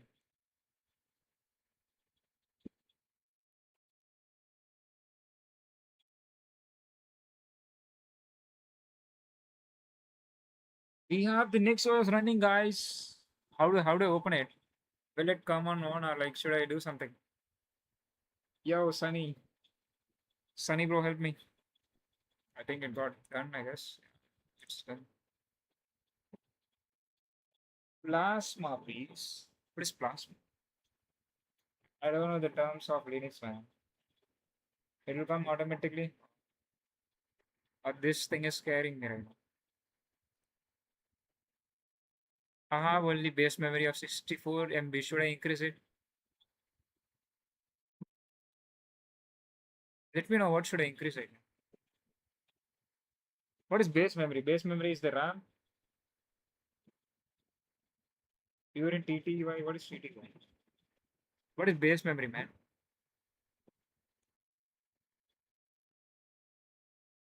So what should I put then? Like I can't even change it. Should I close the machine first?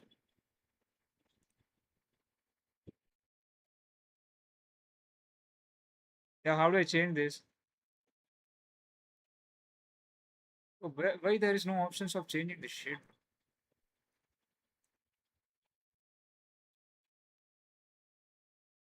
Oh, what the fuck, bro? I'm not able to change.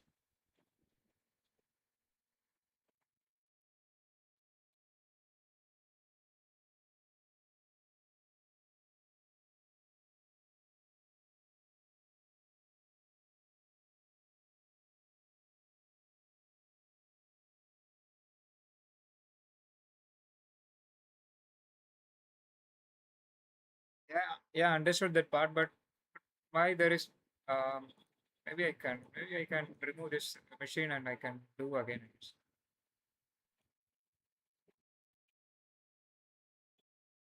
Going to select the next again. And now I'm going to give the password. Password. Okay, there we go, man. How much should I give it? 1 GB? 2 GB is enough, right? I don't have much RAM in my system right now. 2 GB, 2 GB. And what about the CPUs? CPUs? How many CPUs?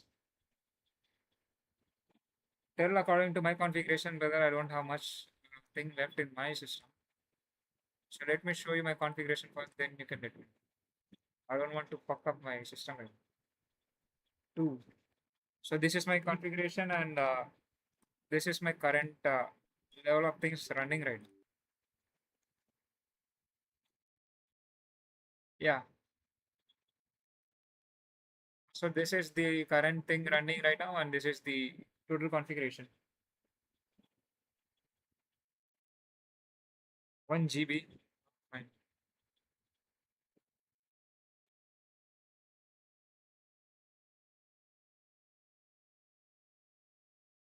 Keep the CPU 2.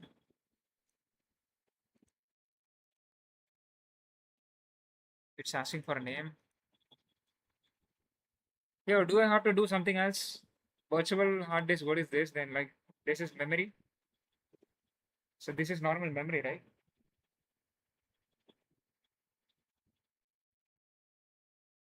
I don't have browser running. Where I have a browser running?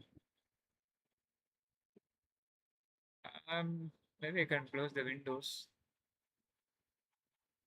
I don't have a close button. Oh, why the hell?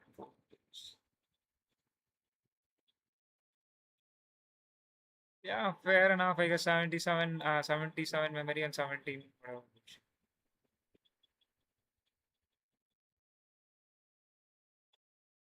It will crash.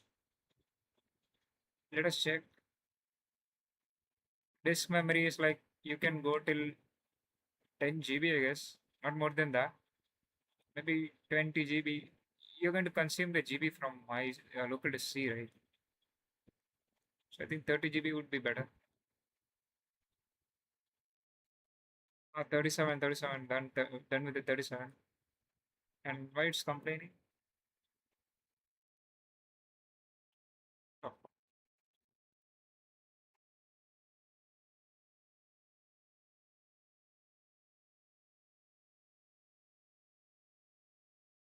just use it. What the hell is wrong with you?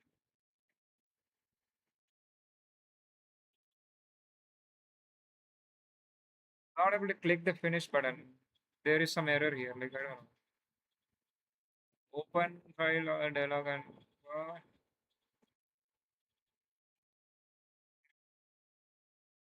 just use it. This shit. Bro. Machine name is missing. Shit. 37 GB. Yeah. Come on, man. Don't crash my system right now. Don't crash my system, bro. Please don't crash my system. I have given you a lot of resources. Please don't crash my system or don't crash my what do you call this thing? Stream or something. Instead of plasma, you should go with the plasma. Xenon sucks. But I want to see the graphical unit first. Then we can boot up with the plasma. This is just trial mode, right? What the fuck? Please use the kernel. What? So he wants me to use the plasma or what? So did I download a wrong one?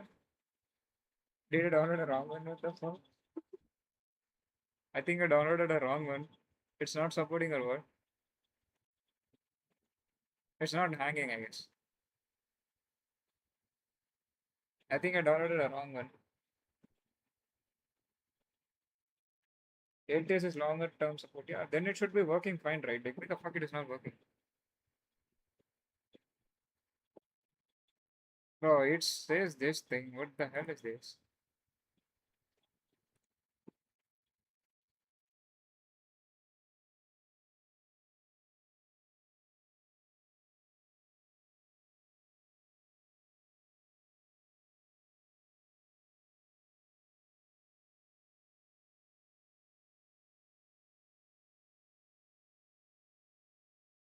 Oh, I have 64.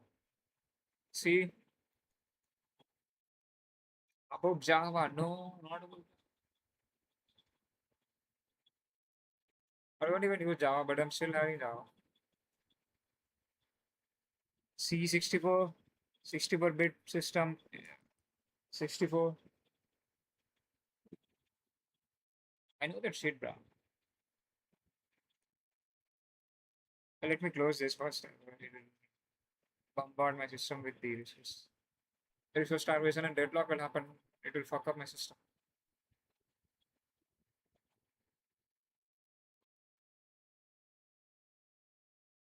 Take the image.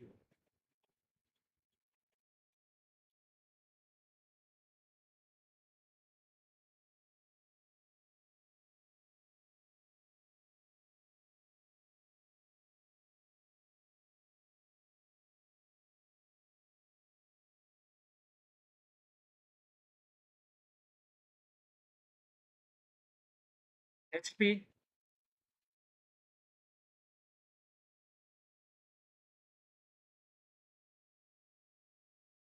Change the bit option. Did I change something else? They have a bit option here. We don't have a bit option. Where the hell is bit option here?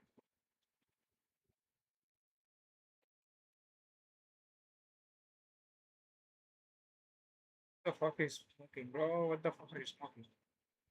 There is no bit option. Am I tripping anywhere? Like, I don't see any bit option. Let me give the screenshot.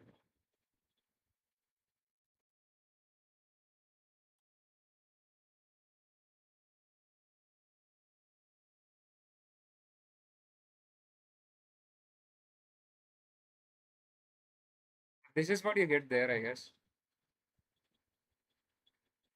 We have a bit option.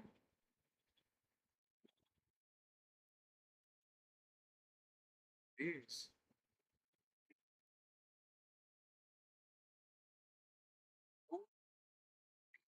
The Linux. Yeah. And we don't have this Linux right now. Linux. Was this the error? Let me close this.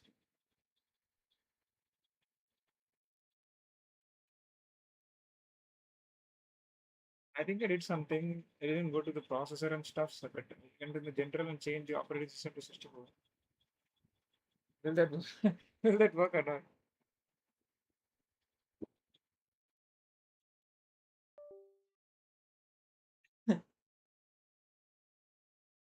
Okay, let me do then.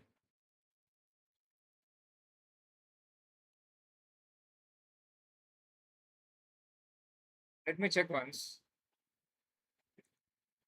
What happened to this shit, bro? What happened to the graphics? Fuck. Nah, it's working, bro. It's working. I changed the operating system type itself, so it becomes 64-bit. There we go, bro. It working. It will not work. Nah, it's working. I don't know what the hell is wrong with this thing, but yeah, it's still working. I'm trying to run a fucking VM inside my 8 GB RAM along with the stream. Damn, so much hard. The mouse pointer is not moving, I guess. This mount, this mouse pointer is different. I guess 1 GB RAM is not enough for running this shit. Won't be sufficient enough. Maybe I should make it 2 GB. It's taking a lot of time to run, I guess.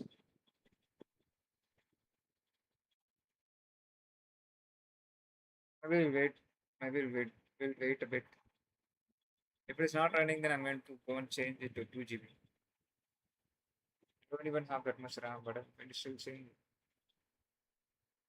I've got the laptop stand. I think it shouldn't be heating that much since it's in the air right now.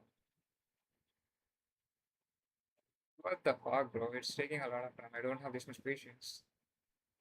Should I switch to 2 GB? I'm gonna switch to 2 GB.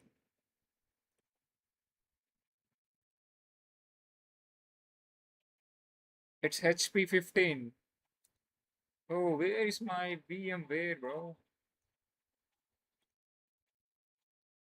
Scared the shit off. And I can switch my this thing. Now let's see if it is running or not. I think now my system will crash. Okay, guys. Be ready, guys. Crashing my system.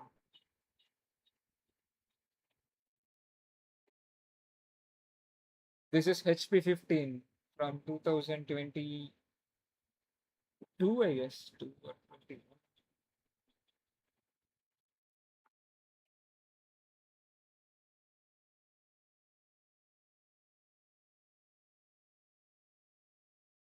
Bro, even 2 GB RAM is taking a bit time.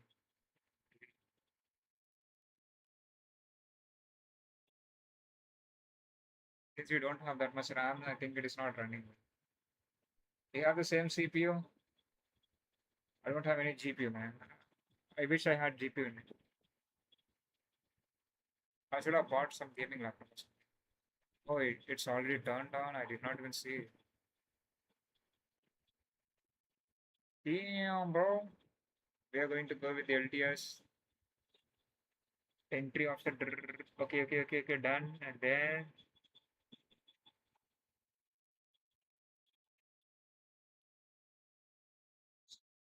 Same RAM, lol. I need to stream only on Twitch. Oh, why the fuck this? Is this the bug in the next OS or like should I install some other OS, bro? What the fuck, bro? I think it got hung. I think it got hung. This thing is not flickering right now. It should be flickering. It was flickering. Ah, now I got the mouse pointer control. Wow, what the fuck? It's so big. Whoa, what the mouse pointer is getting enlarged? Oh, what the hell? What is this? This Nixo is crazy, man. Bro, if we shake the mouse pointer, will it become big? What the fuck is this OS? I like this shit. It's fun to do so. If I stop shaking, it will become small, I guess. There we go. Finally, it's running. But why the graphics is so broken as fuck, bro? What the fuck is this? Is this because of scaling thing? Do you have to install this thing, bro? Nah, I'm not gonna install. I just wanna see how it works. Can't I do that?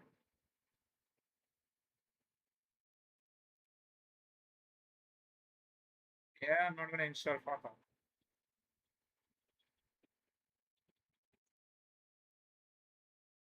Oh, the graphics is fucked up. What the hell is this?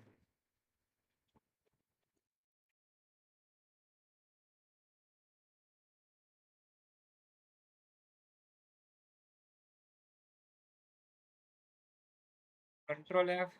Yeah, but how do I how do I go out first? I mean, like first I need to unscale this. It got scaled.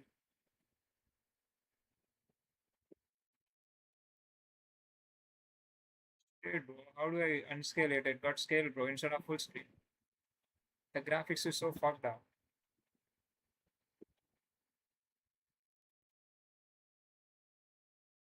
It change resolution. This is not the fault of the Nix OS. This is because of me. Yeah. I clicked on the scale mode or something. I don't know.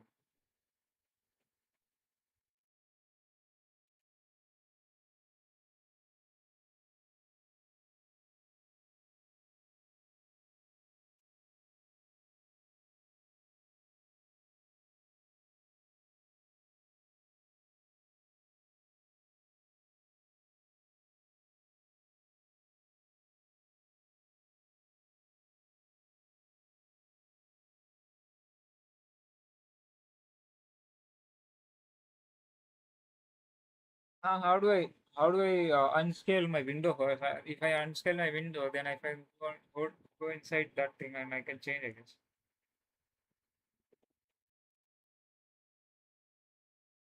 Staying here. Did you have resolution scale? Even this? Oh, bro, no. Fuck, I fucked up. I fucked up. I can't go back now. I made it too big. What the fuck? It's gone now. Quality is good, but display got too big. It got reverted on own.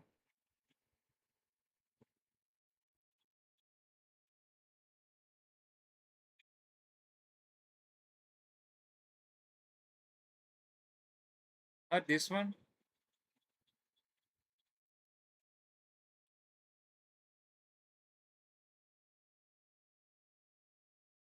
We don't have 16:9. Oh, what the fuck?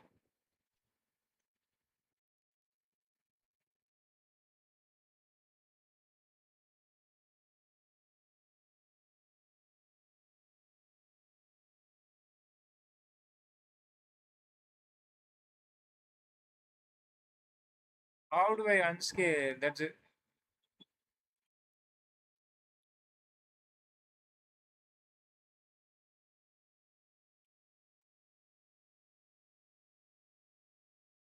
Let me look in my phone, bro. I can't. I mean, like, how do I unscale it? Let me, let me check in my phone.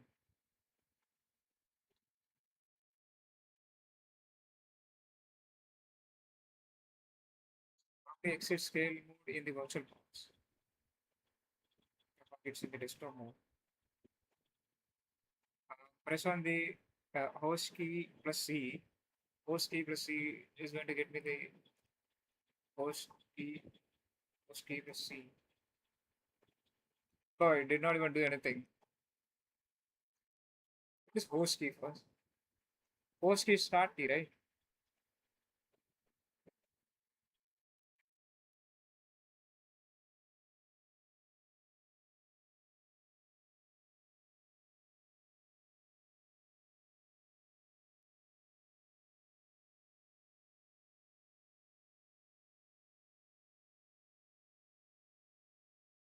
Right control C. But nothing is happening. What the fuck? There is nothing happening here. Right control C. Oh, there we go, bro.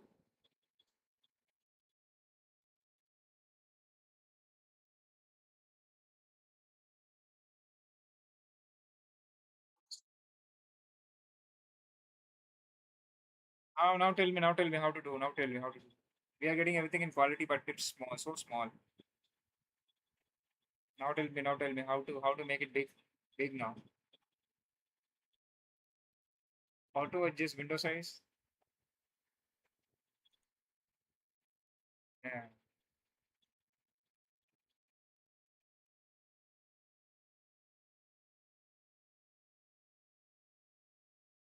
Changing resolution will not help me here.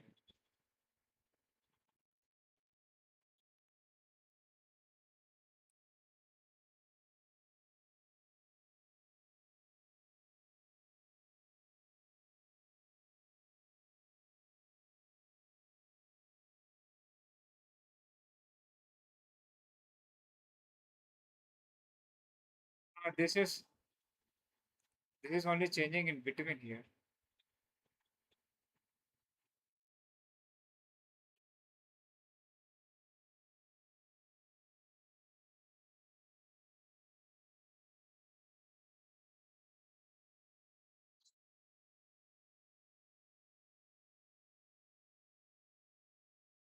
Wait a minute, my system got hung. I think my virtual box got hung. My system is working fine, but virtual box suck. I think I should restart AS.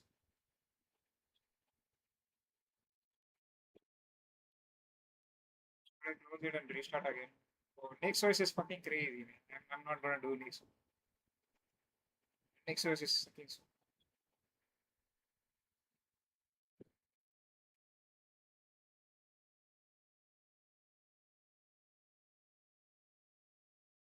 Close this VM.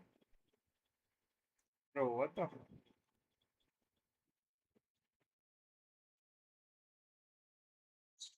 Should I change any display settings here? Ah,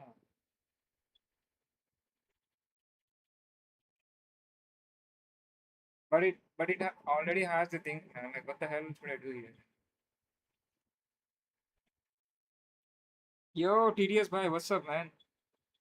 क्या हाल चाल भाई? Yeah, there is no options to do that shit, bro. Like we have till 100, I guess. If I do more, then I think it will not.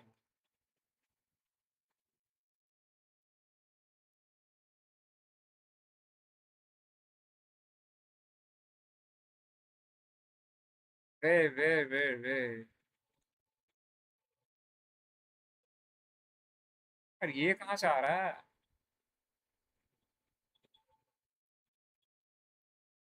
I don't have any graphic device in. I mean graphic driver or whatever.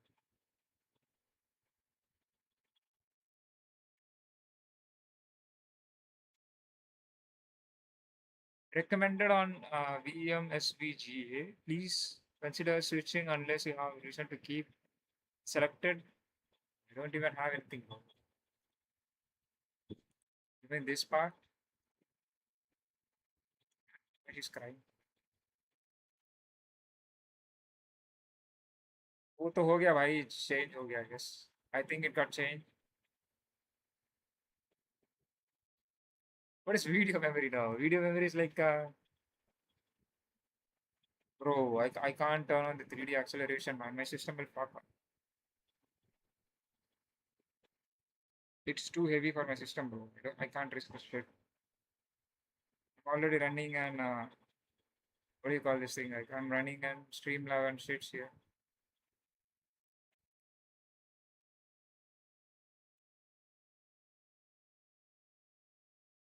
16 MB. Will it not lag? What is video memory? Will it will it start stuttering if I do the thing? I think I'm going to get stuttering. Let me ask the AI man. Like how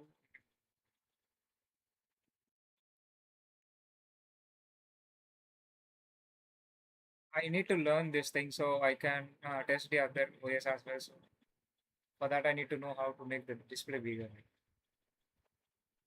How do I even make this thing bigger? If I'm moving to the full screen, I don't think it's working for me. What kind of fucking machine is this?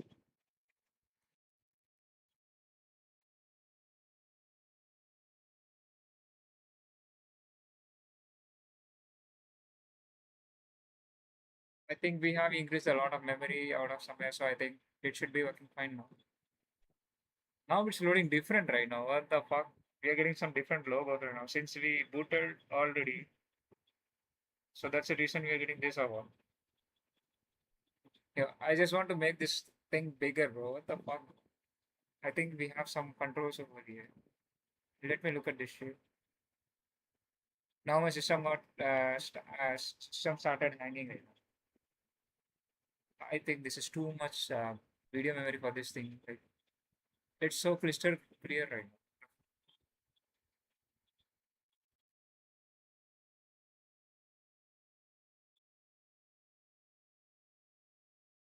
Resolution is view tab.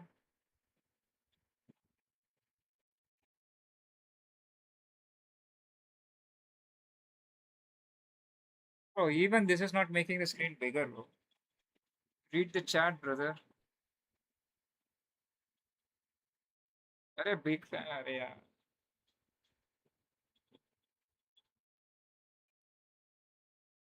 How do I do this, man?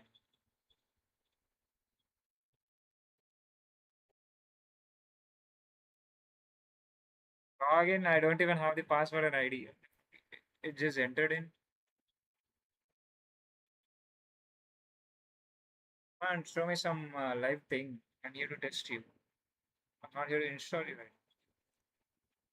Oh, this is the OS.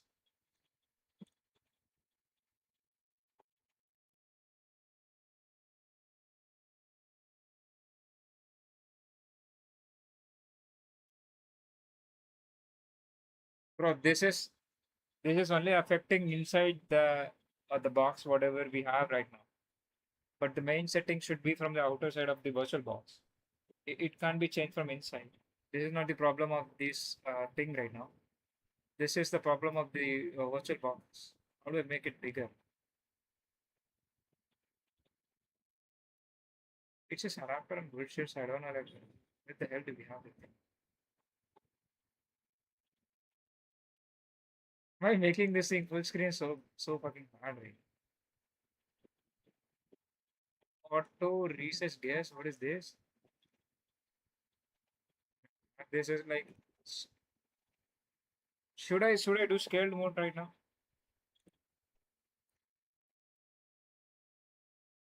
Yeah, scale mode is working fine. Though. I don't see any other options of doing that thing. Scale mode is doing fine, but the graphics is getting fucked up. I think now it's better. Yeah, better than before. Should we go with the more resolution? This is more than that, right? Can I even go more? We have 2000. We can go with the 2000, I guess. The resolution will increase more, I guess. Yeah, the quality increase more. Yeah, now looks good. What the fuck? It got reverted?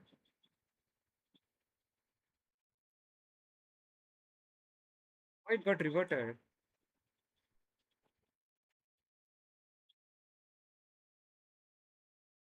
Yeah, now the quality is so fucking crystal clear right now.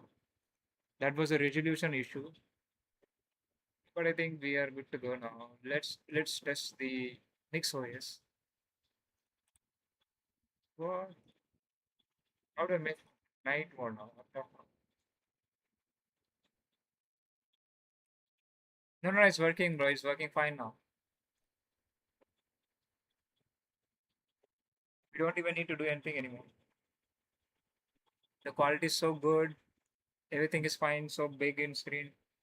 More than enough. Internet speed test.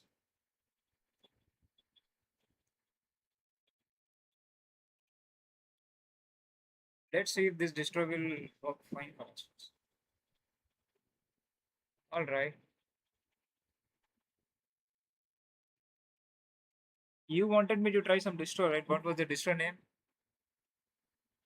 Let us test this distro first with everything. Let's see what it has with the default thing. My internet sucks. Okay, we have a power mode, we have a dark style. Wow. Whoa, it changed the fucking background. And we have a camera. What is this? Looks good to me.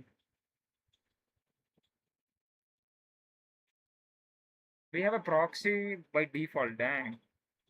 Even in the Windows, we have the proxy, but I think the Bluetooth, bro, it says there is no Bluetooth, so it can't recognize my Bluetooth device.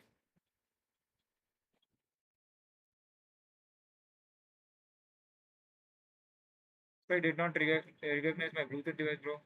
Plug and play the dongle to use.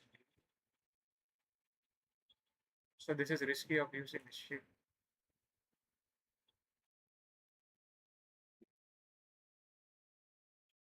In the appearance, what else we have?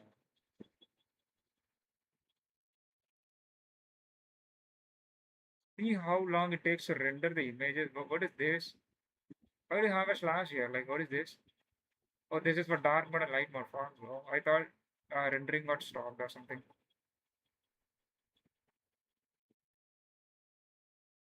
This is looking good, I guess. Let's go with this one. I clicked on it. It's taking a lot of time to do, I guess. But oh, my system is hanging. My system hanging.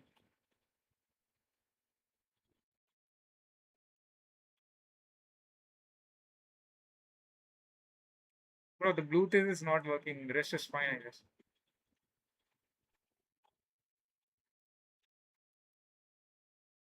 Let me ask the browser.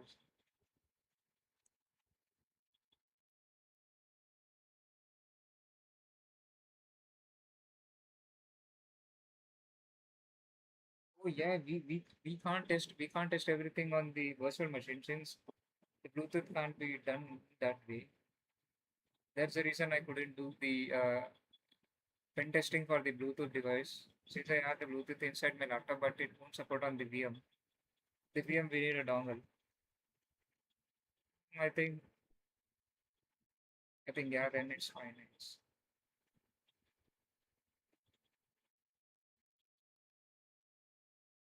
Yo, Juice, you were saying something, right? Which distro are you saying? I need to test this distro first, so let me check what I can do.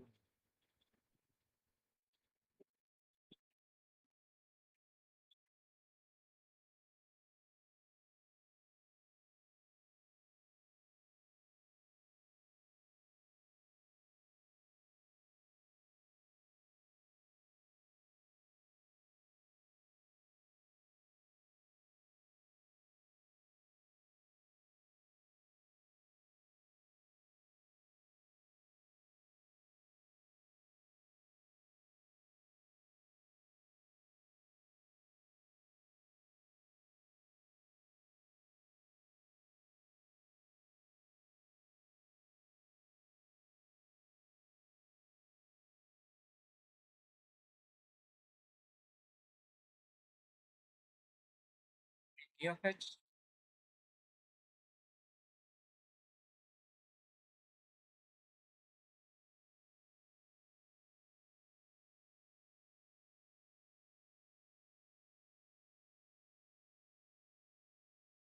Let's install the NeoFetch. Could not paste. What the fuck? I could not paste.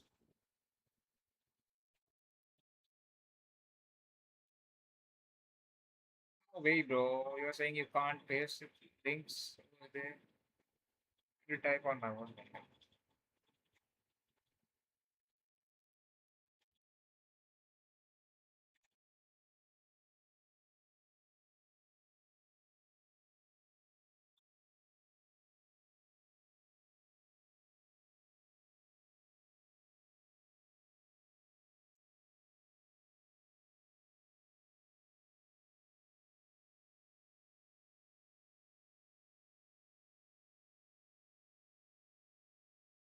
Hate this shit, bro. Like, what the fuck? NeoFetch has been removed because it unmaintained upstreams. Did fork high fetch package alternative for the fast fetch instead. Damn, bro rejected the neo fetch.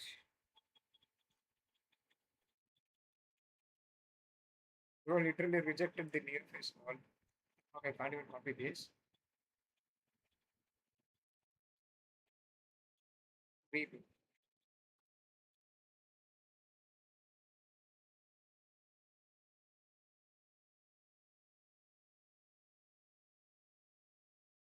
It's not allowing me to copy paste from the VM. You have to enable any settings for that. Kidding. This was not the full screen. Input devices, drag and drop, yeah, shared clipboards, bidirectional, and shared drag and drop, bidirectional. Now you tell me, brother. Now you tell me. We found paste. Oh, what the?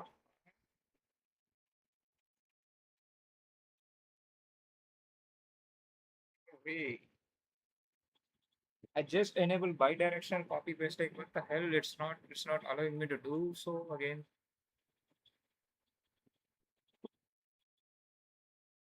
Enable, yeah, enabled now. Yeah, back here, man.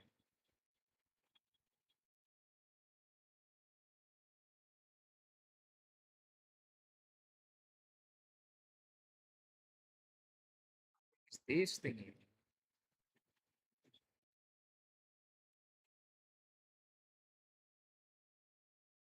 I think the resolution is too much big for my system. Let's get back to the normal resolution, which is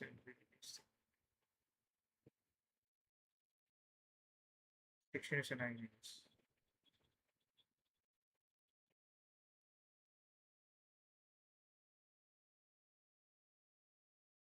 Not able to see the buttons at all.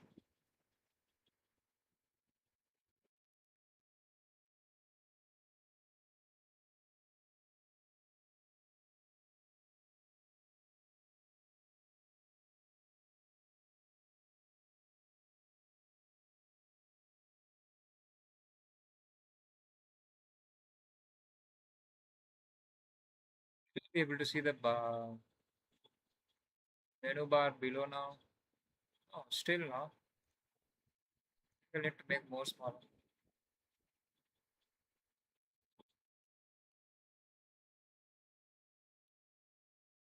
16 is 9. This should be perfect. Yeah, keep the changes. Will I be able to see now? Yeah, I'm able to see. This is fine, I guess. So now what I'm going to do is like I'm going to copy this thing. It has the aim. Did I close all the browser and other stuff here? I closed it, and now we are going to do Google. I'm going to use the what do you call the thing? Okay, it's okay here, right? That's fine.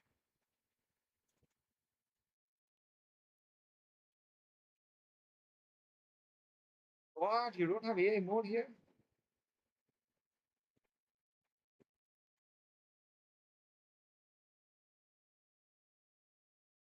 We don't even have AI mode. This is fucking crazy.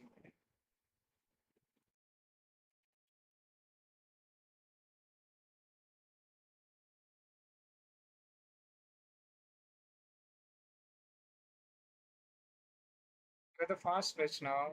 How do I switch to the that tab? How do I switch? It's so fucking hard to use this Linux.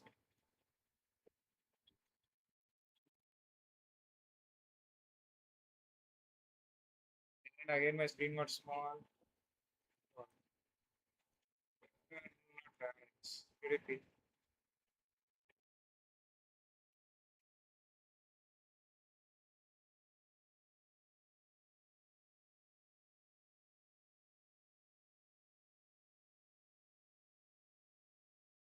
Oh, my system got hung. My system got hung.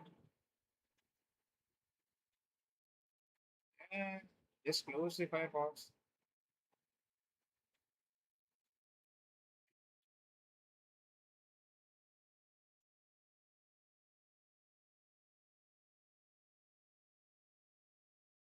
The Firefox is so bloated as fuck, bro. Like it's taking a lot of resources, I guess.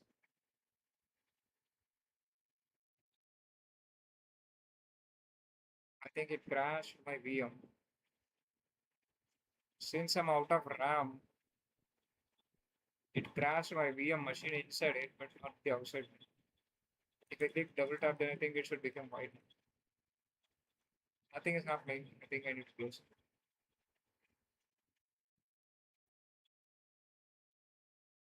it. Okay.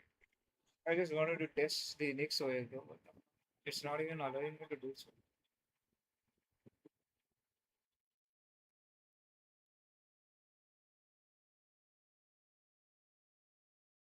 It became small again.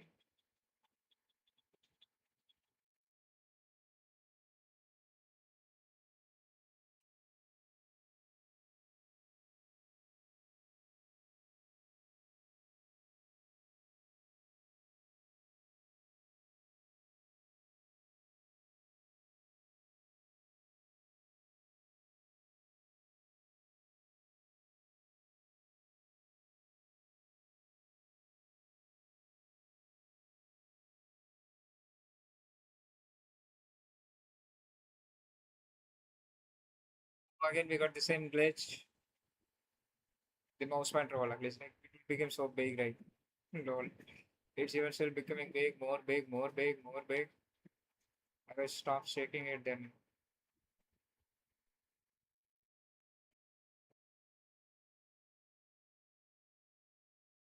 we enter in a different screen right now. All these things are happening in the memory, so we don't know.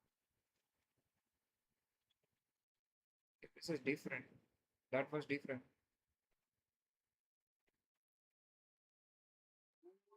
Instead of KD, instead of that plasma thing, I clicked on the first one, I guess. Again.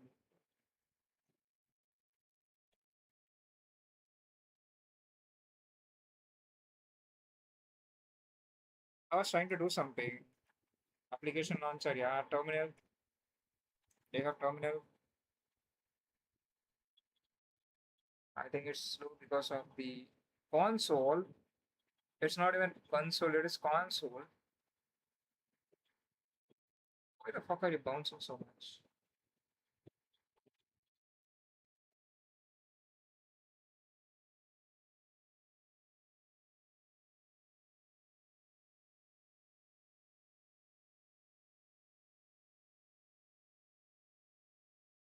What is the name of this?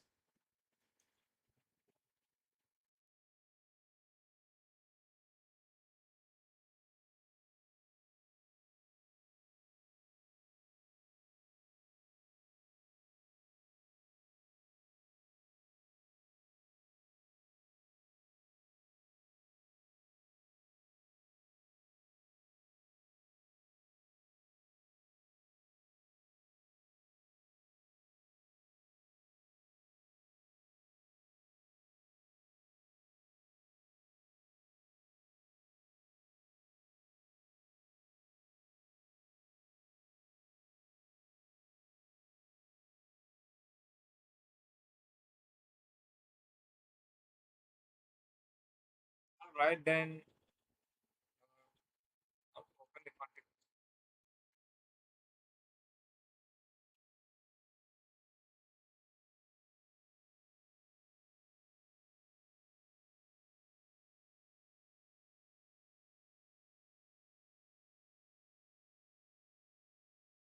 The pasting is not working. They have the Firefox as a default browser. Firefox sucks. Dolphin is a browser, right?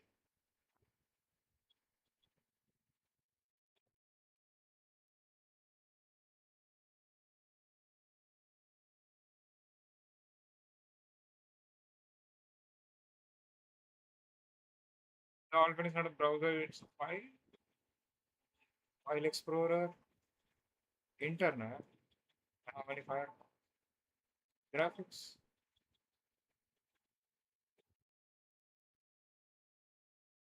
What kind of name is this? Wow. KDE, KDE Advanced Text Editor.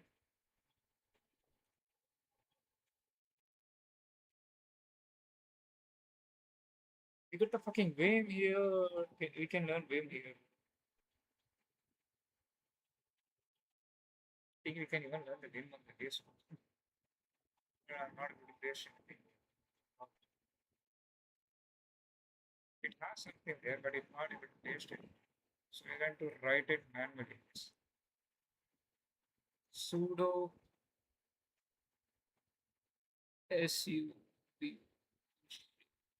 sudo. I think it's hanging.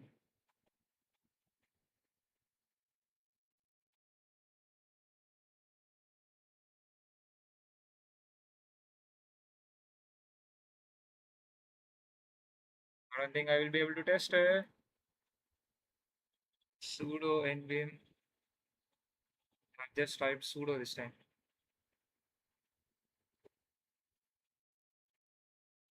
Come on, man, just fucking type.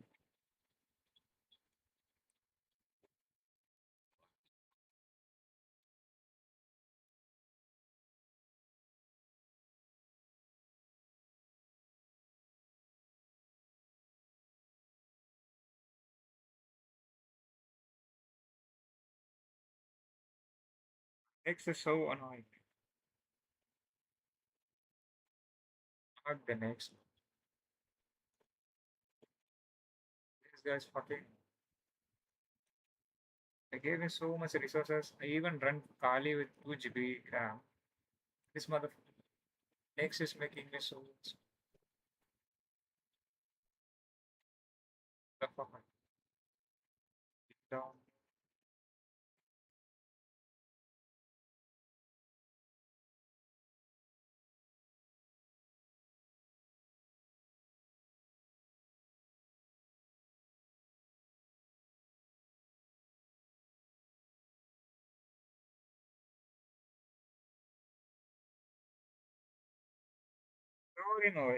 Zorin OS.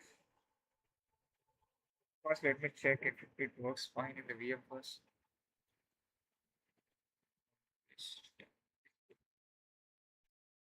4 million downloads. What kind of promotion is this? Oh, he's asking money to download this shit. I'm not.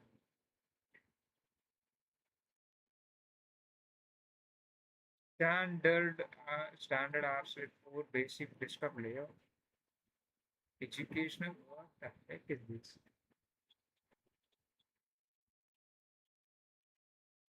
But I'm looking for a job.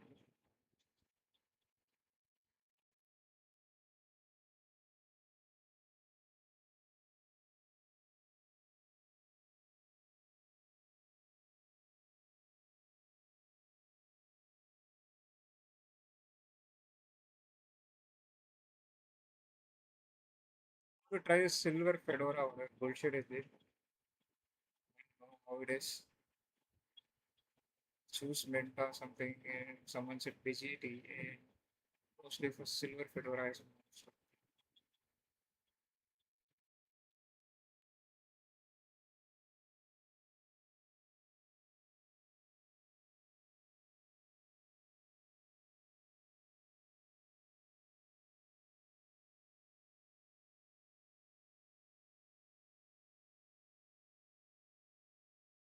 Test of it is but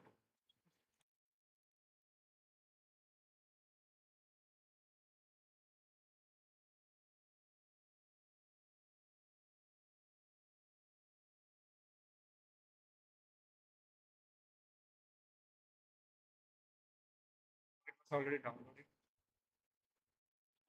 It takes 164 hours to download this shit, bro.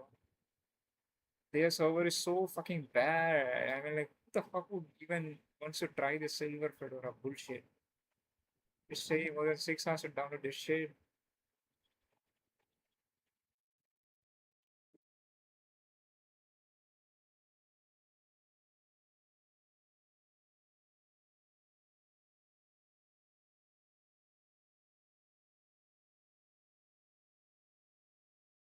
Oh, hey, bro, I'm not trying to shit, bro. It's taking more than 17 hours to download that thing. I'm not going to sit and wait till day. Let's say NVR or something, and something is there, NVR or something.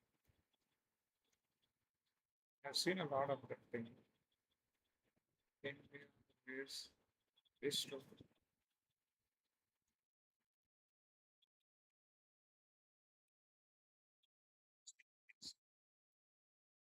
Directly download the file. Just download anything. Yeah, it doesn't matter. The content doesn't matter. It's gonna take 2 hours, bro. Why the fuck the internet is sucking on? Let me close the V. Even my internet is not that bad.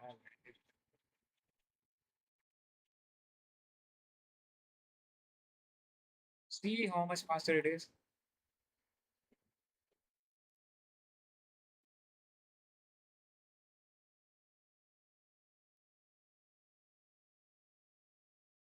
Actually, what was the there are a lot of Linux historically source.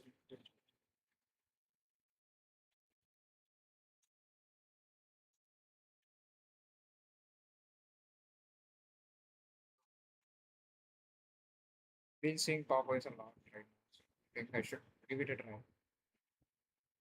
Debian? The difference between Debian and Linux is a different distro. Are you developing professionally? I would like to hear about the job title correspond to developing for the file. Gento. I mean, everything is built from source anyway, so all your tools are available already. I was looking for a Mac who uses Gento only. Gento is good. 15 years. I've been growing annoyed with the voltage and increasing rate of breakage during the update. Huawei has been winning over these GR stuff largely because what should it try then?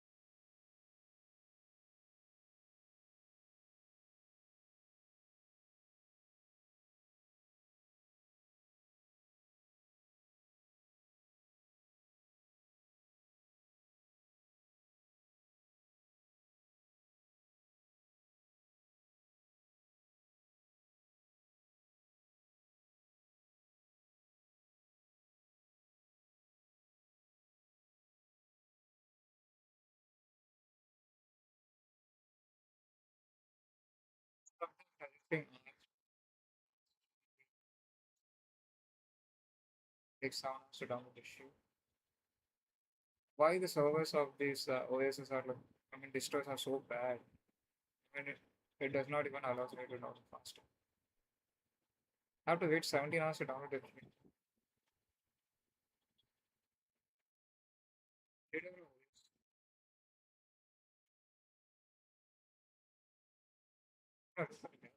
Something good enough.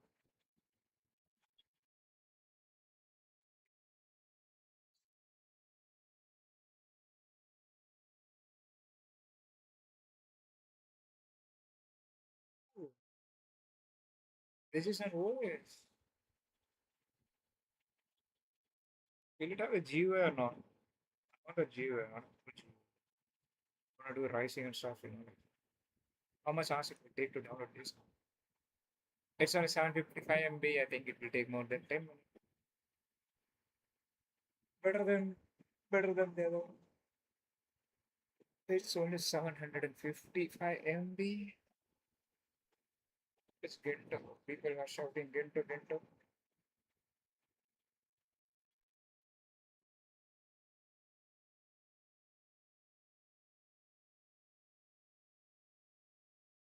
Supports a lot of hardware. How do I even know my fucking ready to pay? So where's my 64? You don't have 64 support? AMD, I'm not an AMD guy. I have like Intel processor. If you don't know what you need, then this is what the fuck. Minimal live, small bootable. Relax.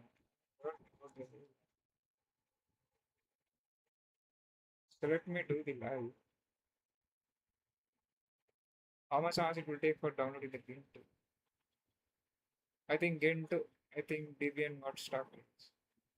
Gento started down. Let's wait for the Gento then. Gento looks promising.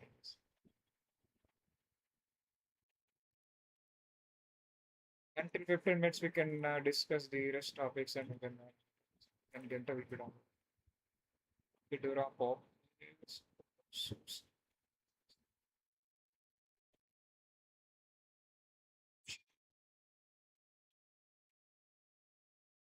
Any verse that is written in Rust.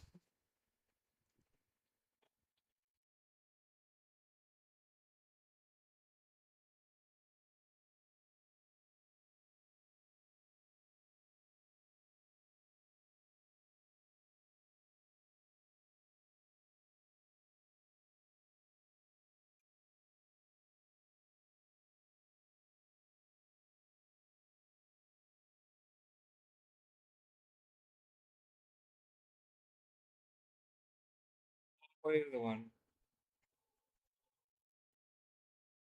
This looks so scary. The over 1 million people only using the and for the some other the next OS like maybe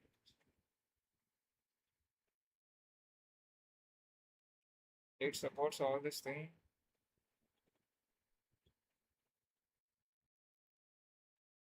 We have even laptop selling directly for that.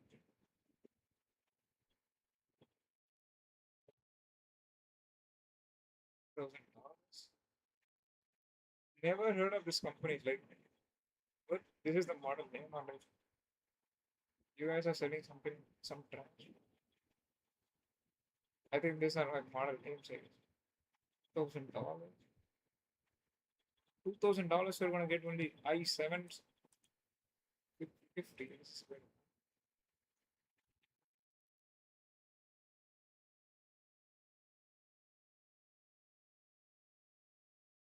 Let me check if Gento is downloading or not. I'm gonna try Gento.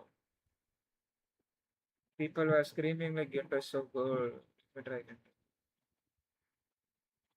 Yo, until the Gento is downloading, you can there's nothing else. You can continue learning how things. We got so much distracted with the Linux thing.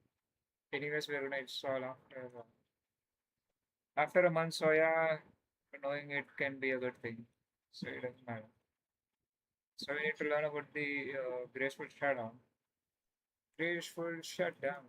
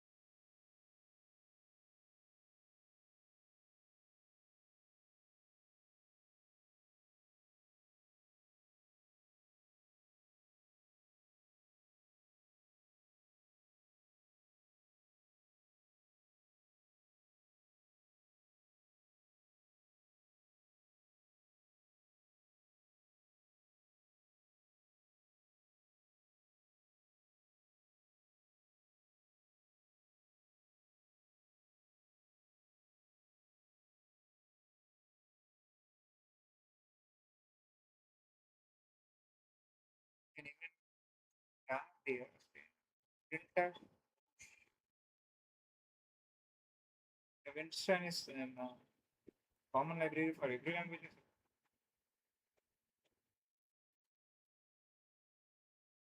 But we have dev and prod form.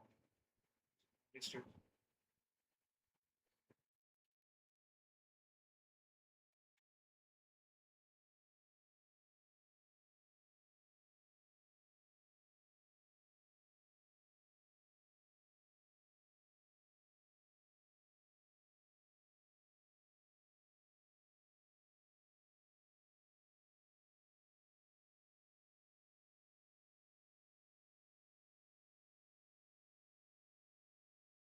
Mindset shift is in the Zord isn't just form validation. It's like a trust boundary. Anything from outside the process API, body, query params, env vars. Okay, let's learn about this. Yes, question.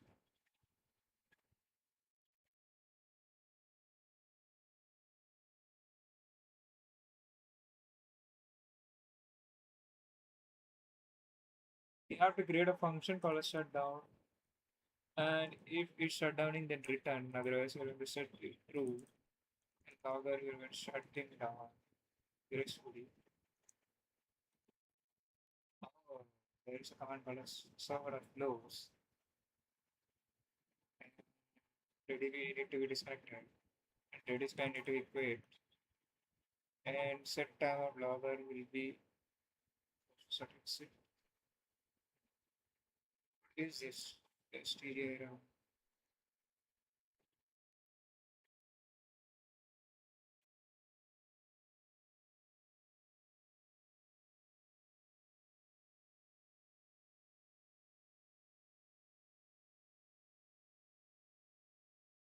Alright, let's watch a video about this thing. Till then, the Delta will be done.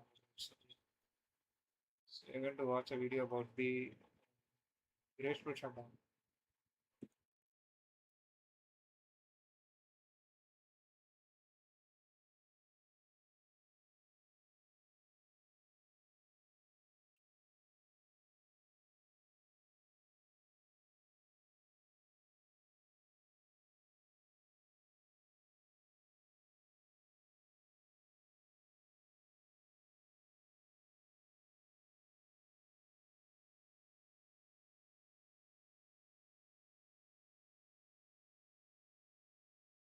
Okay guys, so welcome back again. So we are back again after a long time, but in this video we'll be talking about handling graceful shutdowns of our Node.js Express server. So the logic and reasoning would remain same if you're using any other framework apart from Node.js, if you're using Django for Python, or if you are using Ruby on Rails. So whatever you are using, the reason would remain same, that why do you want to handle graceful shutdowns to your server? Suppose you are updating your server and you need to shut down your server and then restart the server again. Then to handle that shutdown of your server, then you need to handle that gracefully, because simply if you are sending a term signal, that is kill the process, or if you are simply pressing Ctrl C to restart the server by sending a second signal, then it may not behave properly on restart. So firstly, let's see the reason that why do we need to handle graceful shutdown to our server. So to give you a reason, let's take an example of a shop here. So let's say the shop is your server and all the customers that are inside your shop are your requests. So suppose if the shop needs to be closed for maintenance, then what would you do? Or what would the shop owner would do? So the first thing he needs to do is to put a closed board on the entrance of the shop. That is, no other customers that apart from that are inside the shop, no other new customers are allowed to enter the shop. But what if the shop owner says that all the customers that are present inside the shop should leave immediately? That would not be a good experience for a customer, but instead the shop owner must allow all the customers that are present inside the shop to complete their orders or whatever they are buying, to pay the bills for that order, and then they can leave the shop. But no new customers are allowed. So until and unless the last customer is inside the shop while the shop is closed for maintenance, his orders, that is the customer's orders, are fulfilled and he or she exits the shop gracefully and not kicked out of the shop. So that's what we need to do inside our server also. That is, whatever requests are present inside the server or whatever requests have been arrived at the server and they are in processing, we should process those requests and send back the response. But at the very same time, no new requests are allowed from the clients. So that's what we are going to do in this video. And that is super simple to do inside a Node.js Express application. So without wasting any more time, let's dive into our code and let's see that how it's done. So if we have a look at this application here that I've created, so if we have a look at the package.json file, I've installed a couple of dependencies here, and these dependencies have nothing to do with graceful shutdowns. You can handle graceful shutdowns without these dependencies also, but they are only to initiate Express application. So here I'm using faker.js to simply generate mock data, Express for our Express application, Mongoose for making database connections to MongoDB, and then response time to see the response time header inside our response. That is how long the request took to get the response. So if we have a look at the package.json file, or firstly, let's have a look at the user model.js file. So it is a pretty simple user schema with name, age, and email. And this is what we have here to generate about 20,000 users we would be generating in a single call, just to show you that why we need to handle graceful shutdowns again. If we have a look at the app.js file, we have a super simple Express application. So we initialize the Express application here, and then we are simply using this module called, or this dependency called response time from response time, and it simply provides us a header with X response time. And then here we have a function here, so we'll come back to this function later on. And then we have a couple of routes here. That is the index route, which simply sends hello world here as the message here. And then I'll again come back to each and every route again. I'm just simply giving you an overview of the initial application. And then we have a route called get users, which simply gets all the users from the database. And then we have a route here to create a single user. So let me expand this. So it simply creates a new user without taking in the parameters from the request body. It simply generates fake name, email, and age. And then we have another route here called add many users.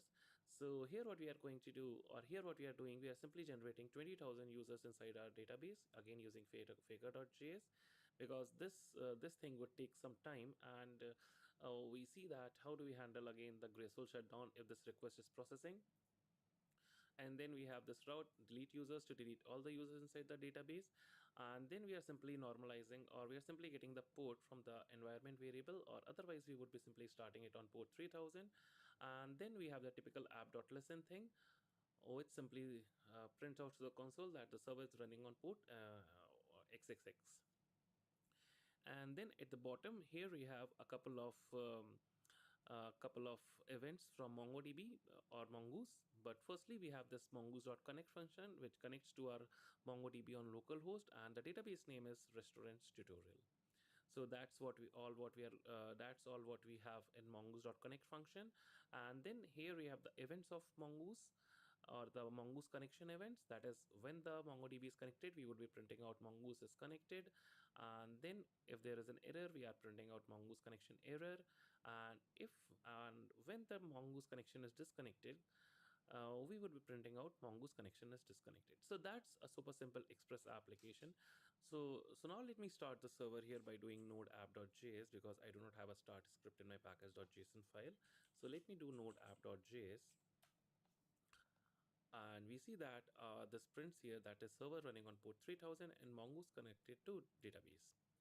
And now I'm using this extension in VS Code that is called REST client to make HTTP requests. And if you go to this extensions tab here in VS Code, and if you simply search for REST client, then the first thing which you would get here, that is by this guy here. I don't know how to pronounce this proper noun, Hua Chow Mao. So that's what I'm using here by creating this file called rest.http to make our HTTP requests. So let's go back here.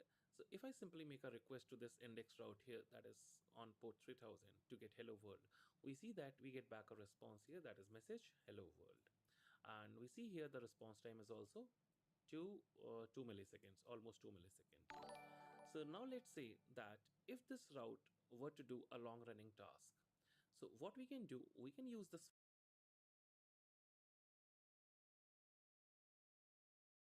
Welcome, Nitin Shukla bhai. function here that I created here, that is long running task, and it returns a promise here that is resolve comma reject. And after a timeout of 5 seconds, because here I provided 5000 milliseconds, so it resolves after a timeout of 5 seconds. And then finally we are resolving it with an empty string. So what we can do to execute this function, what I can do, I can go to this route here, that is our index route, and here I can simply do await long running task, because this long running task returns as a promise, and we are inside an async function, so we can simply mimic some long running task here that that keeps processing for 5 seconds. And what else do we have here? We have console.time here to simply calculate the time this request took to complete. And we have this log statement here, that is request received, and then we have log statement response sent, and finally we have console.timeIn, which would simply provide us the total time from line number 19 to line number 24 it took to process these lines. So that's what this console.time and console.timeIn means.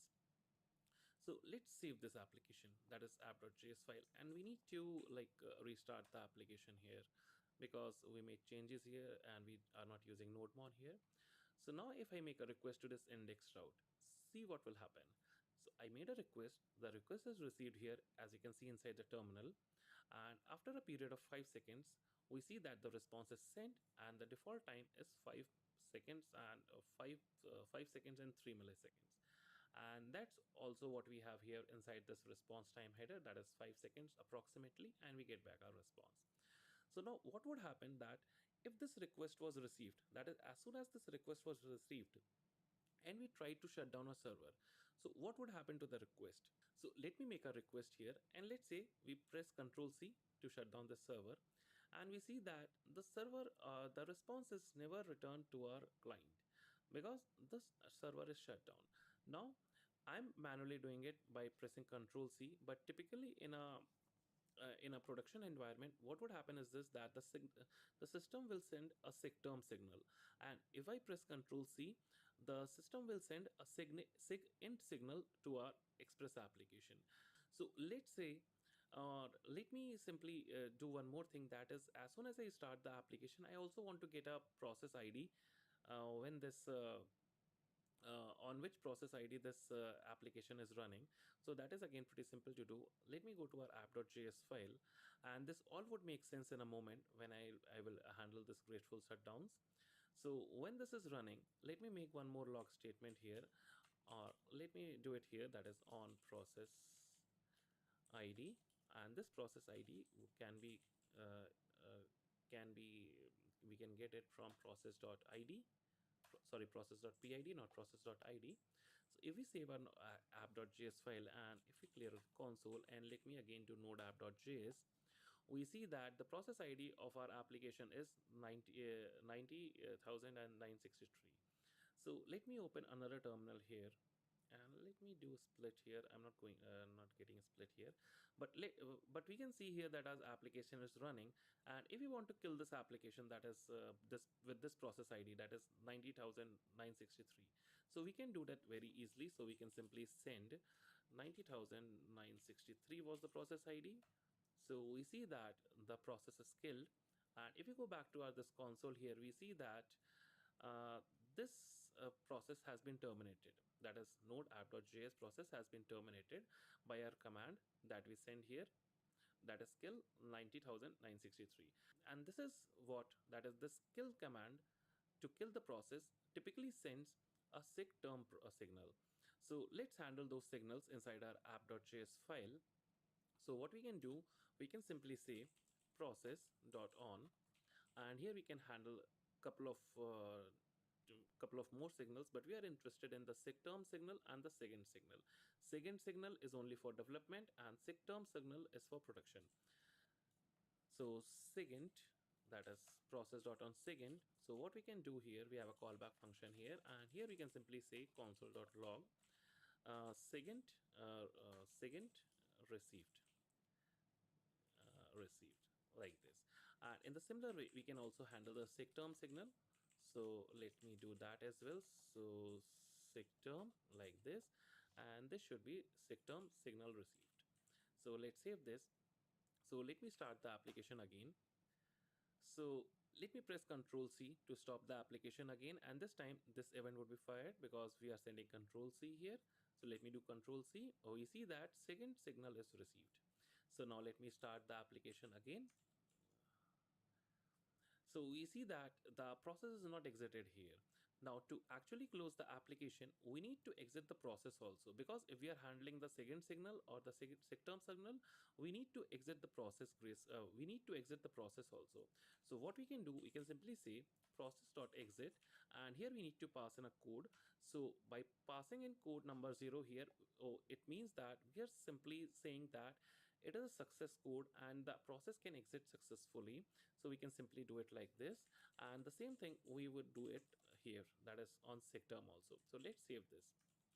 So we need to close this terminal here. So I've closed the terminal. So let me start the application again, and this time we see that we are up and again, that our server is up and again. So what I'll do, I'll simply open another terminal, or before opening another terminal, let me simply press Ctrl C again to exit the process by passing in this code here, that is 0. So let's see, press Ctrl C, and we see that signal is received, and we are exiting the process with the status code of 0, which means we are exiting the process successfully. And in the same way, if I simply clear out the console once again, and if I simply start the server again, we see this time our process is on 91,500 process ID, and we can open another tab here or another terminal here, and this time we can simply send a kill signal or a kill command to fire up this fire up this event, that is secterm. So let me press this. So nothing happens here, but if we go back to our previous console, we see that this time the secterm signal is received. So these are the two most important things that you should know, that is what is SIGINT and what is secterm. So if you're sending a kill command, then it means secterm, or if you're pressing Ctrl C, it means that the process receives SIGINT signal. So now what I'll do, I'll simply start the server again. Say this node app.js, or before starting a server, let me minimize the terminal here. So now, to handle graceful shutdowns, what do we need to do? We need to successfully or gracefully shut down our server. So if we have a look at this app.listen method here, or app.listen function, this function provides us a server instance. As we can see here, if we hover over this listen thing here, we can see that it simply provides us with an instance of HTTP server. So what we can do, we can simply extract that, or we can simply make a constant variable here, that is server equal to app.listen, and nothing changes here. But this HTTP server is now can be referenced by this constant variable here, that is server. So as soon as we receive a second signal, so now what I'll do, I'll simply cover one of the things here, that is second, and then we'll simply use this secterm also, because we need to do the same things inside the second and the secterm. So I'll be focusing on this second as of now. So as soon as we receive a SIGINT signal, what should we do? We should close down our server. That is, we put a closed board outside our shop or outside our server.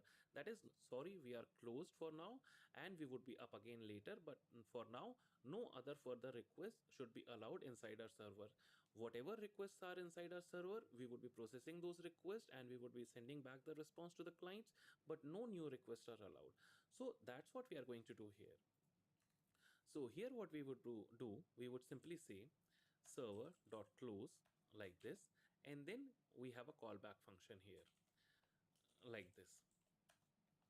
And in case you want to handle the error inside the close function, you can handle that as well, but I'm not going to do that because it is not necessary.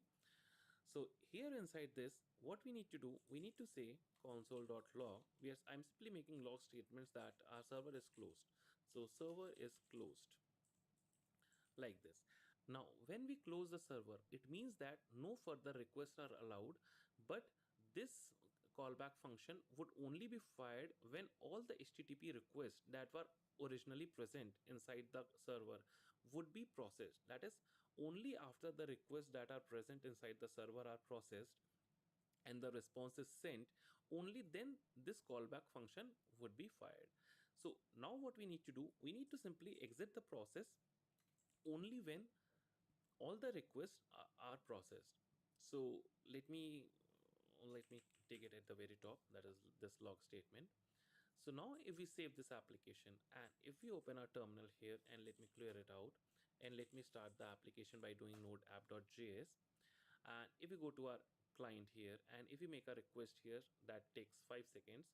So let me send a request here. We see that request received, and we see that the response is sent and it took this many seconds. So let me stop the process here, and this time we see that second signal is received, and at the very same time we see that server is closed because there were no other pending requests to be completed. So therefore the server is instantly closed. But this time watch what would happen. So let me clear out the console once again. So let me start the application once again. And now what I'm going to do, let me make it like larger here. So now watch what would happen. So I would be clicking this button, that is send request, and before completing 5 seconds, because this request takes 5 seconds to process, and before that those 5 seconds are complete, I would be stopping my server by pressing Ctrl C to send a second signal. So watch what would happen. So let me send a request here. Request is received. So let me put Control C. We see that we get a message here that a second signal is received. But at the very same time, we also see that the response is sent. The default time is this time here, and only after that the server is closed. That is, only after we have processed all the requests, the server is closed. So this is how you handle graceful shutdown. So if you want to see it once more, so let me do it once more. So let me clear out. So node app.js. So you can start your timer as soon as I press the send request button and as soon as I press Control C, because let me press send request, let me press second, that is Control C. So we are here, that is second received, and then once we process the request, that is this response is sent, then only we are coming here, that is server is closed. That is this thing here, and moreover you can see that this server is closed is coming after this default time is printed. This default time is coming from this line number here, that is from line number 24, and only after that the server is closed. So this is how we handle graceful shutdowns. And in the same way, what we can do, we can copy all the logic here, that is server.close, and we can paste it here inside the sig term also. So if I save this and if I do node app.js once again, so node app.js once again, oh, we have this process ID. So what we can do, we can simply send a kill signal to this process ID in a moment. Let me split it. Let me delete this terminal here. Let me do it this way. So now what I'll do, I'll simply send a kill signal to this process ID, that is 92118, so that we can see both in view. And let me go to this REST client here. So let me make a request here. So request received. Let me send a sigterm signal here. Sigterm signal is received, but the server is closed only after we process the request. That is, only after we send the response. So this is how we handle graceful shutdowns. So now let me take it one step further.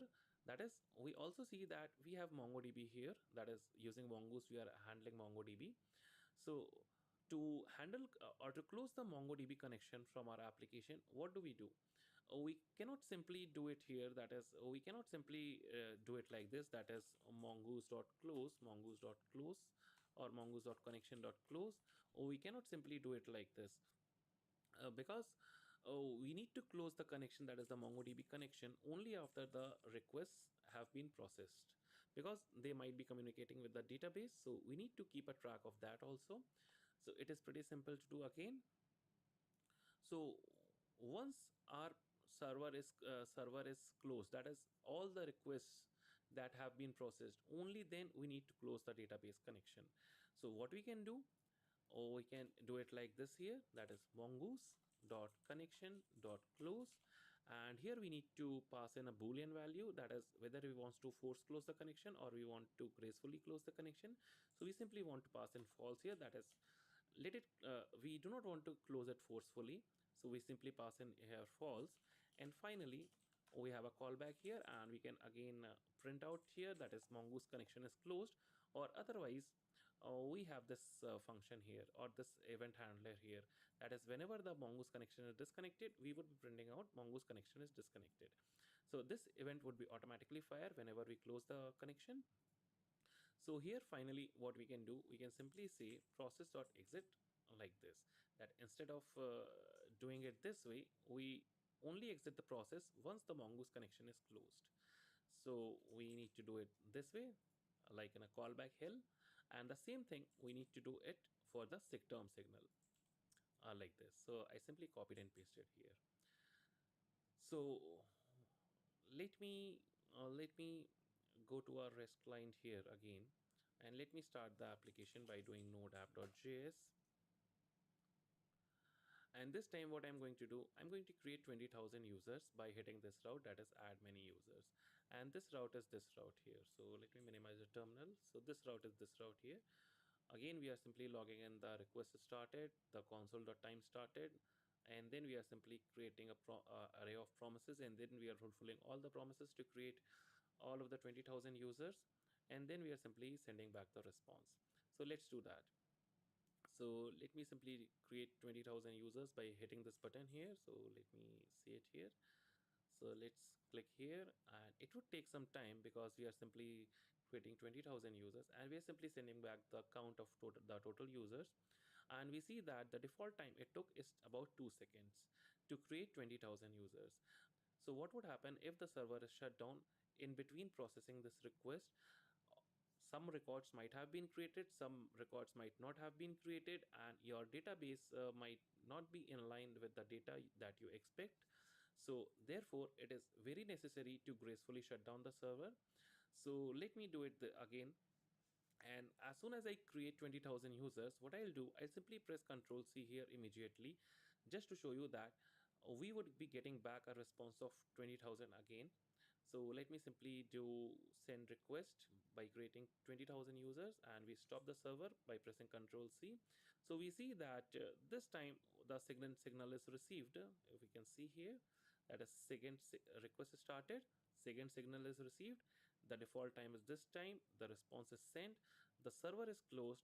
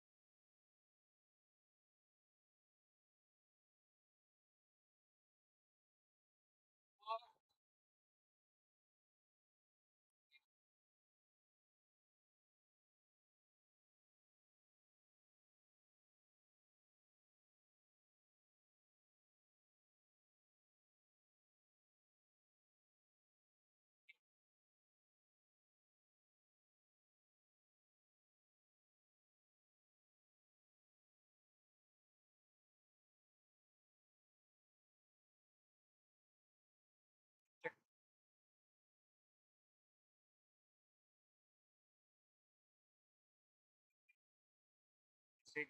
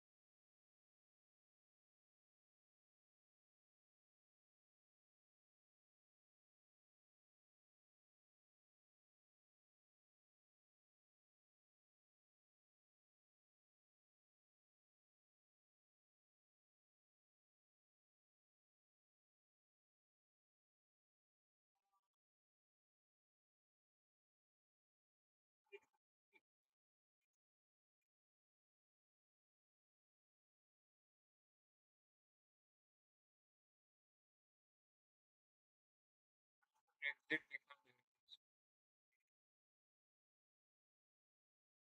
but it should be printing the shutdown. It did not even print the shutdown.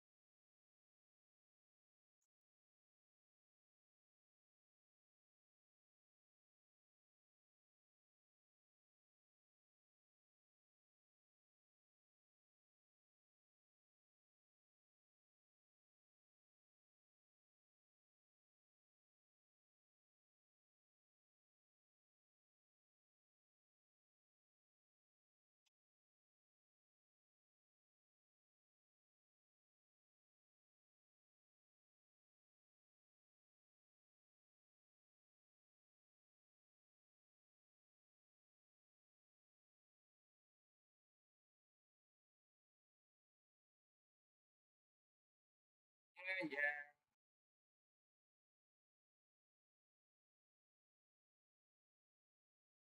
So,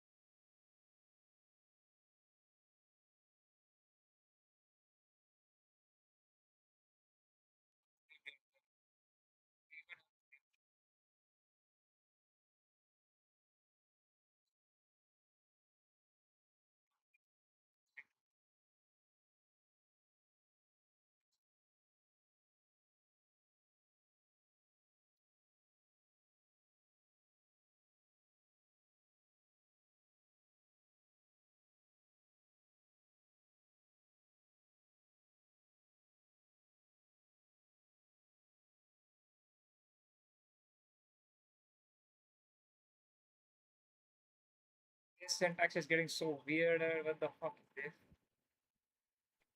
Still not responding to my control C and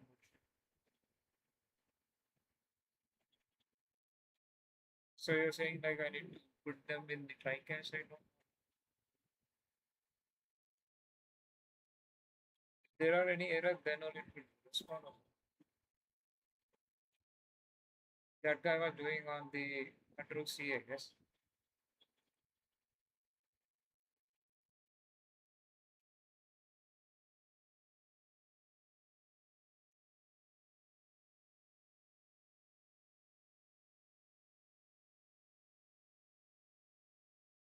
Any error there.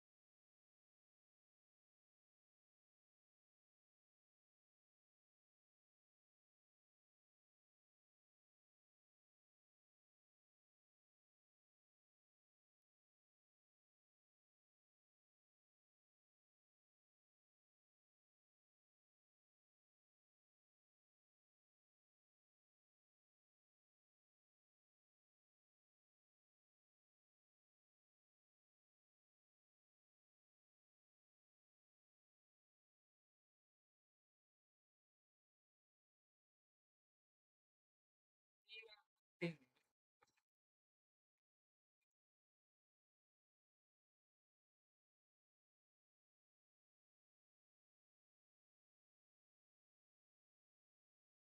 Yeah, so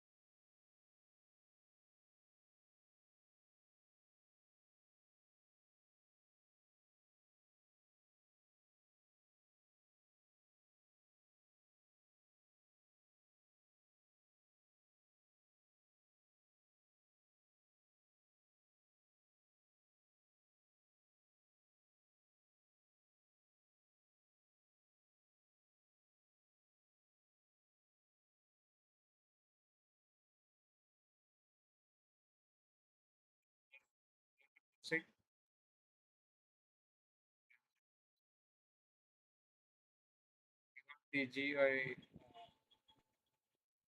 of the game is this Gentox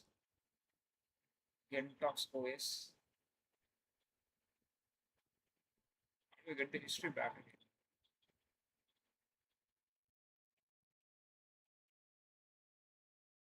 The history.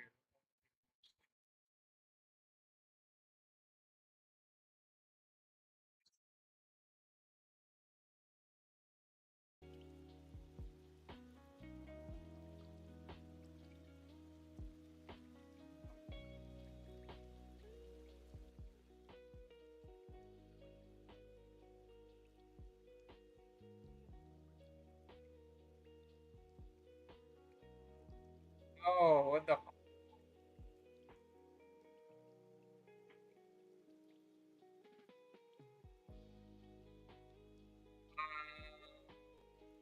So where are we right now? User is asking why Graceful is not working. Main issue does not work on the Windows because the node on the Windows does not support this again. Okay, crazy. Then how do I do that? The process gets killed an exception rather than a waiting again.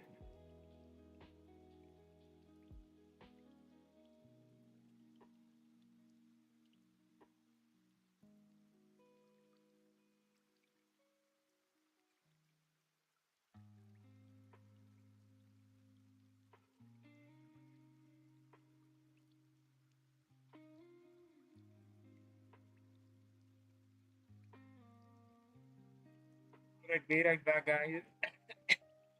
That's time.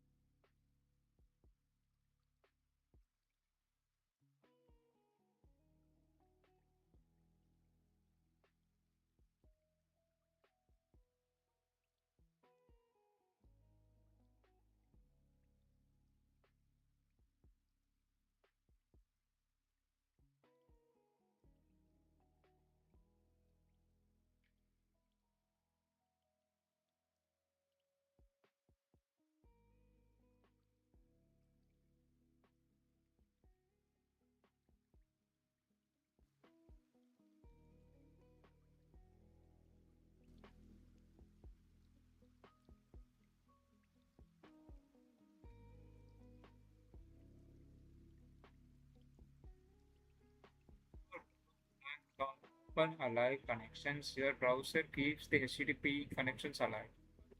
Edit the health point from the browser and server closes. Wait for all connections to finish before calling callback. Prisma disconnects and the process exits never run. So it look like shutdown isn't working. Disconnecting log. Async here is pointless when the server closes. Callback does not await for your async body before process. That's not a block.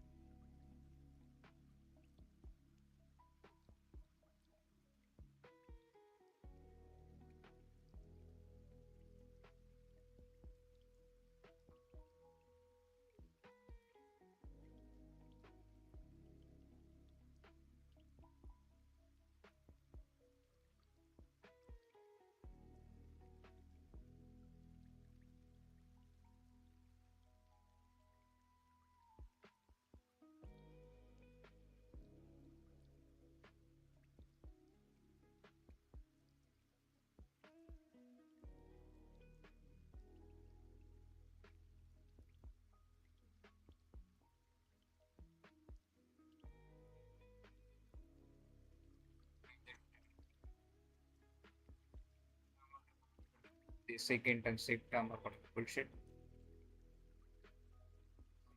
And before server close, add in server close ID connection. SIG.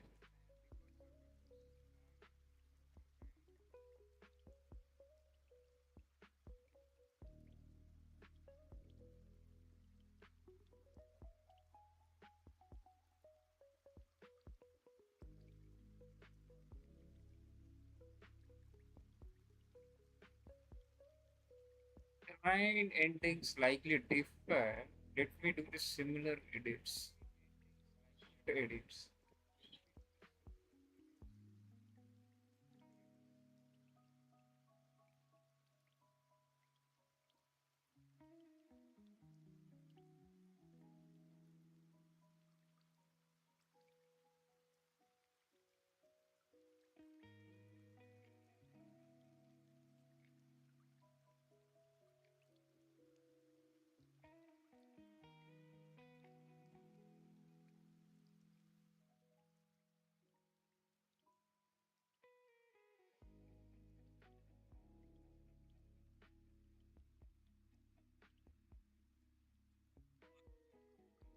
Here, let's shut down false and shutdown will be here and to receive the signal.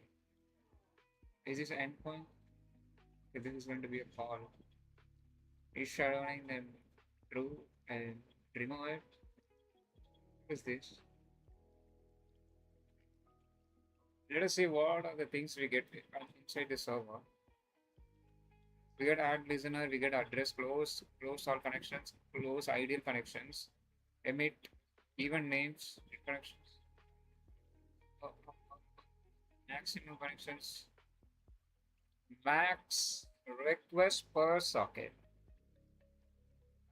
Once prepend listeners, remove all listeners, even have set timer. What is symbol?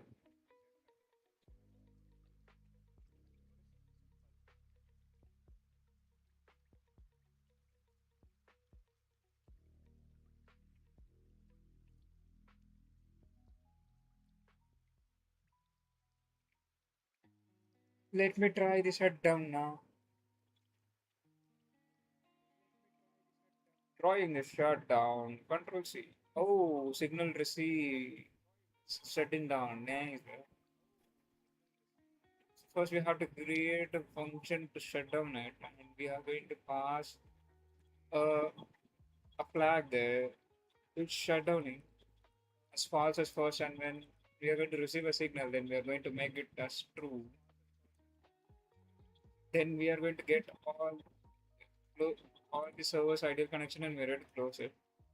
On close, we're going to exit everything, and after exiting that thing, we are going to disconnect the what do you call this thing? Yeah, PG Postgres database, and we're going to exit out of it.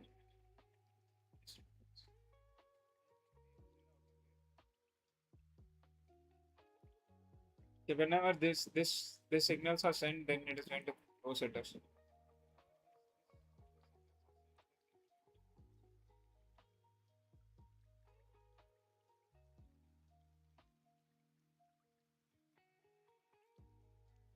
Annual annual is not needed.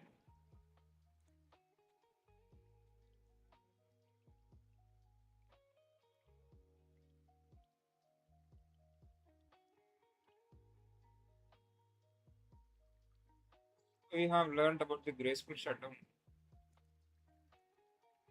I don't know how much long we can remember this shit, but yeah, this is good.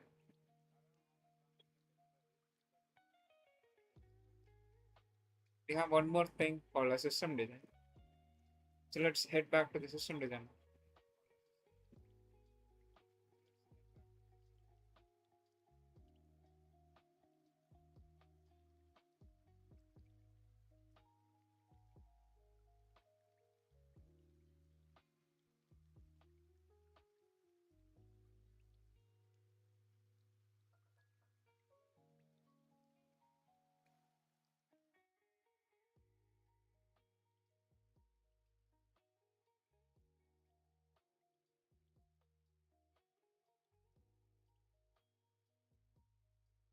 Design patterns for the basic content. Let's run the design patterns. Design patterns. Design patterns. A normal one, not the language based. I don't need the language based. Is he going with the Java? He's going with the Java. We just have to design pattern the movie.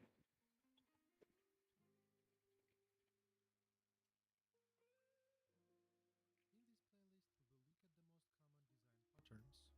So what are they exactly? Imagine them as battle-tested solutions to recurring design problems. They are like blueprints for solving common issues in software development. Design patterns are born out of the collective wisdom of experienced developers, offering a structured approach to problem solving. Wait. Now, let's We have we can check the topic instead of just directly jumping instead.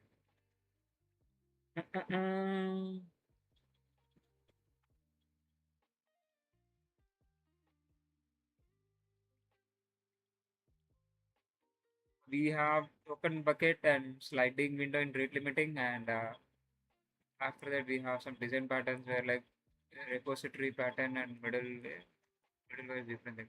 Circuit breaker pattern and a chain of responsibility. So let's learn the token bucket and sliding window. Types of rate limiting. Types of rate.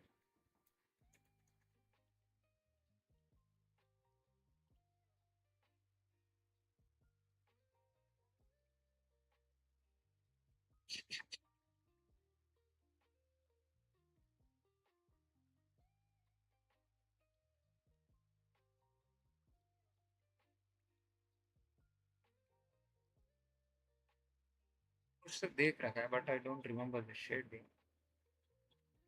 When the hell did I even watch it? Hmm. All right.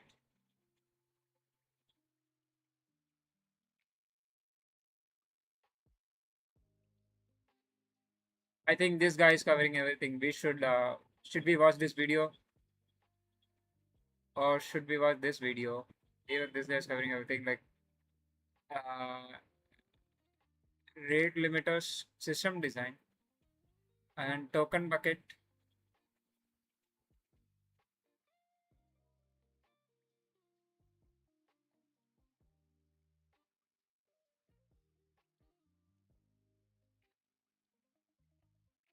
It only took 7 minutes to explain the sliding window rate limiting. Is that so easy?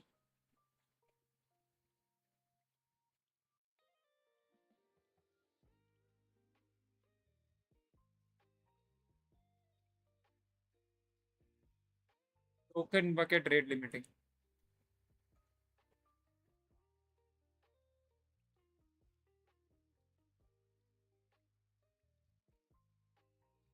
Implementation is better, I guess.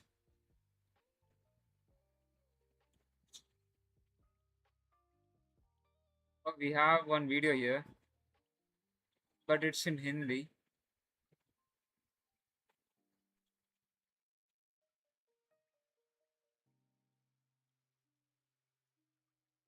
And token bucket. Even this guy is covering in Hindi. You guys won't be able to understand that.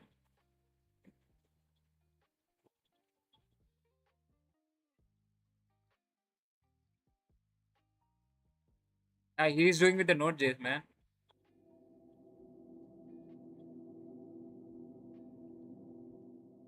Hey everyone, welcome back to the channel. The intro was so loud that my ear blasted, bro. What the fuck? Two most popularly used rate limiting algorithms that are leaky bucket algorithm and token bucket algorithm. So in our previous video, we implemented a fixed window rate limiting algorithm. He's using IO Redis, but we used a Redis client, I guess. But we were running them on the local, how do you call this? Docker.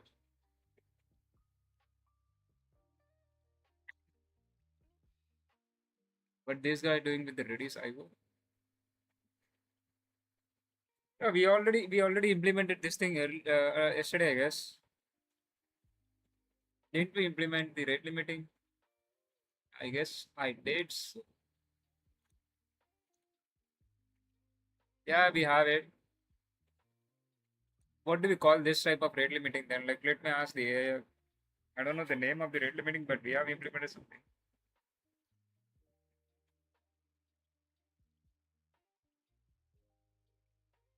What is this? Rate limiting is known.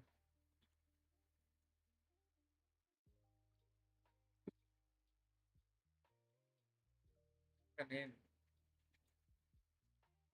The algo name. Algo name.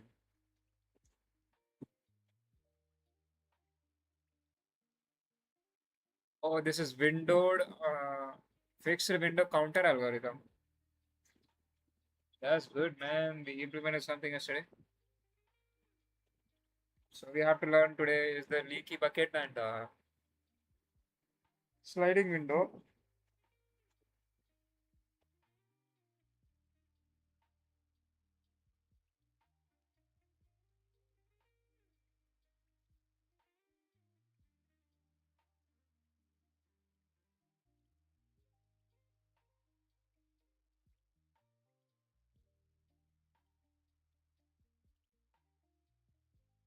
Sliding window counter tracks the timestamps of.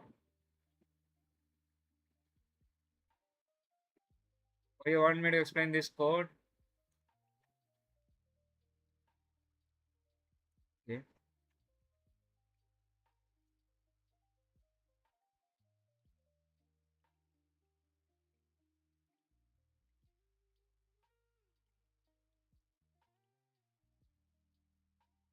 This thing is called as middleware. So middleware sits in the middle of request and response cycle. Whenever user requests something from this to the server, then what it does is like it takes the IP of the user and going to have the 10 constant requests. Like you can either request 10 times at a time or like maybe in a sequence of time. Once you reach the 10 number of requests, then after that we are going to store the key. In Redis, we have to store the key like this, so the other softwares can interpret the these things and can take the IP and other things together. Like they have some sort of what do you say that? Like we have tables in Mongoose, right? In the Postgres, right? Like same like that. We have some different tools to see what kind of keys are stored in the application. So for that formatting, we every time follow this naming convention for the creation of keys. And in the cached IP, what we are doing is like for to get something from the Redis client, we use the get method, and we are going to get the key. And so the key is supposed to be the user IP, which is coming from the request here. And if the cached IP is null, then we are going to set the count as one, and which is going to be a string. When later we are going to pass the same count, and next is supposed to move your controller to the next function, which is like saying like everything is fine. You can move to the next control, something like that. Once you hit a URL, then it will check. Yeah, this user is legit and everything is going well. If that is fine, then it will move to the next controllers or next routes. And then after that, we have this thing where we are going to increment the count. Whenever this thing is true, then we are going to check get the current count from the cached IP, and going to check if it is greater than the request. Then we are going to tell that you are sending too many requests, which is like 429 supposed to be the status code of that thing. And every time we are incrementing the count, and we are going to set back inside the Redis client. To set the values, we use setx, and setx takes the key, and TTL is like time to live, and the new value here. And after these things are done, then you have to move the controller to the next thing. Otherwise, it will be stuck in infinite loop, something like that. So once you do this thing, and if you call this thing in the controller or route, then this will start working. So this is like saying like if one user hits the 10 requests at a time, then the user will get the 429 for 60 seconds, and after 60 seconds, when user tries to access again, then his number of requests can't become 1. And when the count is already there, then we are going to check if it is greater than my total number of requests. If it is there, then we are going to return this thing like too many requests. Otherwise, we are going to increment the count and set back in the radius again. That is how this is working. So this is like windowed counter algorithm.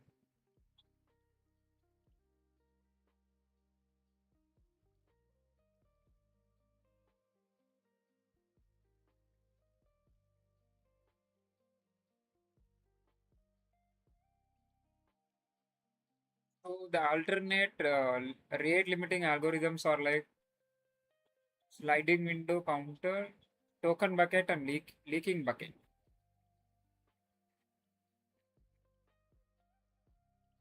And a sliding window rate limiting algorithm.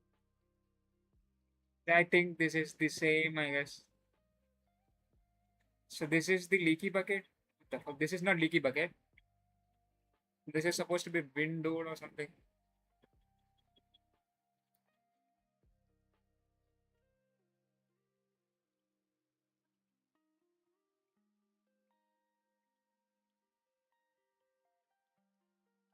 Hello everyone, welcome back to the Key Concepts in System Design series. In modern computer systems, rate limiting is an essential technique that helps prevent system overloads and ensures stable service, especially in high-traffic situations. For example, during a flash sale on an e-commerce website, rate limiting can prevent too many users from accessing the system at once and causing it to crash. In API services, rate limiting ensures that the service remains stable by preventing any single user from overloading the system and disrupting access for others. Additionally, rate limiting algorithms are common topics in technical interviews, testing a candidate's understanding of traffic management and system performance optimization. Today, we will explore 5 common rate limiting algorithms: the leaky bucket algorithm, the token bucket algorithm, the fixed window counter algorithm, the sliding window log algorithm, and the sliding window counter algorithm. By learning these algorithms, you'll gain insights into how to choose the right rate limiting strategy based on your system's needs, enabling efficient traffic management. The first rate limiting algorithm is the leaky bucket algorithm. You can think of it as a bucket with a hole at the bottom. The bucket has a fixed capacity, and water can be poured into it at any rate, but the water leaks out at a steady rate from the hole. If the water is poured in faster than it leaks out, the bucket will overflow, and the excess water will spill out. That is, it gets discarded. Let's look at an example. In a computer system, the leaky bucket can be seen as a first-in, first-out, FIFO queue. Suppose we have a queue with a capacity of 5, and the system can process 2 requests per second. At the start of the first second, a user sends 4 requests. These requests are added to the queue. Since the system processes 2 requests per second, it handles the first 2 requests, leaving 2 in the queue. At the start of the second second, the user sends 4 more requests. Now, with 2 requests already in the queue, there are a total of 6 requests. Since the queue capacity is 5, only the first 3 new requests are kept, and 1 extra request is discarded. During this second, the system processes 2 requests, leaving 3 in the queue. In the third second, no new requests arrive, so the system processes 2 of the remaining requests, leaving 1 request in the queue. In the fourth second, with no new requests, the system processes the last request in the queue, leaving it empty and ready for new requests. As this example shows, the leaky bucket algorithm ensures that requests are processed at a fixed rate. Even if a large number of requests arrive in a short time, the system queues them and processes them steadily, preventing overload. If too many requests arrive and exceed the bucket's capacity, the extra requests are discarded. The strength of the leaky bucket algorithm is its ability to provide stable traffic control, ensuring that the system processes requests at a consistent rate, preventing overloads. Its simplicity makes it easy to understand and implement. However, its limitation is that it lacks flexibility in handling sudden traffic spikes, and any excess requests beyond the system's capacity are discarded. The leaky bucket algorithm is well suited for scenarios where stable request handling is needed. It is often used in network bandwidth management to limit data transfer rates, in video streaming to ensure smooth data transmission, and in certain server request handling to maintain a steady processing rate and prevent overload. The second rate limiting algorithm is the token bucket algorithm. Unlike the leaky bucket algorithm, the token bucket algorithm allows the system to handle more requests than the fixed rate for short periods, making it better suited for dealing with burst traffic. Here's how the token bucket algorithm works. Tokens are added to a bucket at a fixed rate. When a user makes a request, the system checks if there is a token available in the bucket. If there is, the system takes a token and processes the request. If no token is available, the system may either discard the request or delay its processing. The bucket has a limited capacity, so when it reaches the maximum number of tokens, the system pauses adding new tokens until some are used. Let's consider an example. Suppose we have a token bucket with a capacity of 5 tokens. The system generates 3 tokens per second, and each request consumes 1 token. Here's how the system handles requests. At the start of the first second, the system generates 3 tokens, so the bucket now contains 3 tokens. A user makes 2 requests, and the system takes 2 tokens to handle these requests, leaving 1 token in the bucket. At the start of the second second, the system generates 3 more tokens, so the bucket now contains 4 tokens. The user makes 5 requests, and the system uses 4 tokens to handle the first 4 requests. However, since there are no tokens left, the 5th request is rejected. At the start of the third second, the system generates 3 tokens again, so the bucket now contains 3 tokens. No new requests arrive during this second, so the tokens remain in the bucket. At the start of the 4th second, the system continues to generate 3 tokens, but since the bucket can hold a maximum of 5 tokens, it now contains 5 tokens, ready for the next requests. The advantage of the token bucket algorithm is that it offers some flexibility, allowing burst requests up to the bucket's capacity, making it suitable for handling short-term traffic spikes. Additionally, it is relatively simple and easy to understand and implement. However, it has some drawbacks. First, there can be memory usage issues, as having a separate token bucket for each user can lead to increased memory consumption as the number of users increases. Second, it doesn't guarantee a smooth request rate. Finally, tuning the parameters like bucket capacity and token generation rate can be complex and requires careful adjustment based on the actual system needs. The token bucket algorithm is widely used for API rate limiting. For example, public API can use this algorithm to control the request rate from individual users or applications, preventing server overload due to excessive requests. It can handle occasional request peaks while maintaining overall traffic stability. APIs like Stripes and AWS EC2s use the token bucket algorithm for rate limiting. The third rate limiting algorithm is the fixed window counter algorithm.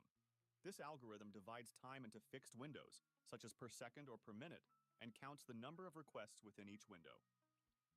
If the number of requests exceeds a set threshold, any excess requests will be rejected until the next time window starts. At the end of each window, the counter resets and begins counting again. Let's look at an example. Suppose we use a fixed window counter that resets every minute, with a threshold of allowing up to 5 requests per minute. In the first minute window, at the 10-second mark, the system receives 2 We have this requests. thing implemented in our Since code the right now. request count does not exceed the threshold, all requests are processed. The counter records 2 requests. At the 30-second mark, the system receives 3 requests. The request count still does not exceed the threshold, so all requests are processed. The counter now records a total of 5 requests. At the 40-second mark, the system receives 2 more requests. The system sees that the total request count is 7, which exceeds the threshold, so these 2 requests are rejected. At the end of the first minute, the counter resets to 0. In the second minute window, at the 1 minute and 40-second mark, the system receives 1 request. The request does not exceed the threshold, so it is processed. The counter records one request. At the 1 minute and 50-second mark, the system receives 3 requests. The request count is still within the threshold, so all requests are processed. The counter now records a total of 4 requests. At the end of the 2nd minute, the counter resets to 0. In the 3rd minute window, at the 2 minute and 10-second mark, the system receives 4 requests. The request count does not exceed the threshold, so all requests are processed. The counter records 4 requests. At the end of the 3rd minute, the counter resets to 0. From this example, we see that the fixed window counter algorithm divides time into fixed windows, with request counts within each window being independent, ensuring the system does not overload due to temporary spikes in requests. However, one potential issue with this algorithm is that while the request count within each window does not exceed the threshold, requests may exceed the threshold at the window boundaries. For example, in this case, from 1 minute and 40 seconds to 2 minutes and 10 seconds, the system handled a total of 8 requests, 1 plus 3 plus 4, exceeding the threshold of 5 requests per minute. It is worth noting that the fixed window counter algorithm may seem similar to the token bucket algorithm discussed earlier, but there are differences. The fixed window counter resets the count to 0 at the end of each time window, while the token bucket algorithm allows unused tokens to accumulate and be used in the next period. Additionally, the complexity of state management differs between the two. The counter's state management is simpler, while the token bucket state management is more complex. The advantages of the fixed window counter algorithm are that it is simple and easy to implement, with clear request statistics for each time window and no need for complex state management.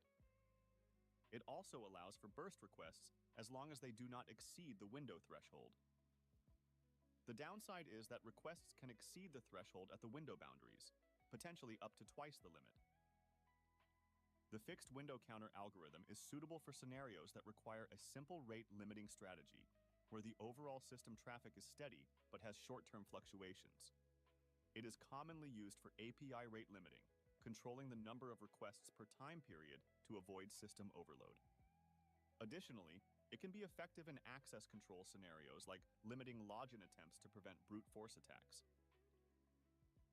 The 4th rate limiting algorithm is the sliding window log algorithm. It improves upon the fixed window counter algorithm by addressing the problem of request spikes at the boundaries of fixed windows.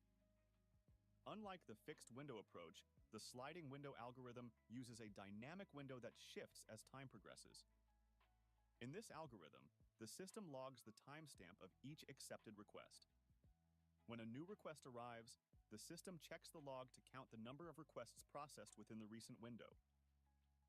If the count is within the limit, the request is accepted and logged. Otherwise, it is rejected.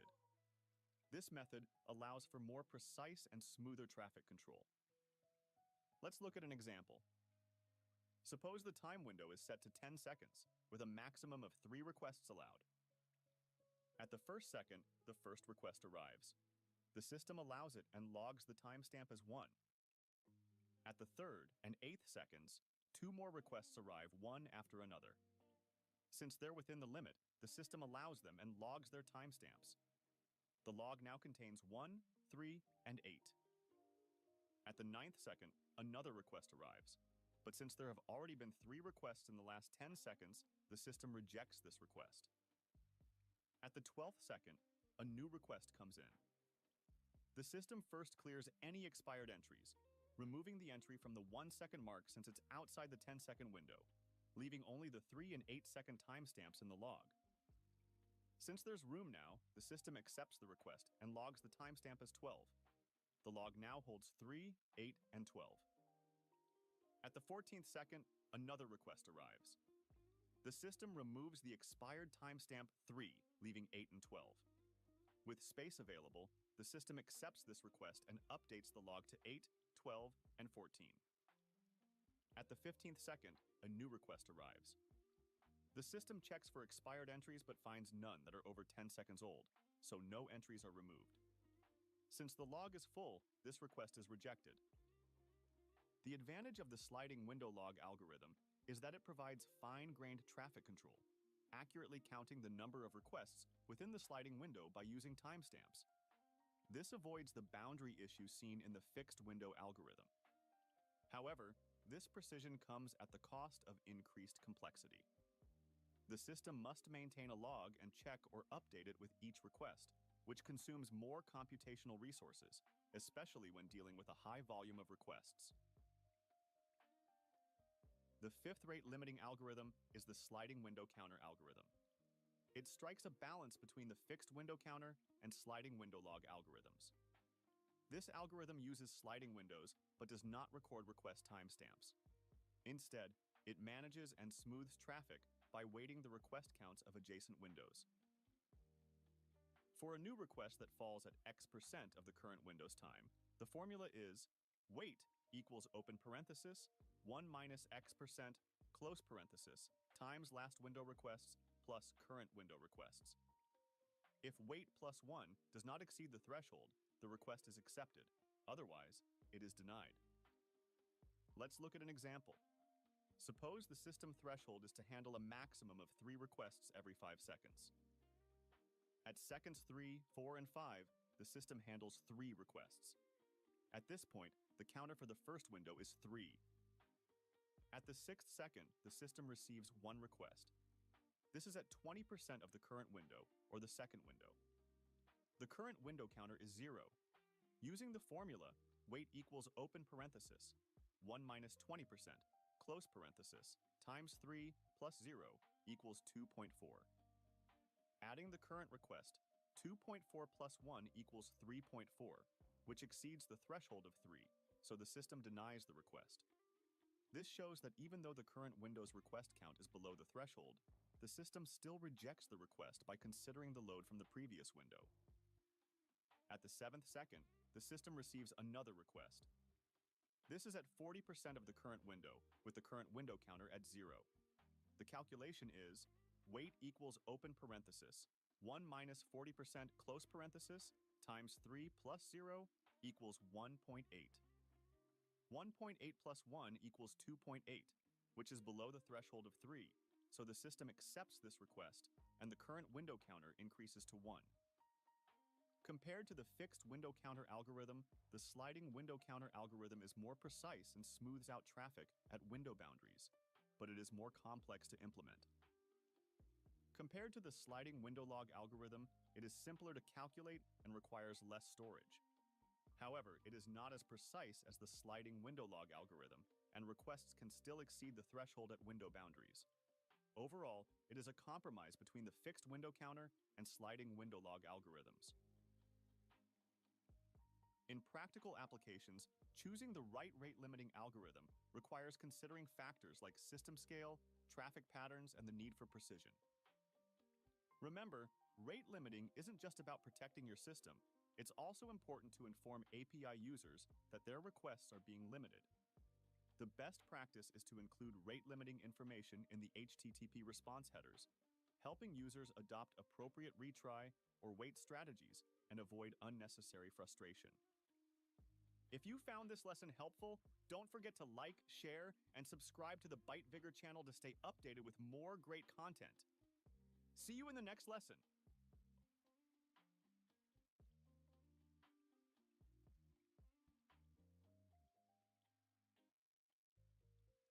Hello everyone, welcome back to the Key Concepts in System Design tutorial series.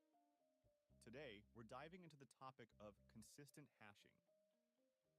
Consistent hashing is a crucial technology in distributed systems. Hello everyone.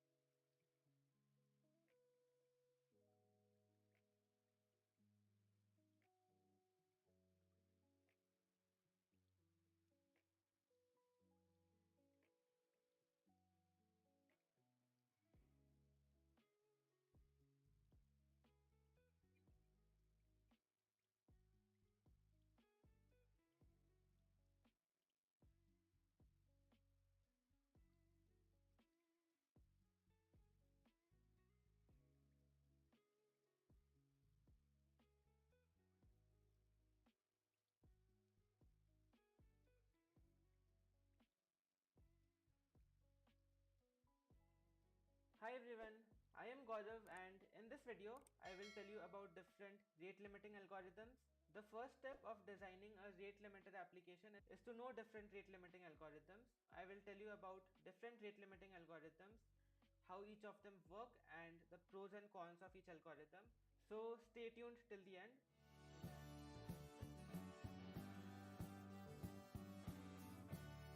Imagine you have an application hosted on the internet and people are using your application to submit some request and they get some result in return. Now one day you wake up to see that your application has crashed. The reason, your application received too many requests, and these requests were not even from genuine people. These were from spam accounts. Now this type of attack to bring your system down using spam request is called DOS attack. DOS stands for denial of service. One of the ways you could have prevented your application from going down is by making use of something called rate limiters. As the name suggests, rate limiters are used to control the rate of incoming traffic from a certain user or from a certain source. It can be from a certain IP address as well. So if you had used a rate limiter in front of your application, chances are that your application would still have been working. Almost all APIs published by large tech companies enforce some kind of rate limit. For example, X, or formerly known as Twitter, had a rate limit of 300 tweets for 3 hours. You cannot post more than 300 tweets in 3 hours, and this is per user. Similarly, Google Docs APIs have the default limit of 300 requests per user in 1 minute. Now, rate limit is also used if you want to expose a trial version of your application. You don't want the person trying your application to actually use your services, but to just get a taste of how your output looks like. In that case also rate limiters are used. For example, for trial users, you can set that per user they can't use more than one request per day. So that's where rate limiting applications are used. The token bucket is a very common rate limiting algorithm used by many of the big companies. For example, companies like Amazon and Stripe use this algorithm to throttle the requests based on a certain criteria. To understand token bucket algorithm, assume that you have a bucket and assume that I want to design a rate limiter which allows 3 requests per second. Now in this bucket, I fill 3 tokens. The capacity of this bucket to accommodate tokens is 3. If I try to put any more token into this bucket, the token will just fall off. Like the bucket can't have more than 3 tokens. Now I also have a pipe, and this pipe sends token to this bucket at the rate of 3 tokens per second. Now assume a request comes in. My logic is for a request to pass, it should pick up a token from this bucket and it should go to my service. So once this request came in, it saw a token was present. So the request took the token and it was allowed to go to the service. Now assume a new request comes in. Let's call it request 2. It took this token and it was allowed to go to the service. Now 2 more requests comes in. Let's call them request 3 and request number 4. Since there is only one token left in the bucket, since request 3 comes in first, it picks up the token and it is allowed to go to the service. But for request 4, since there are no tokens left in the bucket, we drop this request. Since this algorithm is an analogy that uses token and bucket, we call it token bucket algorithm. Now this pipe will replenish the tokens every second. So once 1 second passes, 3 new tokens enter this bucket, and any more request that wants to come in can take the token and serve the request. This is the basic idea behind token bucket algorithm. Now let's look at how to implement rate limiter in our system. I will create a flowchart showcasing the algorithm. So I have my rate limiter here. This big box is my rate limiter, and inside it we will maintain two things: token refiller. For our use case, the rate will be 3 tokens per second, and we will also have a bucket containing these tokens, and we will have a decision making service which will check if there are enough tokens. Now when a request comes in, it will go to this service, and this service will then check if there are enough tokens in the bucket. If there are no tokens, this service will return an HTTP 429 response to the user. This response means that the user has exhausted his request limit. Now assume a case that the bucket has tokens. This service will then take a token from this bucket and direct the request to the service. This is the basic flowchart of token bucket algorithm. This is pretty simple. To create this algorithm, you need to configure two parameters. One is the token refiller rate, the other is the bucket size, the size of this bucket. Some of the pros of this algorithm is it is easy to implement since the logic you saw is straightforward, and it is also memory efficient as it does not include storing the request or storing the timestamp of the request and maintain all those logs. So that's it for this algorithm. Now let's look at the next, which is called the leaking bucket algorithm. As the name suggests, this algorithm contains a bucket that leaks. I have drawn the bucket in a tilted fashion so that it is easier to explain, and we have our consuming service here. Now this bucket is of a fixed size. You can think of this bucket similar to a queue structure with first in and first out. Now whenever a request comes in, it sees is the bucket empty. If it is empty, it will get stored in this bucket, or we can say it gets added to the queue, and then another request comes in, it sees that there is space in the bucket, and so it goes to the queue. And now a third request comes in, it sees there is space and it enters in the queue. The catch is the queue is the bucket size and it has a fixed size.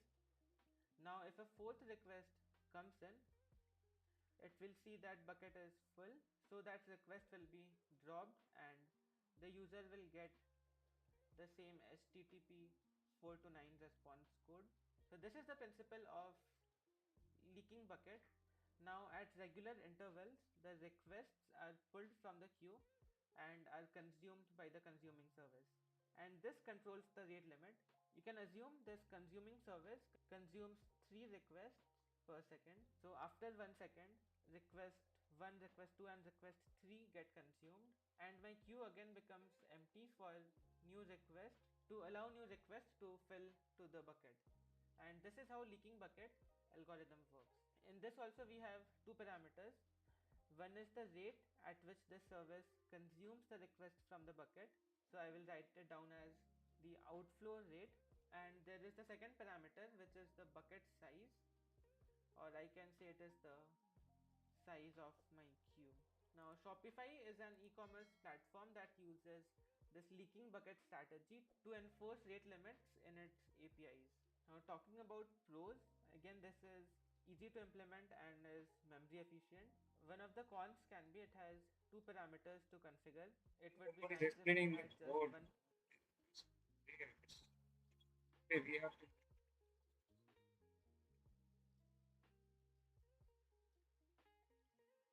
Welcome, welcome, Swat.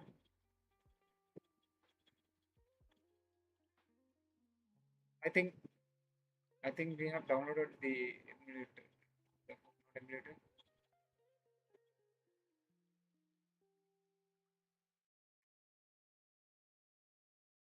ISO, iOS, ISO.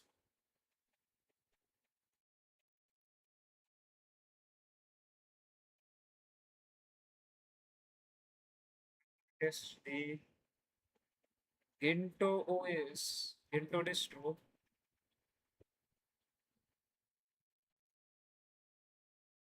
Yeah, it should be. You can take till 1.5 and 8 GB. Yeah.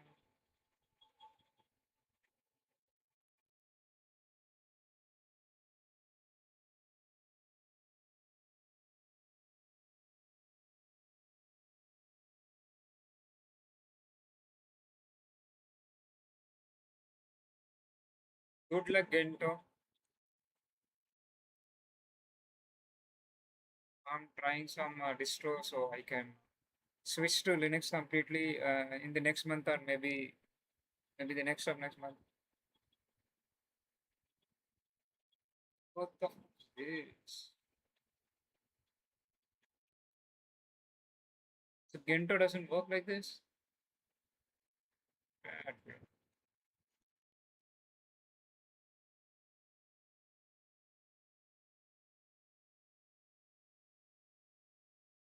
There are some boot order and bullshit. What the fuck is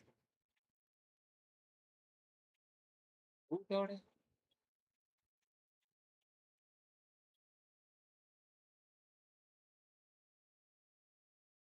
Ah, you just use this shit.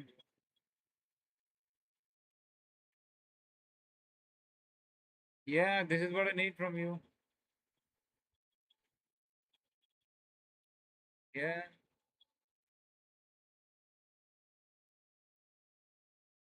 Come on, buddy. Scaling mode, yeah, scale mode. There we go. And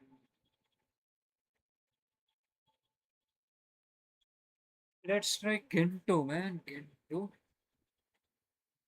People were spamming like use Gento on the Reddit. So I thought, why not use Gento first? Staging service dependencies. What the fuck is that?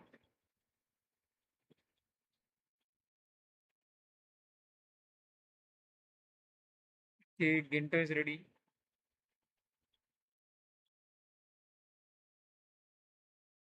No way. I'm using the same thing again, back again. Like, what the fuck? I thought this was Gento. Am I tripping right now? What the hell?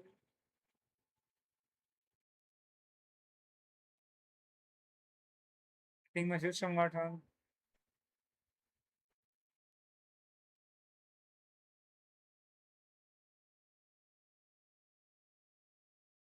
Hello, whatever is wrong with the mouse pointer. I don't know, like it's becoming big, small, and again it's becoming too large.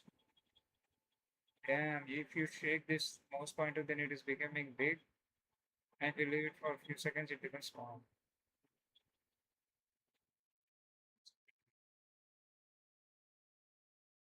Yeah, what happened, man? Just load the shit, bro. Do you need more RAM? Hell no. I was trying to install the Gentoo.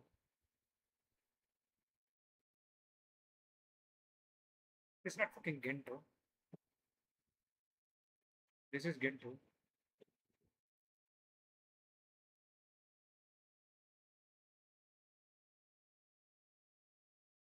Alright, my system is fucking hanging.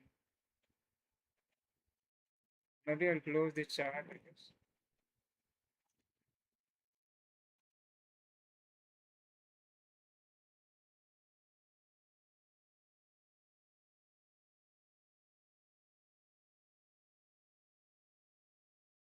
Yo, Gento, what happened to you, bro? Do you want more RAM? I'm gonna provide you 2 GB RAM, but please work properly. Machines. Do we have a base RAM? Base RAM of this, I'm gonna give you 2 GB. And video is better, more than enough. Yeah, Matt, let's go with the bridge. Bridge can be so harmful when if anybody scans, then I'm done.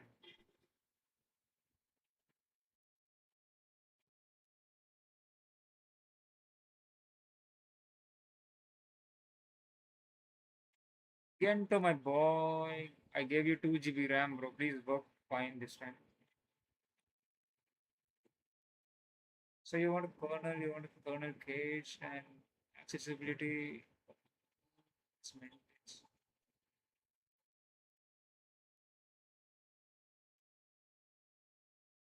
Yeah, don't scare me, man. GenPD disabling the unused power domains. Shit, he's doing a lot of stuff right now. So this is booting. Now everything is green. I love this. Looks like the Arch Linux. Should we try Arch Linux as well as? I don't know how hard it is to install the Arch Linux on the VM. We'll try how to install. Let's do the fun thing, which is going to be the shaking of mouse pointer and become big, more big, even more, even more, even more, even more. But this is the highest size, I guess.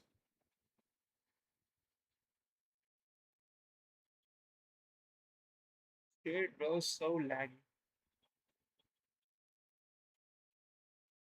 I think Gento is too much heavy, I guess. Plasma made by KDE. What is KDE? All at this time it is working fine, I guess, because of 2 GB RAM.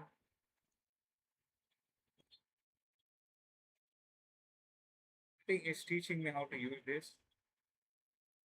Bro, this is looking same as that thing. Gento is same.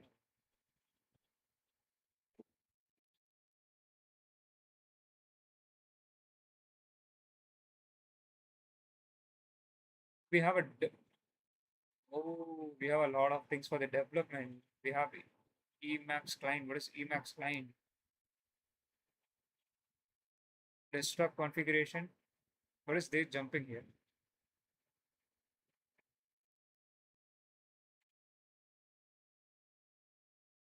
Um, let's go with the 16.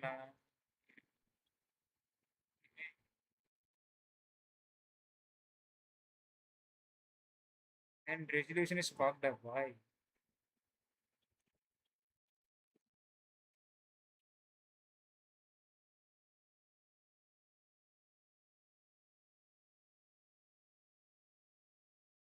Why the resolution is getting fucked up?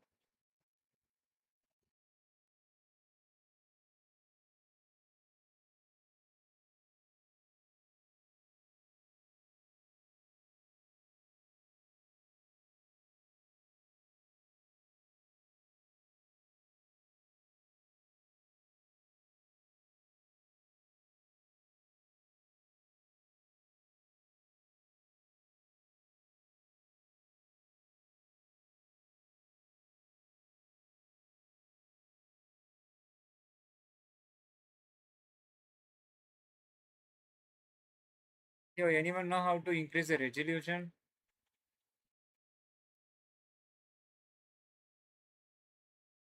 I think it's because of scaling or what. Yeah, that was because of scaling.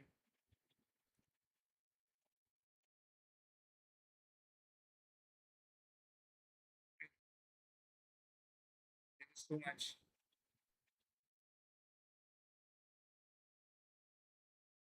Can't even see the menu items right now.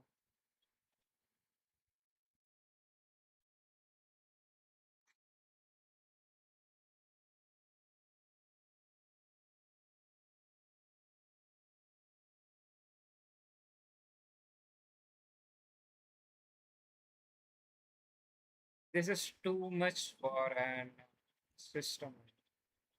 Yeah, this is fun.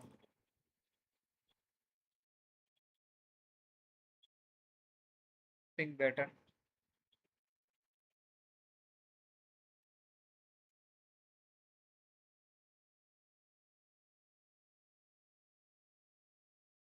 But it's lagging as fuck, bro.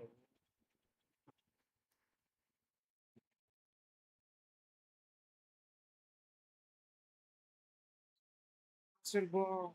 What the fuck, bro? Do we have fast switch? Oh, fast switch.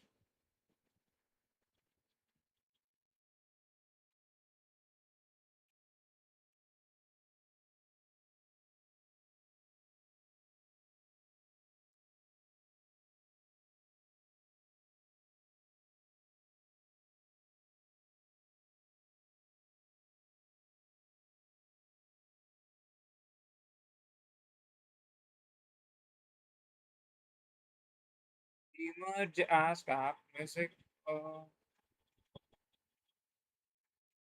we don't even have APT to install this shit. Like, what is this? Emerge as a app music. Fast API.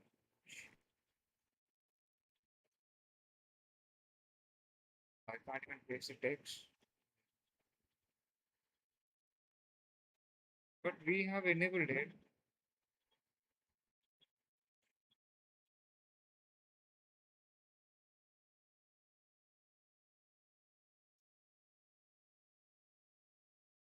To make it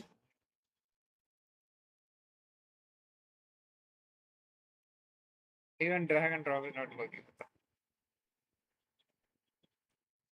Maybe I'll type it on.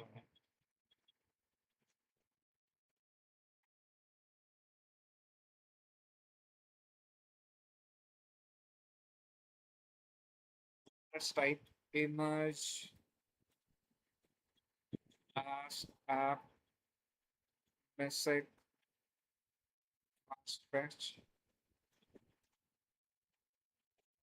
enter live CD. Your current profile is invalid. If you have just changed your profile configuration, should revert back. And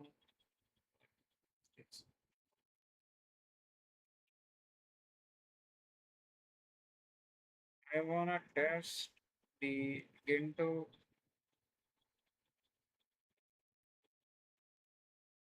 Give me, give me, give me again. Give me again. I see.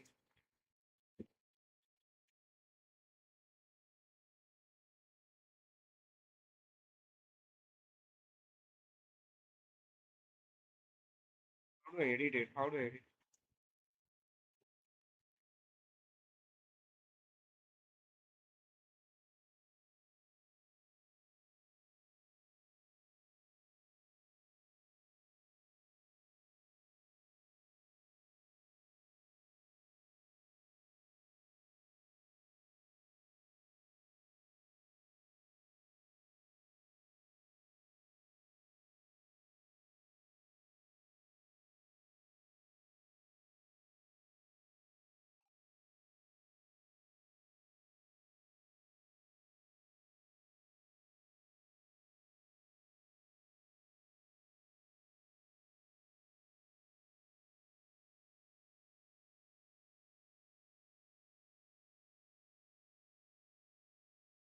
Before installing any visual tools, you must tell the Gento to compile them with the graphical support. Open the configuration file. Let us open the configuration file for now.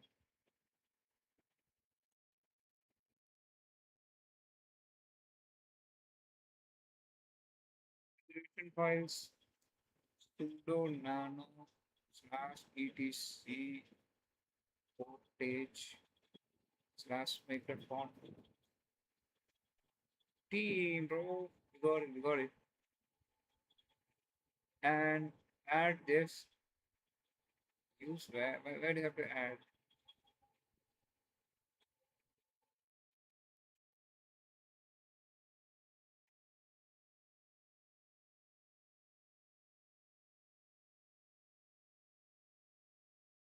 This is so big, bro. What the fuck?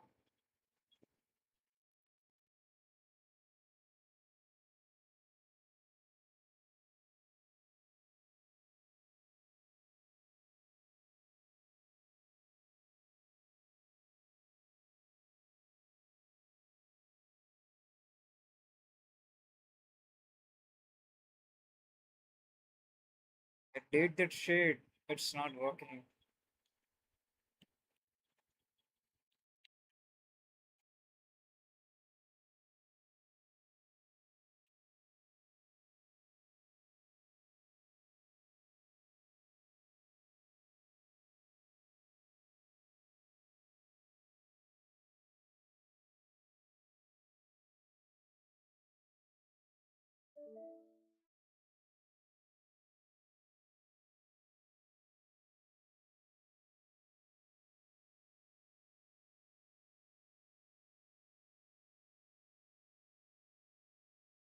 CPU RAM, I'm trying to run in Firefox as well as the terminal. Trying to do rising thing. I wanna crash my system right now.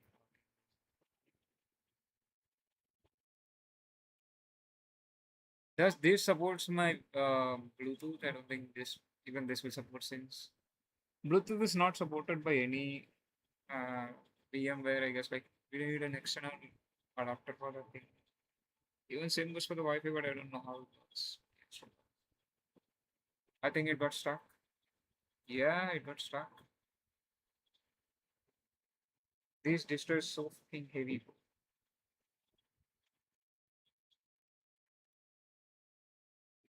Fucking- We need something light, which can be ran on one, even on 1 GB RAM. Something. The Intel is too much heavy. Not for use.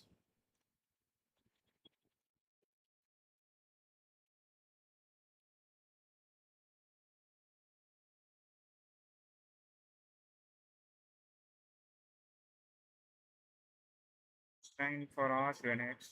I think it is supposed to be 300 MB size, I guess. Why it's taking a lot of time to load the Arch Linux site? Even the site loading is too much time taking, I guess, in the Arch Linux. And what happened to the Arch Linux? Did the site, I mean, did the Arch Linux die?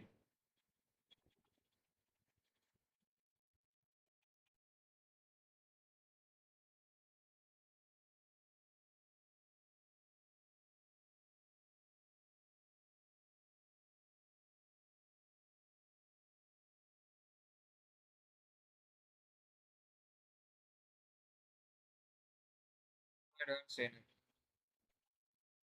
Even budgeted didn't work.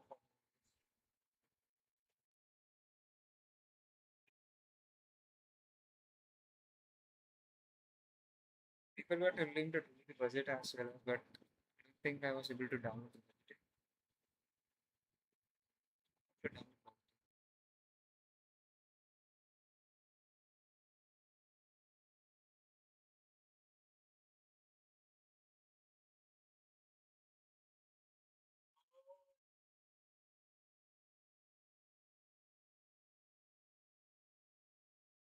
Is a vendor till Tiger Lake, yeah.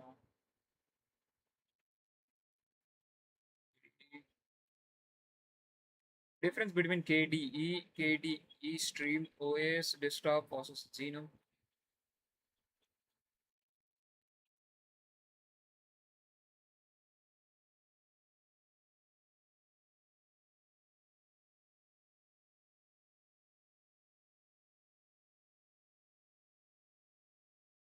Genome, the main difference between Genome and KDE is that their design philosophies, layout styles, customization levels.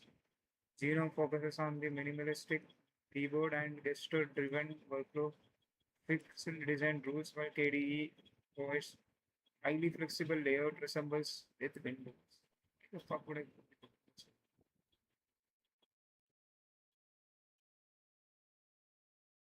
no,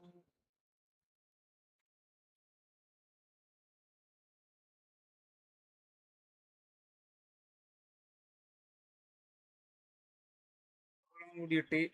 US 6 GB. I don't think you'll be running for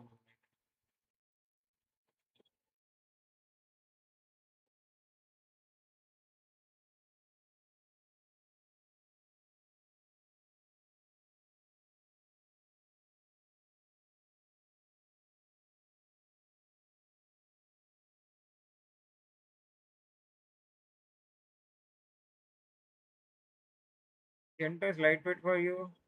It sucks though.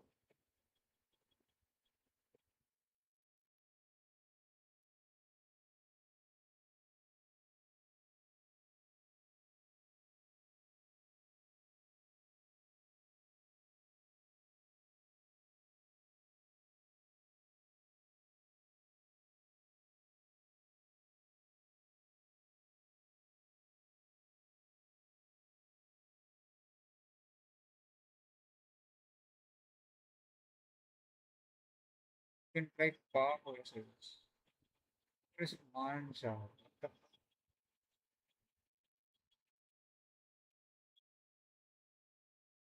Why every distro is same as this shit? Same logo.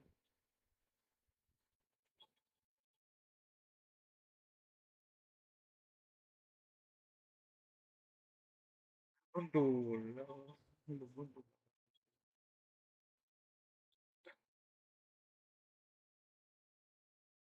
OS.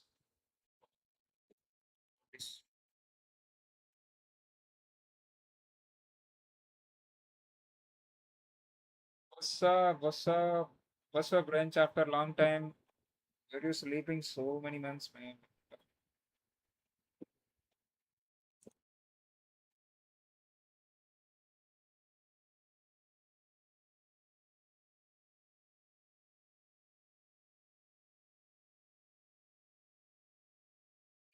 How much is the size of this?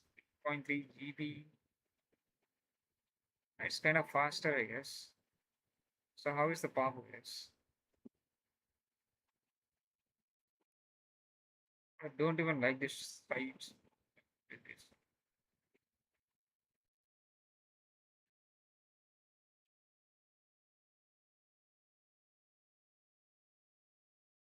Print is the way.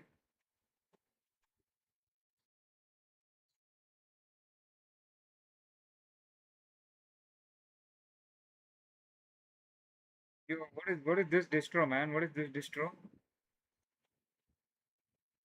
What the fuck? This looks so good. Damn. Window PowerShell. What the fuck? Don't tell me this is Windows. Must be too much resource taking thing, I guess. So I had to fucking install a lot of customization for this.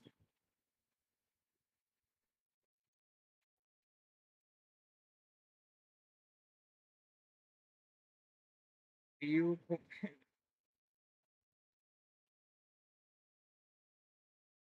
oh, I need a good distro. If there is no distro, let me. Oh, the customization depends upon us, I guess. Like, we can do anything.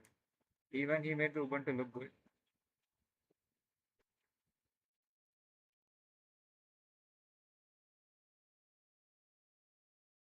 Enter Ubuntu if you're new, but my config is not that heavy, I guess. I don't think my system can support that much. See here.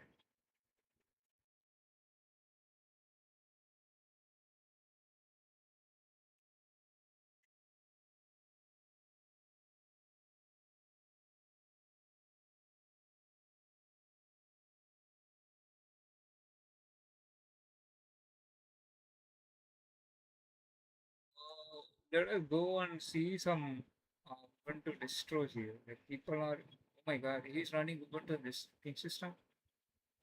What is this system? What is Intel Atom? Intel Atom is a good.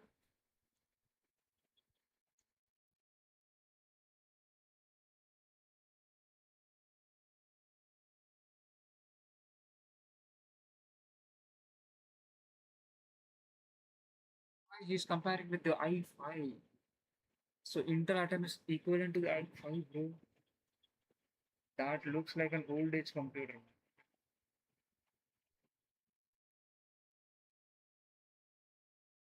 Even in that, Ubuntu is running, but I don't think he can do much there. Like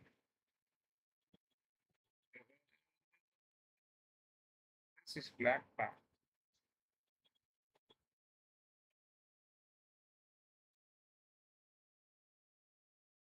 He is running on a fucking 1 GB RAM.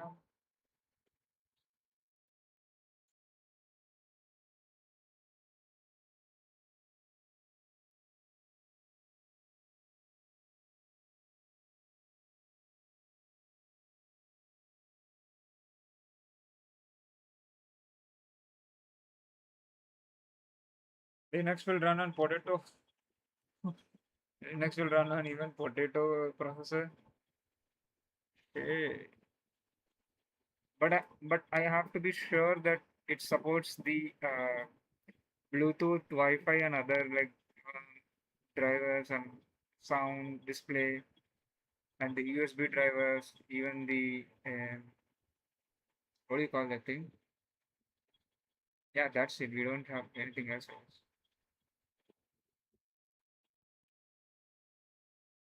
I ran Linux on Pentium processor. Crazy. fucking crazy. I'm just looking for some good distros. Like Mac like we did.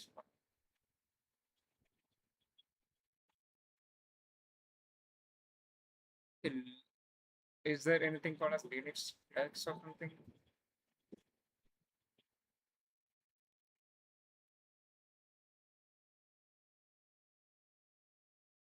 Distro is this? Let me see. What the fuck is this, man? What is this distro? All 9,000 operating system. Heuristic. Oh my god.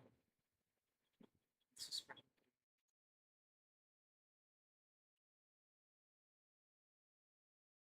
oh, fastpass can be configured to get anything. I'm so dumb. This is only for the fastpass. I'm looking for Linux.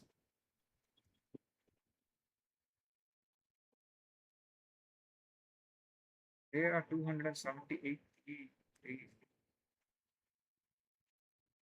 You guys don't have anything related to the rising. Do you have rising thing?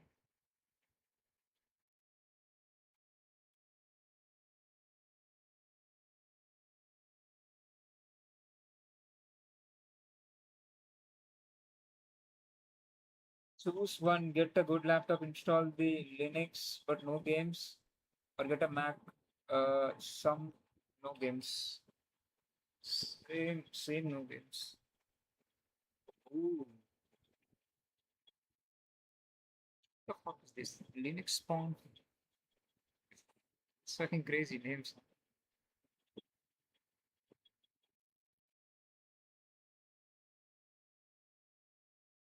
What is the difference between the Unix and Linux?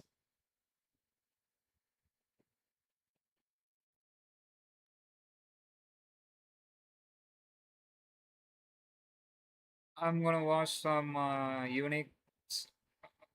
Uh, whoa, what the fuck is this, man? Unix is old thing. Oh, people are cooking with their creativity, I guess. You're fairing. I didn't watch the anime, but I still remember her name, like from the reels, I guess. So people are so crazy with the configurations. Can you show me your configuration? What's your name, man? Like, Talakpa- how do you spell it? Talak Talakpaya Talakpaya.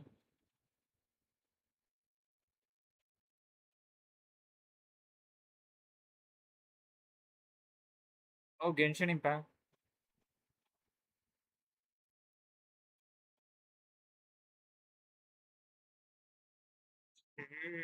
This must take a lot of resources. Even running this shit took a lot of resources on my system. It got hung. My system got hung. The website is hung, bro.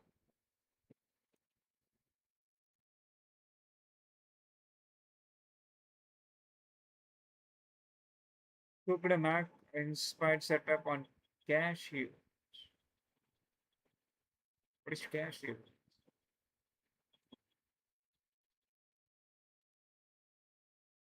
Just call me Thals.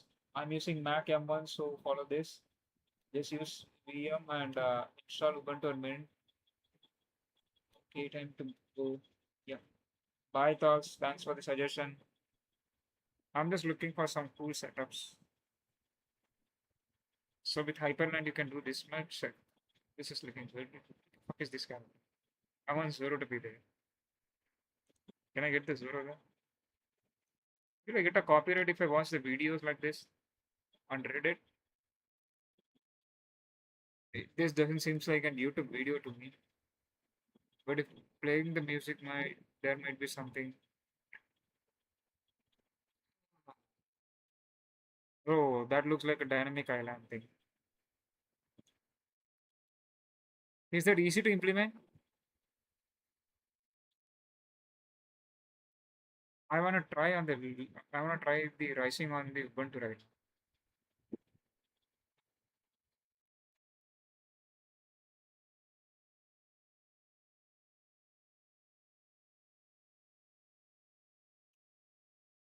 I'm taking 10 minutes break. I'm just looking for these distro setups that looks cool, so I can try to replicate that on the VM. Oh, these videos are getting fucking stuck. I don't know what the fuck is wrong with it. This is Blackpink. Wait, all these videos are getting fucking stuck, I guess.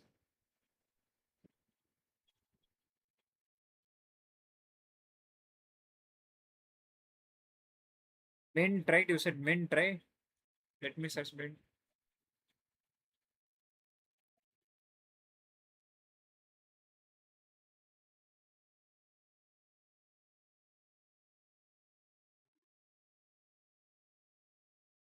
The wallpaper is looking cool. The rest of these things are shit. XFE, XFCE. Those are hard to do. Let's download XFCE, whatever.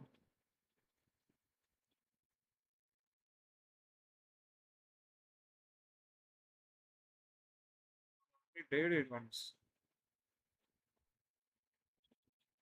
Cinnamon on which one should I download? Like XFE edition, classical traditional, Cinnamon edition. All these are customizable, right? They stopped between 2006 and 11.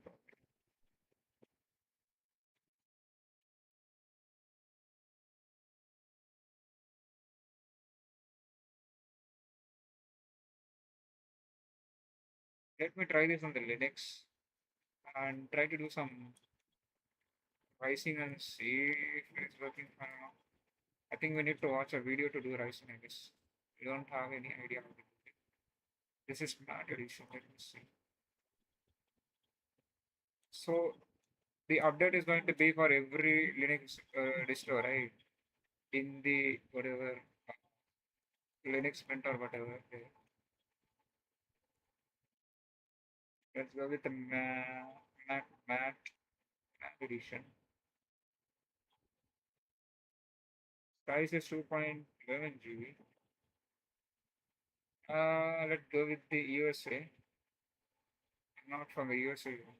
Still, we got the Indian, right? People. Will it download or not? It started downloading. Until it's downloading, until then we can look. But the Linux Mint.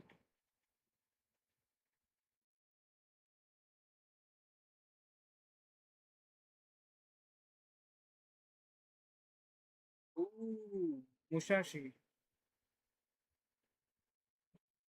Oh, that keyboard is fucking sick. Is that pink glowing? What is that? Violet? It's a transparent keyboard. Damn. And what the fuck is this? All this are tomato sauce? Even here he has the same, here he has the same. Bro is trying to flex.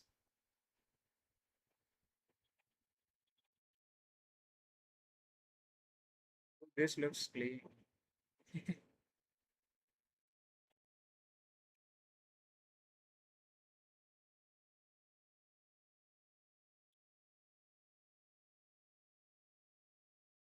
Winterizing attempt, first rising attempt. Let me see. What the fuck did this guy do? What the hell is this? So fucking crazy.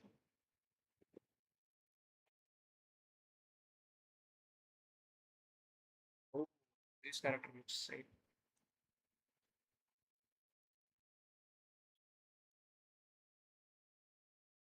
I don't want LGBTQ kind of theme like this. Look like LGBTQ theme.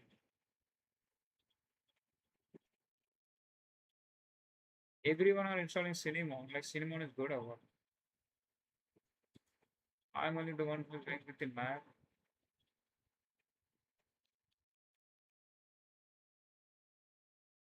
You can even set a fucking video on the wallpaper. Nah, that's gonna hang. So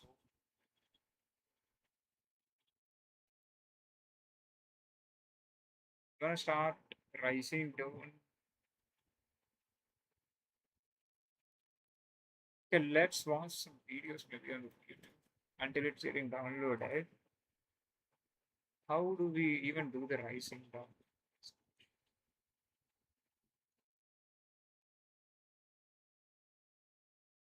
Yeah, let's search like min price. Linux. Yeah. XFCE. Yeah, yeah.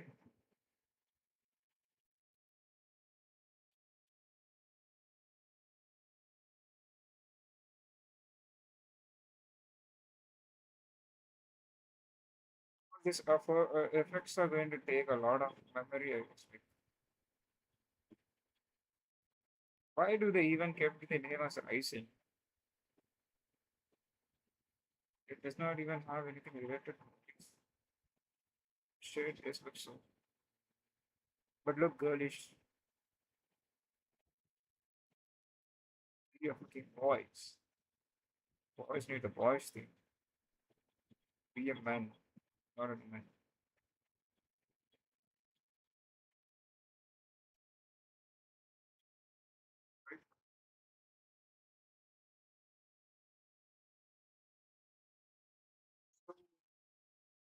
Linux when the XFCE review.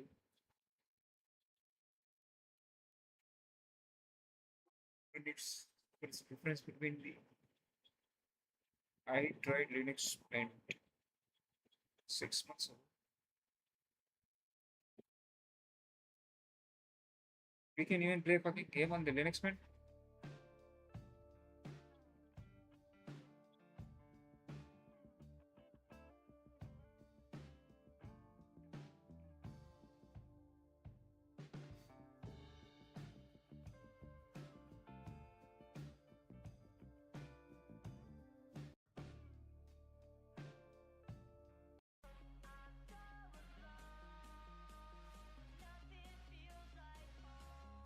Lap can't even become 180-degree flat. How the fucking your laptops are doing that?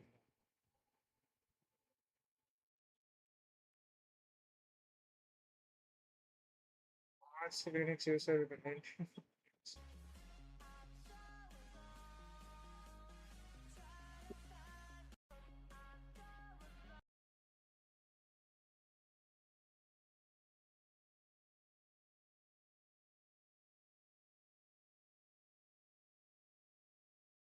People are so much talking about XFCE. What is XFCE?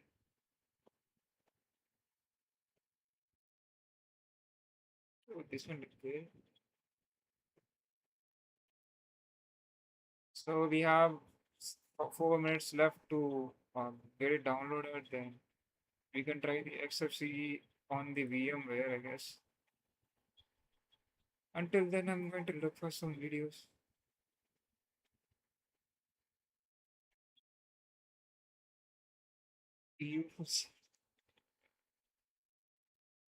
Why there is no rising for the men?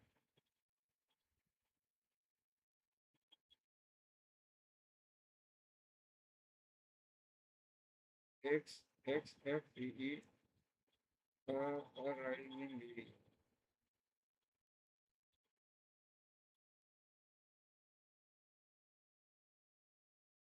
XFCE is a Linux desktop environment that aims to be fast and lightweight while still offering you a full desktop experience that can serve your applications as well as play video games. But it's not just a great choice for lower powered machines that might struggle running other desktop environments, but also more powerful ones. However, XFCE suffers from one problem. By default, its design, layout, and overall feel might not be that attractive to a lot of users, despite being quite Oh powerful. my god, In today's bro. video, we're going to take a look at how you can make XFCE look a bit more modern, while still keeping it lightweight so that it still runs great on lower powered machines. And without any further ado, let's get straight into it. Alright, let's get the boring stuff right out of the way. Theming, changing icons, and the default font. In order to change XFCE's appearance, we first want to open up a browser of our choice and head on over to xfce-look.org. At the top of the page, you'll find a search bar, whereas you want to enter Cogear and select the one that says GDK Free 4 themes. On the right side, you'll find the download button, whereas you want to choose the first option. Then, in the description of the current page, we also get a link to the corresponding icon theme, which we also want to download. Next up, we want to look for the Whisker menu transparent rounded theme.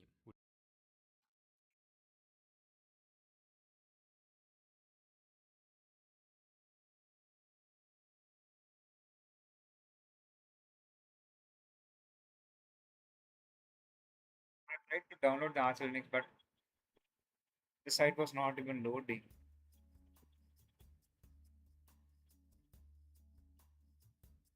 I want this kind of setup, whatever he has on the top right now.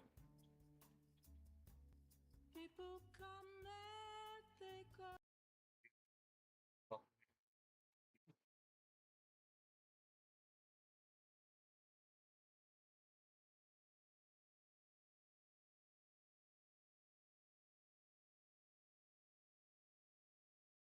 Instead of main search index, pricing, ignore.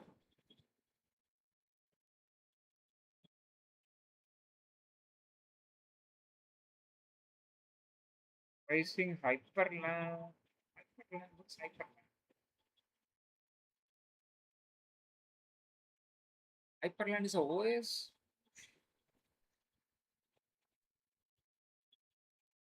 Hyperland does no, I never heard of this Hyperland. And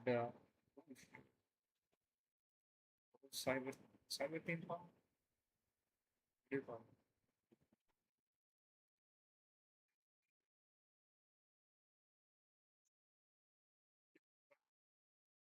Yes. Supports. Yo, this is sick, bro. I should have tried Hyperland instead of Linux Mint. Why there is NDViews? What the hell is NDView? What the fuck is doing now?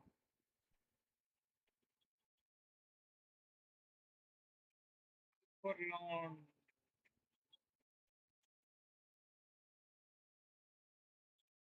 This.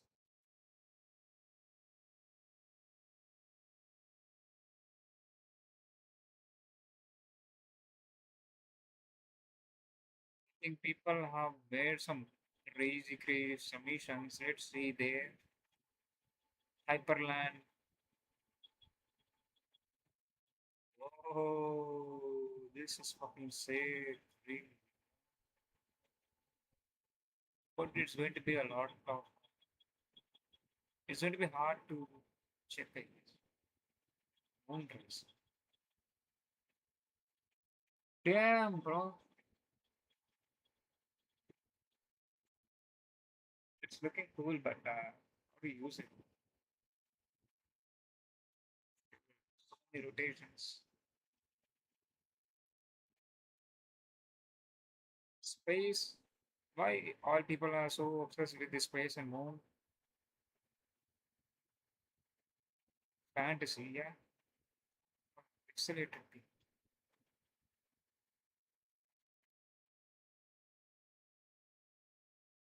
Looks like mine.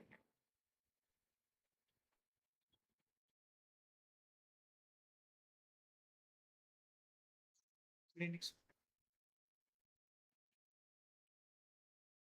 Oh, what the hell is this? Is it mouse pointer?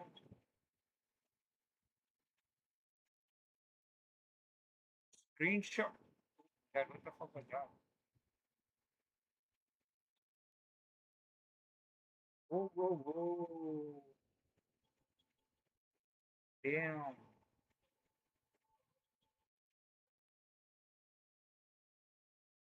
Bro is looking so.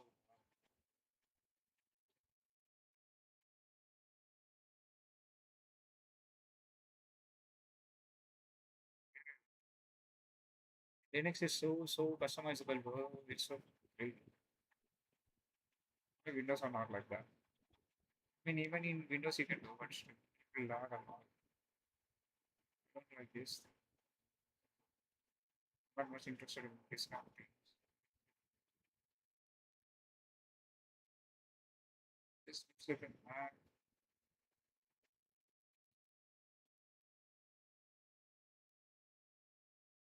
You know,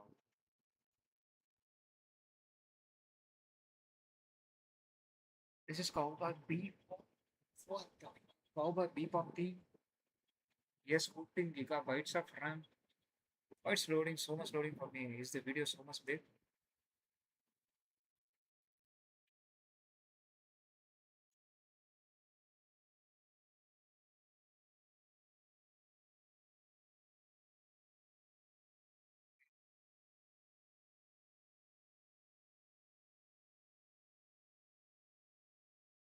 Even the fucking clock is moving. Oh, on the clock, if you click something, then the terminal is getting open. Aurora look.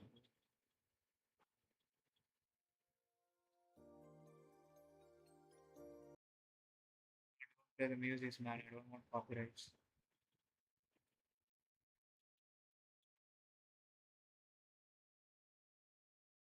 Pokemons.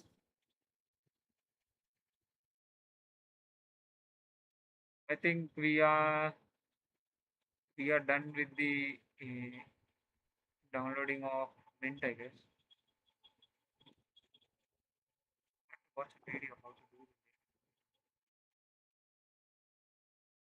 CLI, Command Line Interface, a way of interacting with a computer using only written commands. If you're someone who doesn't use the terminal regularly, you might think, why should I care about CLIs? They're nerdy and stupid and pressing buttons is way more efficient than writing prompts. But look at my desktop, it has colors and text movement and it looks like I know what I'm doing, but in reality I can't even solve a LeetCode medium question, but I don't care. I need the funny pipes.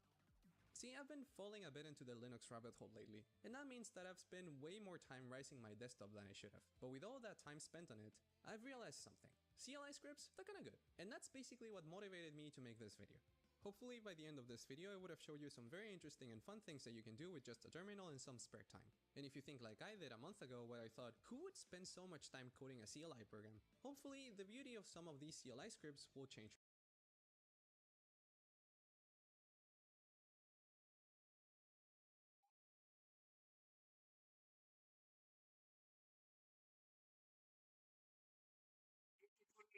Opinionated seems like the Elisa JS. Let me see what it is. Umachi is a beautiful. It's 46 minutes video. I'm not gonna lie.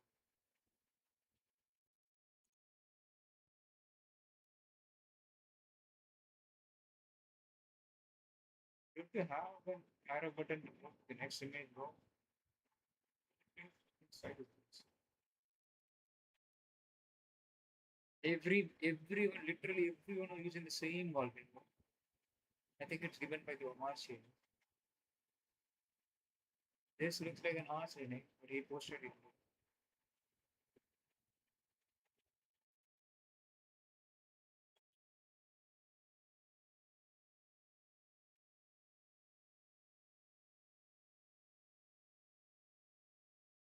This setups.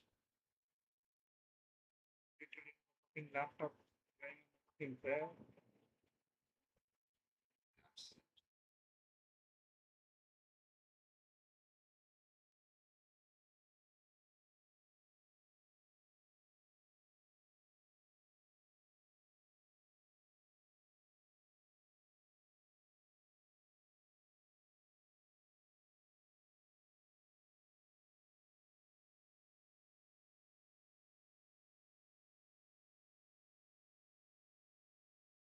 It's created 3 hours of video to try something.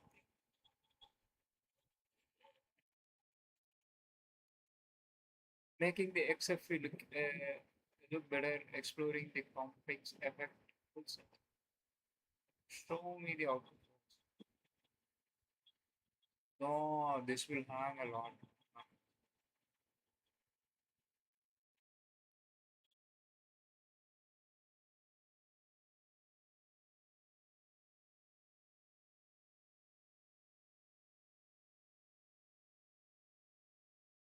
change something different.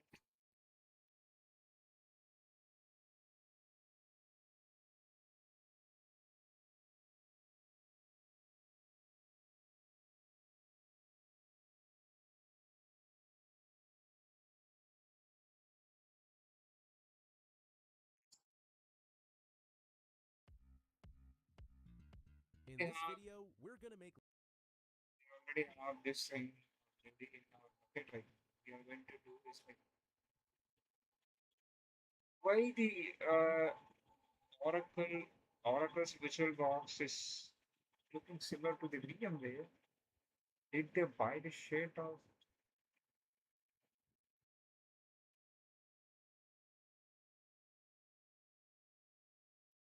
did oh, my space is not getting freedom?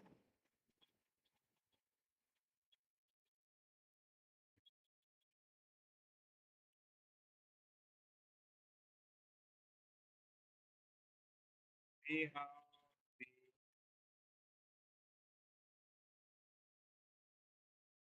we have Linux Mint with us now. Linux Mint is going to be with us for a few minutes.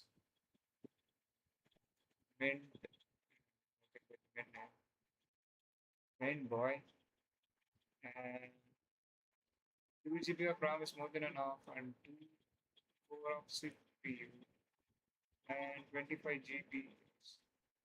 That much I don't know. 39 GB. And it says something.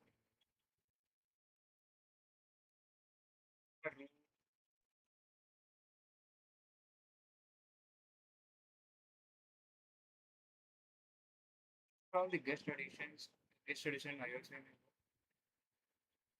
is this. So we have the Mint can't run the guest install app configuration install. Just run things whatever is needed. Get me the Mint running up. Linux Mint not just look better, but feel more modern and more useful. Even if you're just using your system casually, or for coding, editing, or browsing, these tweaks can really level things up. Let me show you something cool first. I've got a PDF file here. Just right-click, compress PDF, and that's it. From 2 megabytes down to just 600 kilobytes in one click. Super useful if you email or share files often. Now check this out. I'm opening this app in full screen, and that annoying system title bar, gone. Only the app's own menu is there, looks way cleaner, and feels more like a native app experience.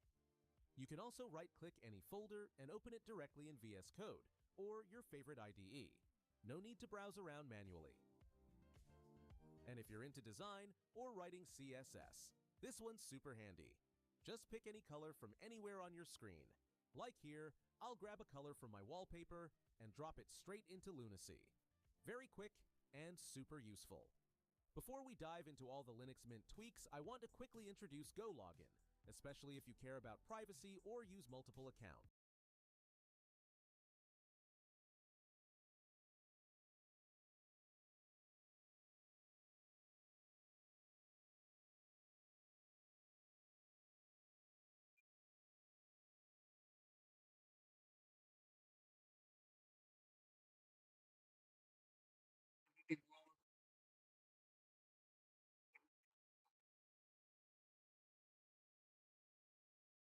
Linux Mint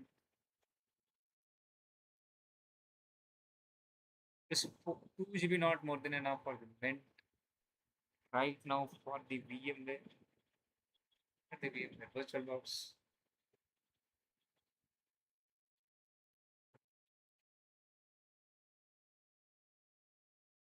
Oh, what happened to my VirtualBox? It's not working at all. I don't see anything. Okay. Yeah. I think everything is fine, fine, fine, fine. Okay, okay, okay, okay, okay, okay, okay, okay, okay.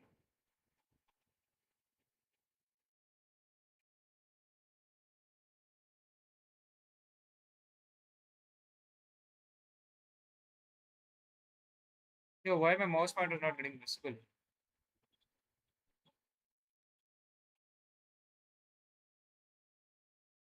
It gave me a Ubuntu. This is a browser. Ah,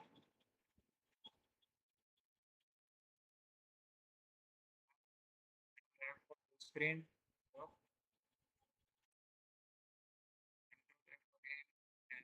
scale it.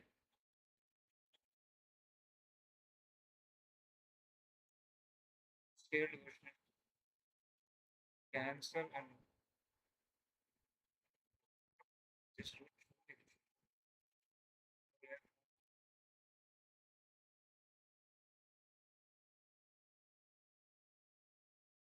make it big.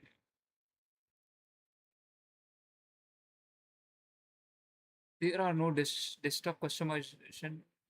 They're going to change desktop.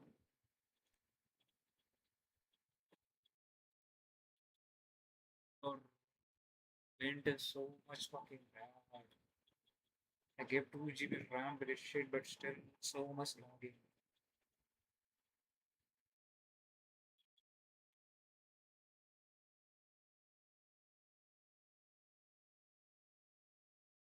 I literally don't even have anything on the system, but still lagging.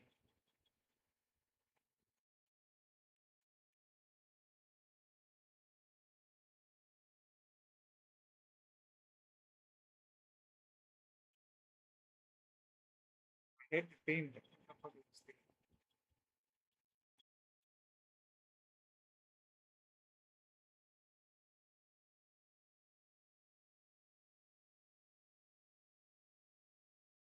No way, my mouse got stuck.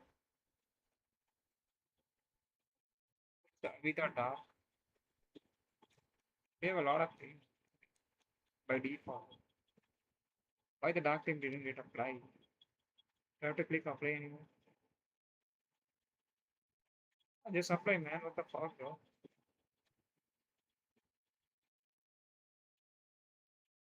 And mint, mint.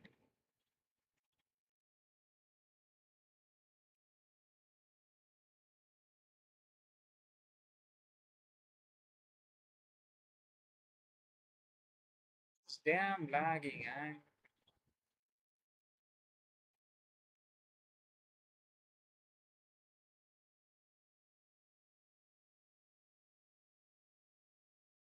This does not even have any keys. Will Ubuntu work without lagging on 2 GB RAM?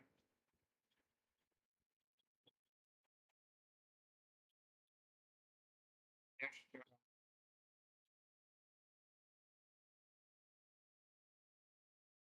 And failed the test, I guess.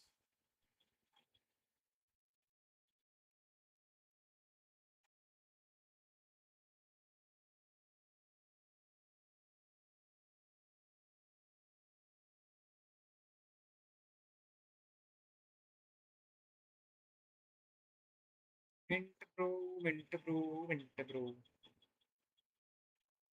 Mint Pro is not my type.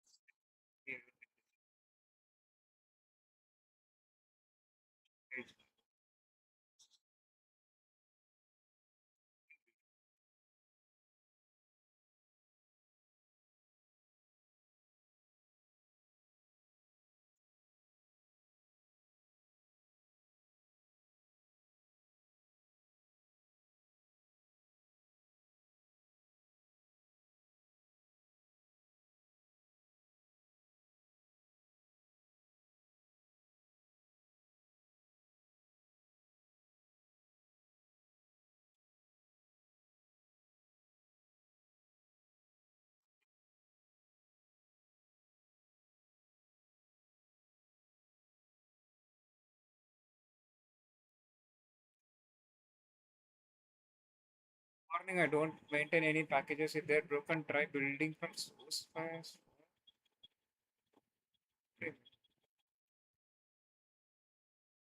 Can't even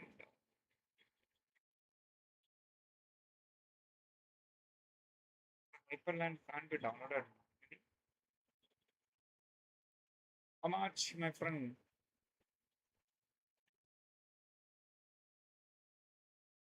We needed Mr. Guy. This should. Oh, it's 8 GB, 8 GB. 8 GB OS, what the fuck?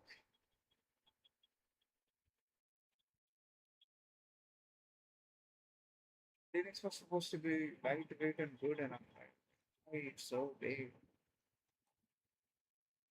The Arch Linux is not even working. What has happened? Okay, now it's not. You gotta download it. There's a direct download link.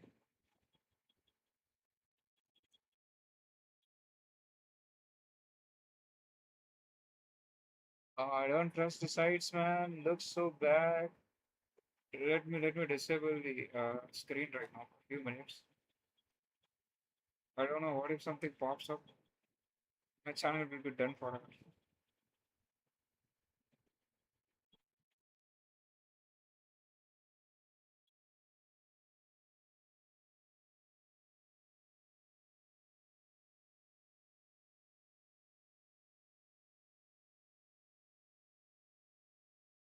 Fortunately, we got the right file.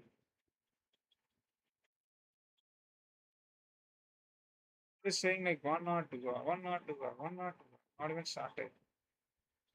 I think this side is there.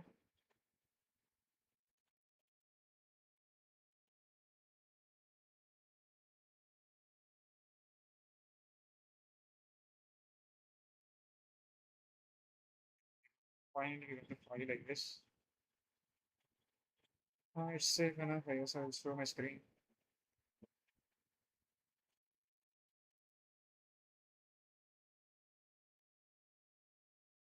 Oh, it's been 8 hours now. What the fuck? We go now.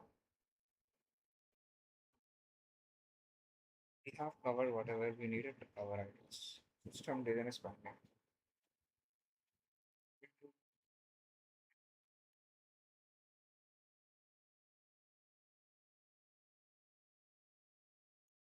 This is pending.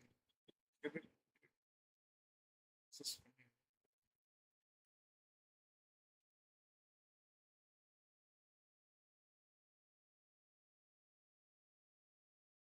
This thing and other ones are wow.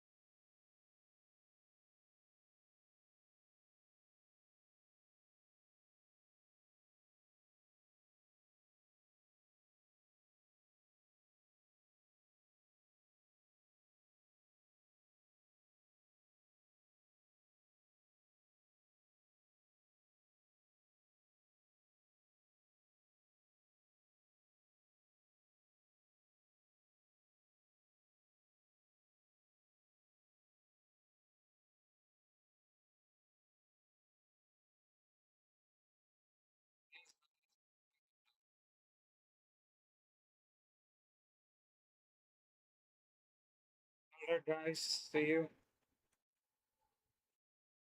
We'll do stream at 6 and 4:40. I will come around 7 p.m. I guess. I'll come at 7 p.m. Let's see. Signing out now.